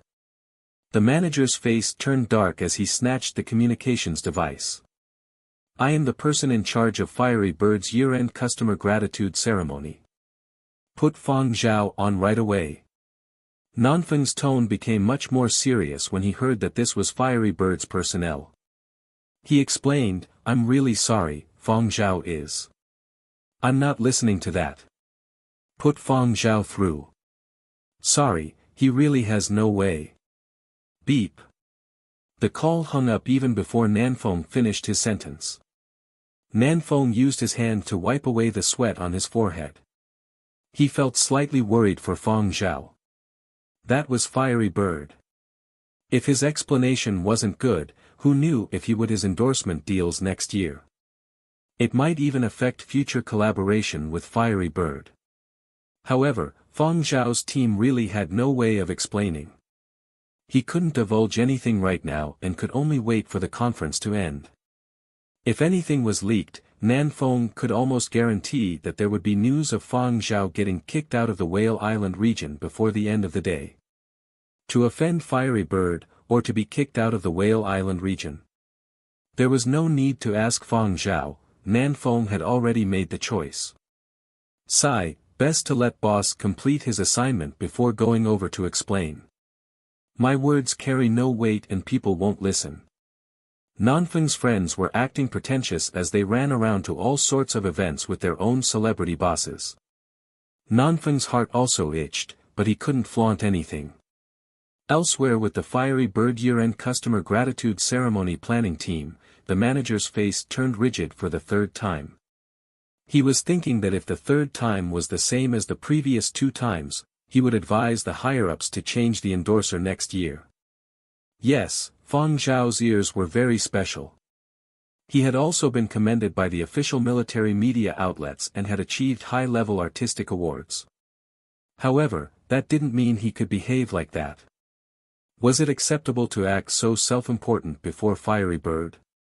Less than 5 minutes later, the third call was made. The third call didn't receive an automated reply. Neither was it diverted to Fang Zhao's assistant. Instead, an unfamiliar voice answered the call. Hello, may I know what you are inquiring about? A gentle yet unfeeling voice answered in a formal manner. The manager's brows twitched. I'm looking for Fang Zhao. Put Fang Zhao through. Fang Zhao currently has matters to attend to and isn't free. If you have any urgent matters, I can help you relay the message. The manager took a deep breath and said furiously, tell him, in half an hour. No, he better return the call in 10 minutes. Otherwise, don't even dream about endorsing Fiery Bird next year. Bam! The communications device was thrown onto the conference table and the manager pulled a long face. He was in an extremely bad mood, and the others involved in the planning were slightly fearful. 10 minutes later, a call had yet to come. The manager's fury ascended to another level and he sent a message to the Fiery Bird headquarters for Deputy Director Tang Can. The message explained Fang Zhao's disappearance and rejection of Fiery Bird's year-end customer gratitude ceremony. He also recommended kicking Fang Zhao out of next year's collaboration list. Tang Can was also very quick to send a reply.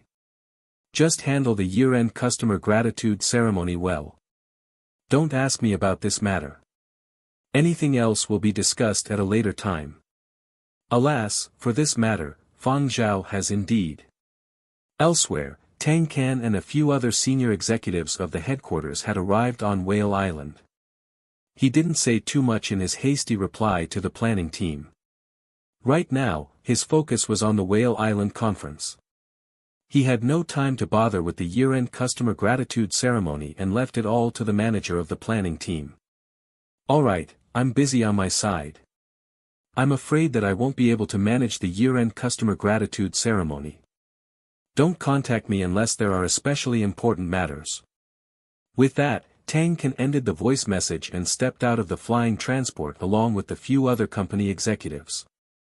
As some of Fiery Bird's product parts were used in military projects, those fortunate would be able to come and gain experience. One could forget about having dreams of continuous career advancement without attending a few of these conferences. This was Tang Can's second time participating in the Whale Island conference. The previous time had been 10 years ago when he had managed to get a spot to be an extra. This time around, his status had already risen quite a bit, and Tang Can couldn't help but feel a little nostalgic as he stood in the Whale Island airport once more. I don't know if it is just me, but it feels like the security on Whale Island is much stricter compared to 10 years ago. Tang Can sighed. It isn't just you.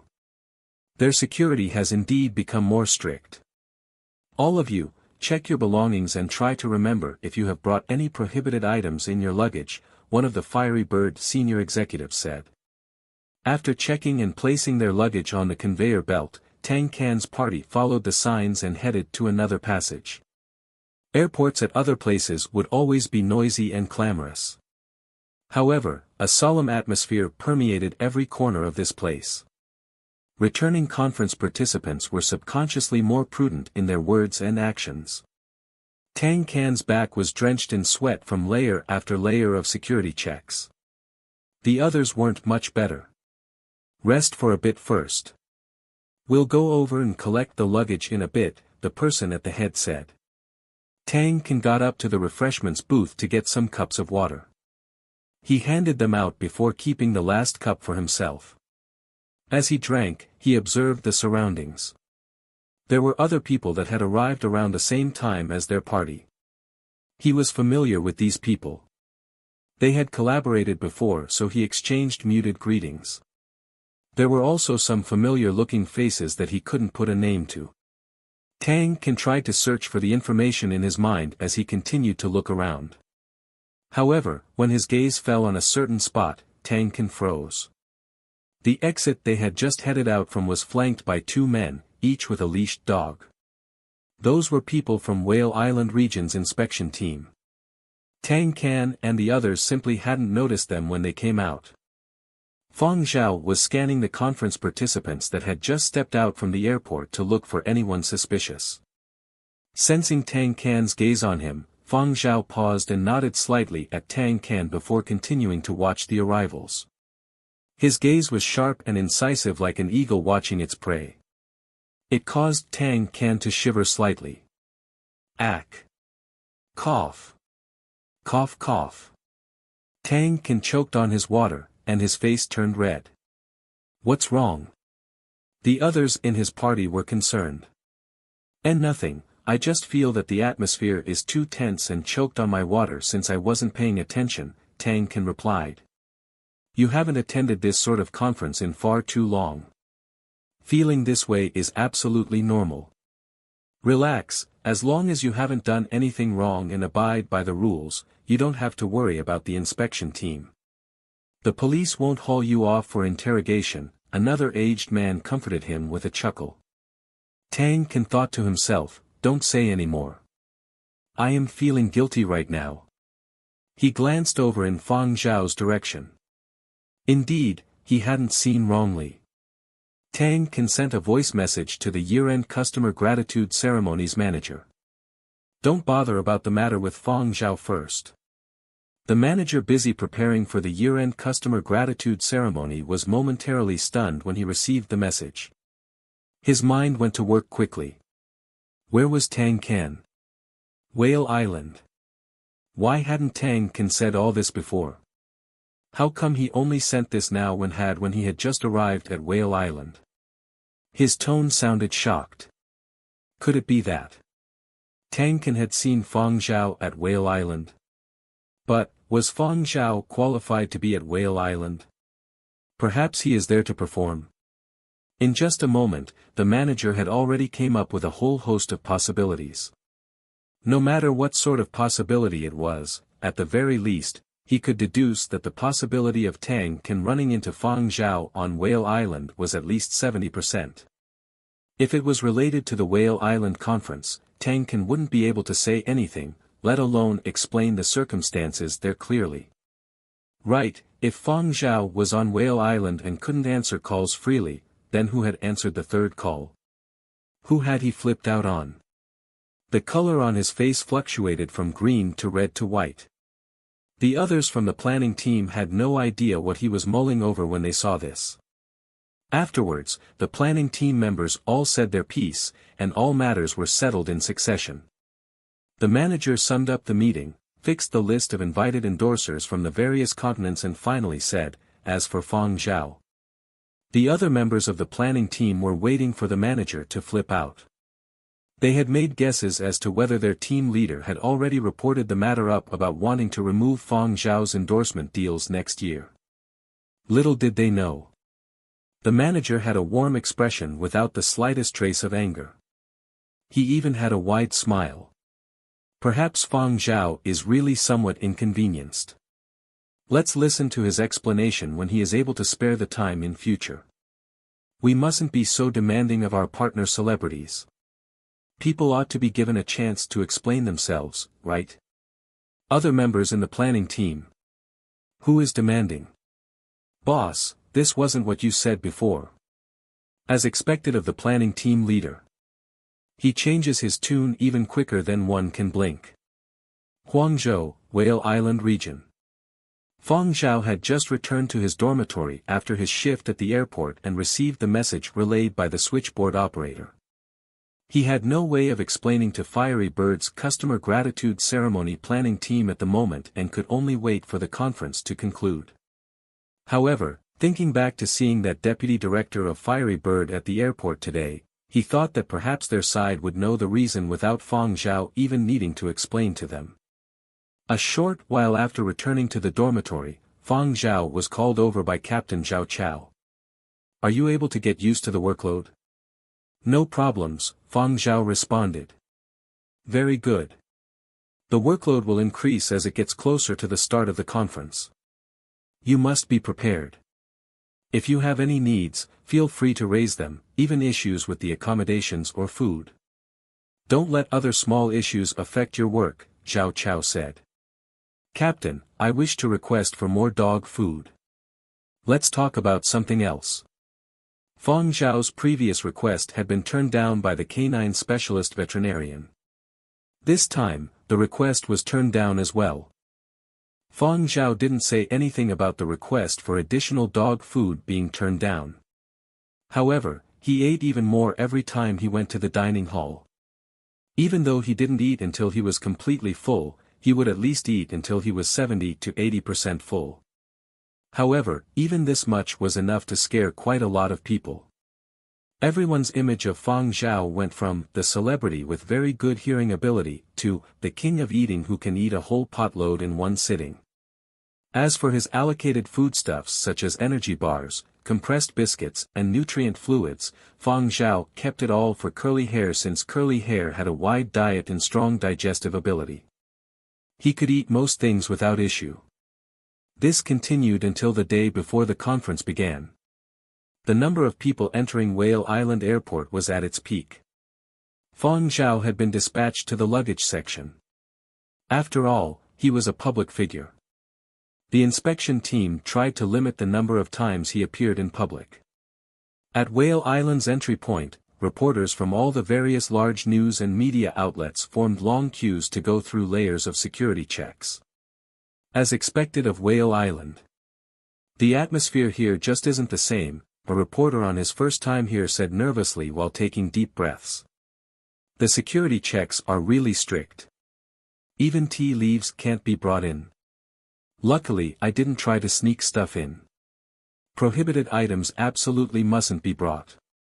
Take a look around. There are specially trained staff, high-tech equipment, elite sniffer dogs, and even some special military dogs. How can anything pass them so easily? Someone said as the reporters were discussing quietly. A group of people had just arrived at the airport and were several hundred meters away from the media channel. The passage that these people took had different procedures from the ones the members of the media had to go through. They also weren't separated from their luggage, and quite a number from this party were holding suitcases. A major general walked over and greeted, "Guests from the Interplanetary Fund, please come with me." As he spoke, the major general's gaze fell on a kid slightly ahead of the group. That kid was dressed in a shirt that had a bear head printed on the front. He was playing with a black elastic ball. That should be an elastic ball, right? As if sensing his gaze, the little kid flashed a childlike smile at the major general. Deep down, the major general's vigilance soared. He forced out a stiff smile and turned around to lead the way. Superintelligence little bear didn't bother about the curious glances he received from the soldiers. Rather, He was curiously checking out the surroundings and occasionally evaluating the security facilities and installations. Much stronger than before, but still not good enough. Luggage inspection area. Fang Zhao and Curly Hair were standing by the conveyor belt. If there was anything suspicious among the luggage, Curly Hair would find it. The service dogs here each had their own areas of expertise.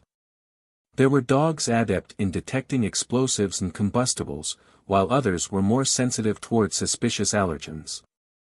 Also, the team had passed through the break-in period smoothly. Curly Hair was the catalyst after that allowed the team to calm down after stifling the two other top dogs. However, every service dog would be graded by results.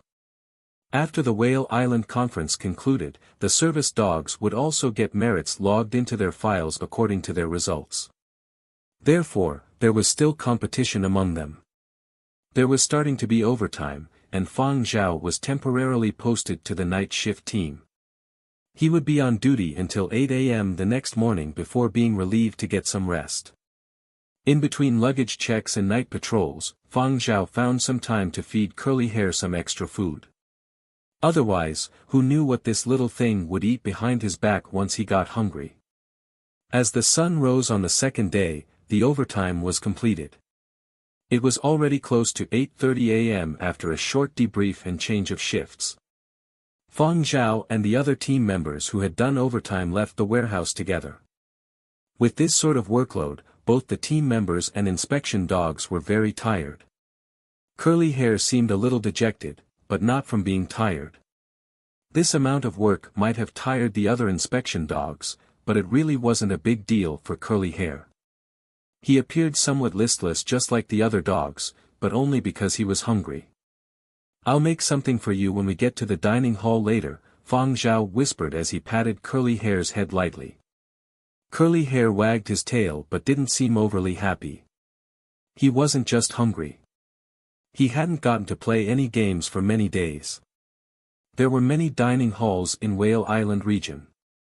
Fang Zhao followed the other team members to the nearest dining hall to eat. The inspection dogs had also finished their dog food, but Curly Hair only perked up after Fang Zhao found time to slip him a snack. "Let's go. We have to head back and rest. There is still work to do when we wake up." The team member leader took a look at the time and instructed the other team members. It was rare for people to have free time at Whale Island region. Besides the building where the inspection team stayed, the other most common sites were troops and convoys. The little night shift team left. As Fang Zhao and the others were leaving, they saw some kids following their teacher into the dining hall. The whole conference would last at least 3 days.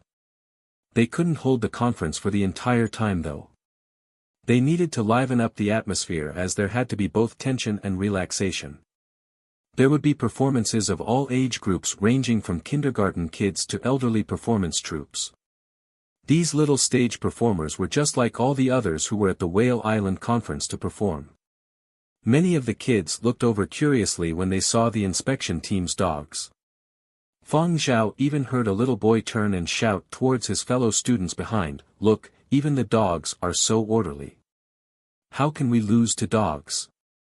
When returning from the dining hall to their accommodations, they passed by Whale Island region's central public square, where the Guard of Honor contingent was standing in position. At the stroke of 9 a.m., music filled the air. String instruments, flute music and military drums created a bereaving melody that also carried inspiration and hope. It sounded like a mild wind that seemed to signify the peace and tranquility after war. Flags of the 12 continents and the emblems of various military bases were raised along with the music, commemorating the longest fight for survival in the history of mankind. It honored those who had sacrificed their blood so that others could see the dawn of the new era. When the music started, the small overtime team stopped walking and held a salute until the music ended before continuing to make their way back. The Whale Island Conference had officially started. And in the next 3 days of the conference, the inspection team's tasks would become even greater. Thus, after returning back to the dormitory, nothing much was said. Sleep came first. They had to make the most of the little time they had to replenish their energy. After waking up, Fang Zhao's next tasks were to patrol some buildings. There were special rest areas for inspection dogs at the first level of every building. There were special dog toilets that included automated cleaning, massages and other services. All it required was a scan of the work badge hanging from the dog's collar. The treatment of service dogs was really good here. After finishing going through one building, Fang Zhao brought Curly Hair to the dog toilet. When they got there, Fang Zhao saw Thornhead's trainer waiting outside the toilet. Thornhead's trainer smiled and called out when he saw Fang Zhao coming over. Our team was just patrolling the building next door.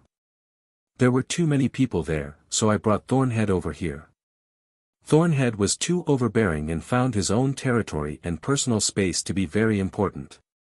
He would even make other dogs stick close to the wall when he visited the toilets. Back at his own home, Thornhead even had his own special toilet. Having gotten used to his overbearing ways, Thornhead treated these public dog toilets as his own. His trainer was also helpless and had to bring Thornhead to find another toilet each time. This dog was capable, and his results on duty at Whale Island region during this period were exceptional.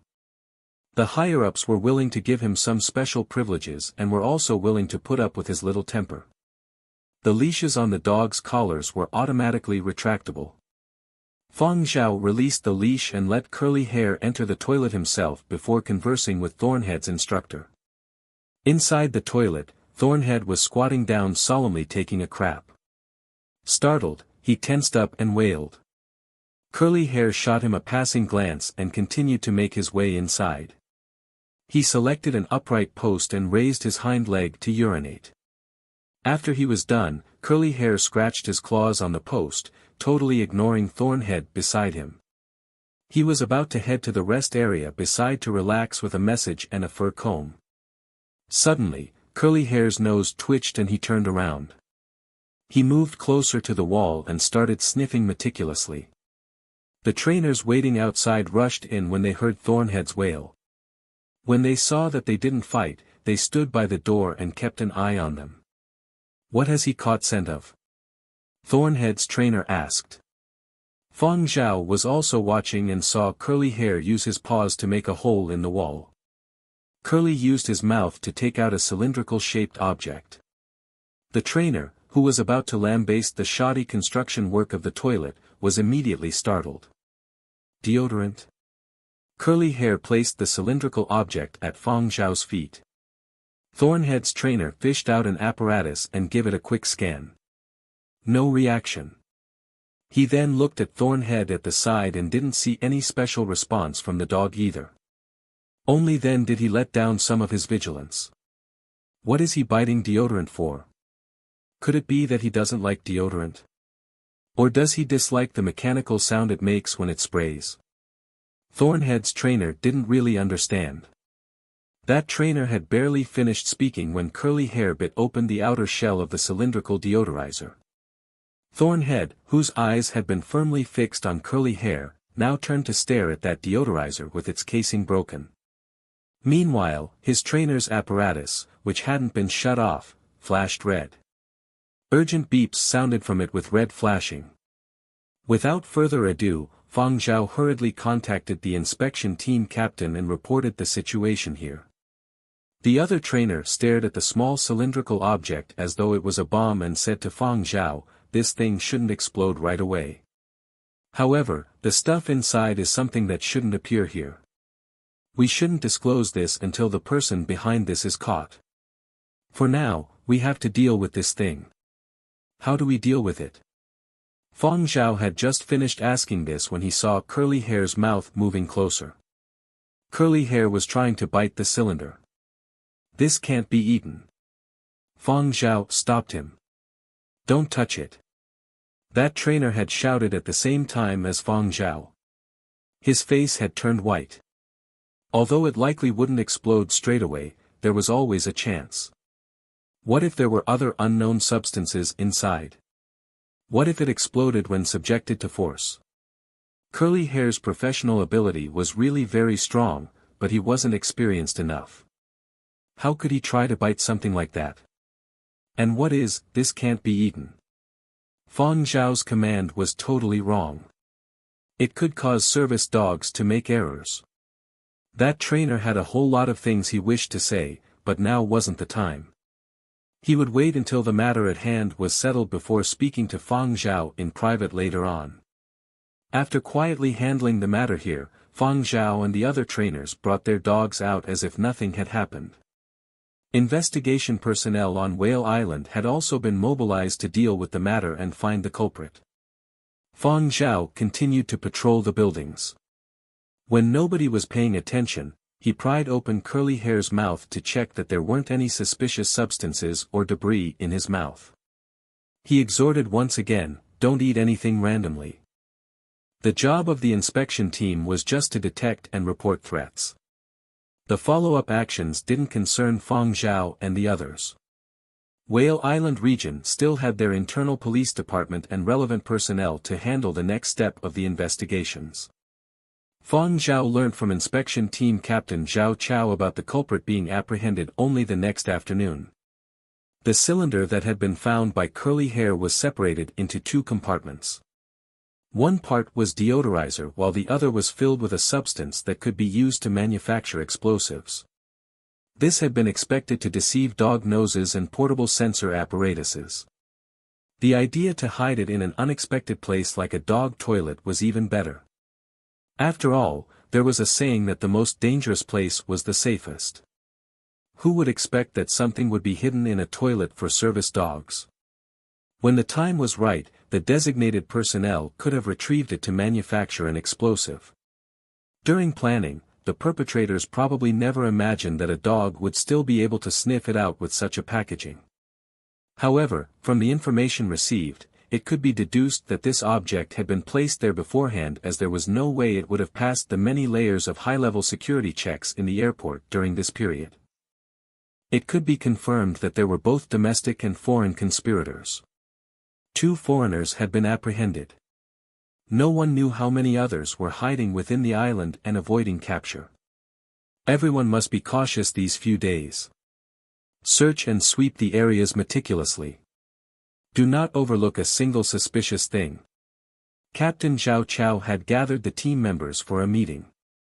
Those that were on duty would also get to see the recorded logs/minutes of these meetings. After exhorting once again, Zhao Chao got Fang Zhao to stay behind to have a word with him. Fang Zhao, you have worked hard in bringing Curly Hair all over to many areas. Curly Hair receiving a merit had come as a huge surprise to Zhao Chao, but at the same time, he could now see why Curly Hair was recommended here despite being a pet. This dog was really capable. Indeed, he deserved to be known as the dog that had caused Muzhou's sheep herding competitions to change their rules. Regardless of whether he joined the anti-smuggling bureaus of various large spaceports or special combat departments, this sort of dog would be extremely welcomed. Being with Fang Zhao was a waste of its talent. Furthermore, it had been a shepherd dog before and wouldn't be that staunch. What a pity.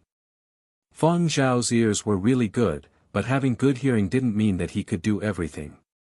He still had to rely on the dog. However, Zhao Chao also knew those who had recommended Curly Hair, and Fang Zhao surely had sights on Curly Hair long ago. However, it was impossible to make Fang Zhao part with Curly Hair. Now, he could only assign Fang Zhao more tasks. It couldn't be helped. His dog was just too impressive. The capable ones did the most work. Under the current circumstances, the security equipment at the airport can't possibly be moved to every single building. There are many places that aren't convenient to search or have limitations. Curly Hair's nose is really sensitive. I will need you to bring him around to more places on behalf of the team. Of course, if you have any additional requests, I will try my best to help satisfy them. Captain, Fang Zhao said. What? Can we increase our rations? Increase. Special times called for special measures. With gritted teeth, Zhao Chao went over the team's vets and approved additional food for both dog and human. After, Zhao Chao was still a little uneasy and reminded Fang Zhao, I know that you can really eat, however, your dog might not necessarily be the same as you. If you ever find that he is unwell, make sure you send him to our vets right away. Understood. Fang Zhao nodded. Also, watch him carefully and don't let him eat everything he wishes to. Not all food that we eat can be fed to dogs. Even in small amounts, some things are harmful to dogs. Got it.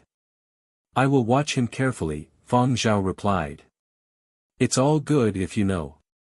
Zhao Chao recalled that Fang Zhao had kept this dog for quite a long time already. He probably already understood all the fundamentals of keeping a dog. Seeing that Fang Zhao already seemed aware of all the information, Zhao Chao felt more relieved. In addition, people who could enter Whale Island region weren't bumpkins. They wouldn't litter or toss random things around.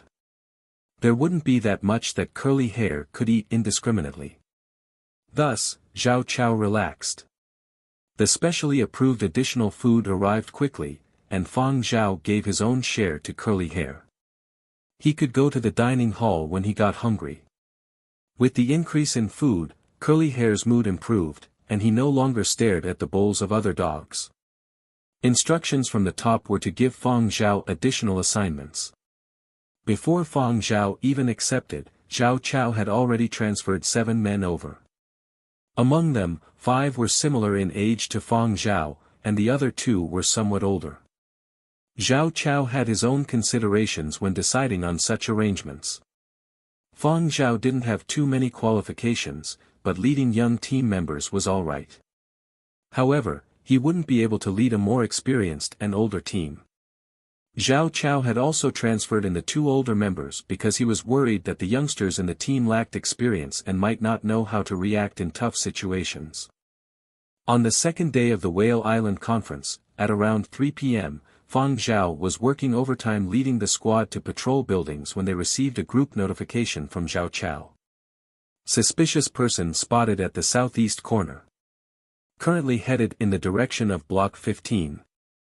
The area Fang Zhao was situated at was in Whale Island's southeast region. The inspection team members that received the message hurriedly headed over. The suspicious person Zhao Chao mentioned was able to infiltrate Whale Island, avoid monitors and Whale Island guards, and successfully evade capture. In short, he had some ability. What Zhao Chao meant in his messages was for the inspection team personnel on duty in the southeast region to head over to assist the Whale Island guard in capturing the suspect. Fang Zhao's small squad wasn't the closest, but they were within range. They had already completed their patrol of the few blocks without finding anything out of the ordinary, so they headed in the direction where Zhao Chao had said. After running for a short while, Fang Zhao's squad came to a fence that had been temporarily set up for the conference period. Taking a straight path to where the suspicious character was spotted wasn't considered far, but going around the fence would take up quite some time. One of the older squad members pointed towards the left decisively. Let's go around this way. He hadn't finished his sentence when he saw that Fang Zhao had already climbed over to the other side. In the blink of an eye, Fang Zhao had scaled the 5-meter-tall perimeter fence and was already on the other side. 2 young squad members behind Fang Zhao also started to follow and climb, but they slid down when they tried. Other squad members who were following behind and about to climb. Is there equipment? This sort of defensive perimeter fence is really difficult to climb. One of the squad members that had slid down exclaimed. If he hadn't tried it for himself, he would really have thought that it would be a breeze to scale this sort of fence. His fingers had nearly snapped. The design of the fence and the paint used makes it really difficult to climb. Even a temporary fence like this couldn't be so easily scaled. It was still alright with equipment, but trying to climb it barehanded was really too difficult. Perhaps a few older squad members would be able to succeed after trying it a few times, but nobody could guarantee being able to climb over the fence so smoothly like Fang Zhao. Those transferred to Fang Zhao's squad were slightly younger. They could still train dogs and their individual abilities were considered above average. The two older members had more experience but were slightly weaker in individual ability. Furthermore, even if they could climb, they also couldn't be like Fang Zhao and leave their dogs behind to operate individually. Having already gotten to the other side, Fang Zhao told his squad members, "I will head over. You guys go around and catch up." One of the older squad members replied, "Understood. You head on first. I will help you bring your dog." He hadn't finished speaking when the squad members discovered that Curly Hair had already tunneled his way through a narrow crack at the bottom of the fence. Curly Hair was already standing beside Fang Zhao. The other squad members. Who designed this perimeter fence? Why is there a crack at the bottom? Only a small dog like Curly Hair could manage to squeeze through that narrow crack. It was really too difficult for the other squad members. Even if they were small enough to squeeze through, they couldn't leave their dogs behind. In this small squad, all of them had medium or large-sized dogs. Now wasn't the time to be rueful. They still had to go catch a suspect. Because they could neither scale the fence nor squeeze through the crack, the squad members could only quickly make their way around. At least this was still more efficient than trying to force their way through the fence. But how had Fang Zhao scaled the fence so skillfully? Wasn't he a youngster who mainly dabbled in art? When Fang Zhao found Zhao Chao, the captain was standing before a building on a call. His expression didn't seem so good. Surrounding the building were personnel from the Whale Island Guard. Fang Zhao only went over after Zhao Chao ended the call. The person went in. Fang Zhao asked. Zhao Chao kneaded his own forehead. It's a comprehensive laboratory. Animals outside the laboratory aren't allowed in more than 70% of the areas inside. The guard have already sent in some men, and we have already contacted the staff inside to cooperate. Now this building is locked down. People can enter, but nobody can exit. Laboratories were the places that inspection dogs were least willing to go. Even if they were permitted inside, their mental states would be affected. The atmosphere and smell inside made inspection dogs nervous. Fang Zhao first got Curly Hair to stay outside with another inspection team member before following Zhao Chao in. The laboratory facility was divided into 3 different subunits, and the target had entered from Unit 1. Thus, after the building had been locked down, the focus of the search was at Unit 1. Staff within the facility had already received the order to stay in their respective offices or labs without avoid moving around too much and to keep an eye out for any suspicious characters. When Fang Zhao and Zhao Chao entered, they were met by a person wearing a white suit. The tag he wore on his breast indicated that he had considerable status here. His face showed no sign that he was worried or uneasy. Instead, he had a slight look of disgust. This look wasn't targeted at Fang Zhao and the others but at the infiltrator. You all must increase your efficiency. The person still hasn't been caught. Can you imagine the consequences of this sort of sterile environment being contaminated by bacteria and germs from the outside? Zhao Chao paused but didn't reply. Instead, he introduced the person to Fang Zhao. This is the person currently in charge of this comprehensive lab facilities Unit 1, Biochemical Virus Specialist Professor D.M. Nicholas. Here, the unit manager of this laboratory building wasn't like the caretaker of a student dormitory. It was entirely different. His status was similar to a CEO of a company. Many of the experimental projects within this facility were presided over by this person. Personnel from the inspection team and the Whale Island Guard also required his authorization in order to search the interior of this facility. Of course, under the current circumstances, this unit manager was still rather cooperative. Surveillance footage showing the inside of the facility was handed over, but he wasn't too satisfied with the efficiency of the search. You can just call me Professor Nick. Unit Manager Nick was only in his 50s. This was considered rather young in the science and research domain. Being able to possess such status at his age meant that his research abilities couldn't be doubted. However, what Chow Chow didn't say was that Unit Manager Nick was indeed very impressive in terms of research ability. Given his ability and research accomplishments, he could have already taken charge of many important projects and become a unit manager in Whale Island Region's research facility 10 years ago. As for why he had only just become a unit manager at this time, this individual had offended too many people. Professor Nick didn't know what Chow Chow was thinking. He had previously explained to personnel of the Whale Island Guard about the laboratory facility's layout and once again gave Zhao Chao and the others a simple introduction. For the conference period, there are at least 3 types of highly dangerous pathogens that are deposited at our facility. But don't worry, please have trust in our security system. Furthermore, the pathogens that can be brought in have already been handled.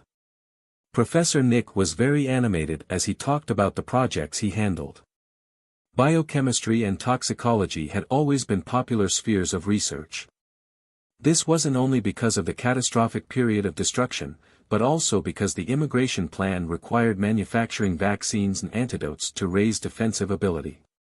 As a result, these research spheres were able to garner a lot of funding, groom many talents and attain accomplishments that were admired by many. Biological organisms and substances that could be made into weapons were forbidden from being used.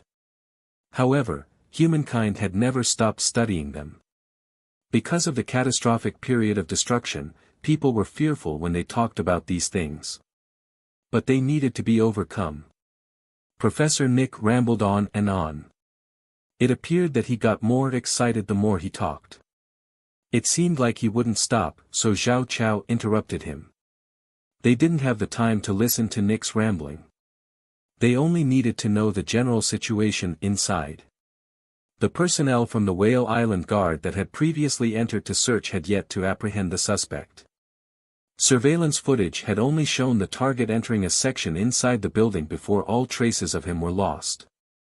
Not every part of the laboratory facility had surveillance facilities. Some places didn't have surveillance facilities installed because of its sensitive nature. And clearly, the suspect was also a person adept in evading surveillance. This was indeed a thorny situation. Looks like the aid surveillance footage can provide is limited. Zhao Chao furrowed his brows. Professor Nick spread out his hands and shrugged. I have already done all I can to help. I am really anxious now. Please be understanding towards a toxicology researcher's obsession with cleanliness. Zhao Chao glanced at him. Just solely from his expression, Zhao Chao could notice a clear look of disgust but not a single hint of worry. However, Zhao Chao also fretted about the situation at hand. He had contacted the Whale Island Guard captain that had led a squad over. They hadn't been able to discover any clues on their end either. The suspect was definitely within the building. As for where exactly, it was still difficult to pinpoint in the short term. The facility was so big. How long would they need to search? Each minute wasted was another minute of uncertainty and danger. I think we should let the dogs in to search. When machinery was unreliable, Zhao Chao thought of dogs. Nick didn't give an immediate reply. He pondered for a bit before saying, there are a few floors within the building that require special attire to be worn. There are also all sorts of sterilization procedures required. These procedures might not affect humans, but I can't be sure for dogs. We don't have specialized attire for dogs here. If you people can't find a more effective way, you can bring the dogs in, but the risk is yours. Also, there are many places with self-cleaning procedures. Even the most exceptional inspection dog might not be able to sniff out anything. Fang Zhao was listening to Unit Manager Nick's exchange with Zhao Chao while his eyes were fixated on the surveillance display screen. At this point, he said to Zhao Chao, "Curly hair is outside. The inspection squad nearby should have reached here as well. You can get them to search the floors which don't require too many complicated procedures first. At the same time, you can let me try listening to any audio surveillance. My hearing ability isn't too bad." A member from the Whale Island Guard shook his head. We have already tried analyzing the audio recordings of the surveillance footage. There is just too much noise, and it is really difficult to determine the suspect's path. There were too much sounds from the various apparatus and equipment in operation.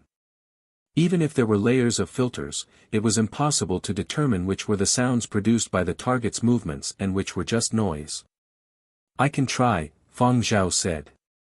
Zhao Chao considered for a short moment and agreed. Zhao Chao got the squad outside to bring the inspection dogs in and search the few floors that didn't require any complicated procedures. At the same time, Fang Zhao used the audio surveillance to try to track the target's movements from the point of infiltration. This wasn't Fang Zhao's first time doing such a thing. It wasn't just in his previous life either. Back when he had been on Planet Y, Fang Zhao had used this sort of method to track down a killer. There was indeed a lot of sound interference inside the facility. Fang Zhao broke down every sound and tone, differentiating, analyzing and filling in required information in his brain. After, he tried to consider different angles. If the suspect was here, where would he head to and where would he hide? With his extraordinary hearing ability, abundant experience in tracking, fleeing for danger and survival instincts, Fang Zhao was able to choose a route that practically coincided with the infiltrator's route. Furthermore, Fang Zhao's pursuit speed wasn't any slower than the infiltrator's speed. The men dispatched by Zhao Chao and the Whale Island Guard to follow weren't able to catch up and lost him. Inside the main control room, Zhao Chao and the Whale Island Guard captain watched the scenes on the display with gaping mouths. On it was the live feed of Fang Zhao's real-time situation and a route indicator. The Whale Island Guard captain managed to move his jaw that had nearly fallen out from shock back into position. He pointed at the screen and exclaimed, "Those ears of his. No wonder so many people are interested in it." This was the first time Zhao Chao had witnessed firsthand the miraculousness of Fang Zhao's ears. No wonder. No wonder a reserve-duty musical artist would be recommended here. Is his hearing ability very good? Professor Nick asked. You don't know him? I always thought that those who did research were very interested in those ears of his, Zhao Chao said. Nick shook his head. He was a researcher in the field of biochemistry and toxicology. He rarely paid attention to any news outside of research and didn't really know much about Fang Zhao. Zhao Chao gave him a summary of the services that Fang Zhao's miraculous ears had rendered. Nowadays people like to jokingly call him "dieting." Seems like it isn't an exaggeration. He can really catch what other people are unable to hear. Those ears are even more effective than machines. Zhao Chao's professional habits acted up and his first reaction was to compare it from a pragmatic point of view in regards to work. However, unit manager Nick's focus was completely different from Zhao Chao's. His face turned slightly uncomfortable when he heard Zhao Chao's evaluation of Fang Zhao. So, as long as it isn't completely soundproof, if he is in a suitable range, he can actually hear other people's conversations. Nick pulled a long face. In theory, this sounds about right. That means that he can hear the classified information of many laboratories.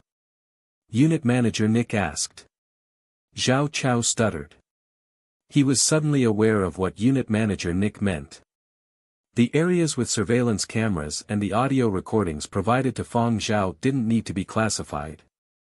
However, Fang Zhao's movements had taken him through a few areas that belonged to non-surveillance zones. All of these touched upon important classified research. And Fang Zhao only had temporary clearance to enter this place for work-related matters. There was certain information that he shouldn't come into contact with.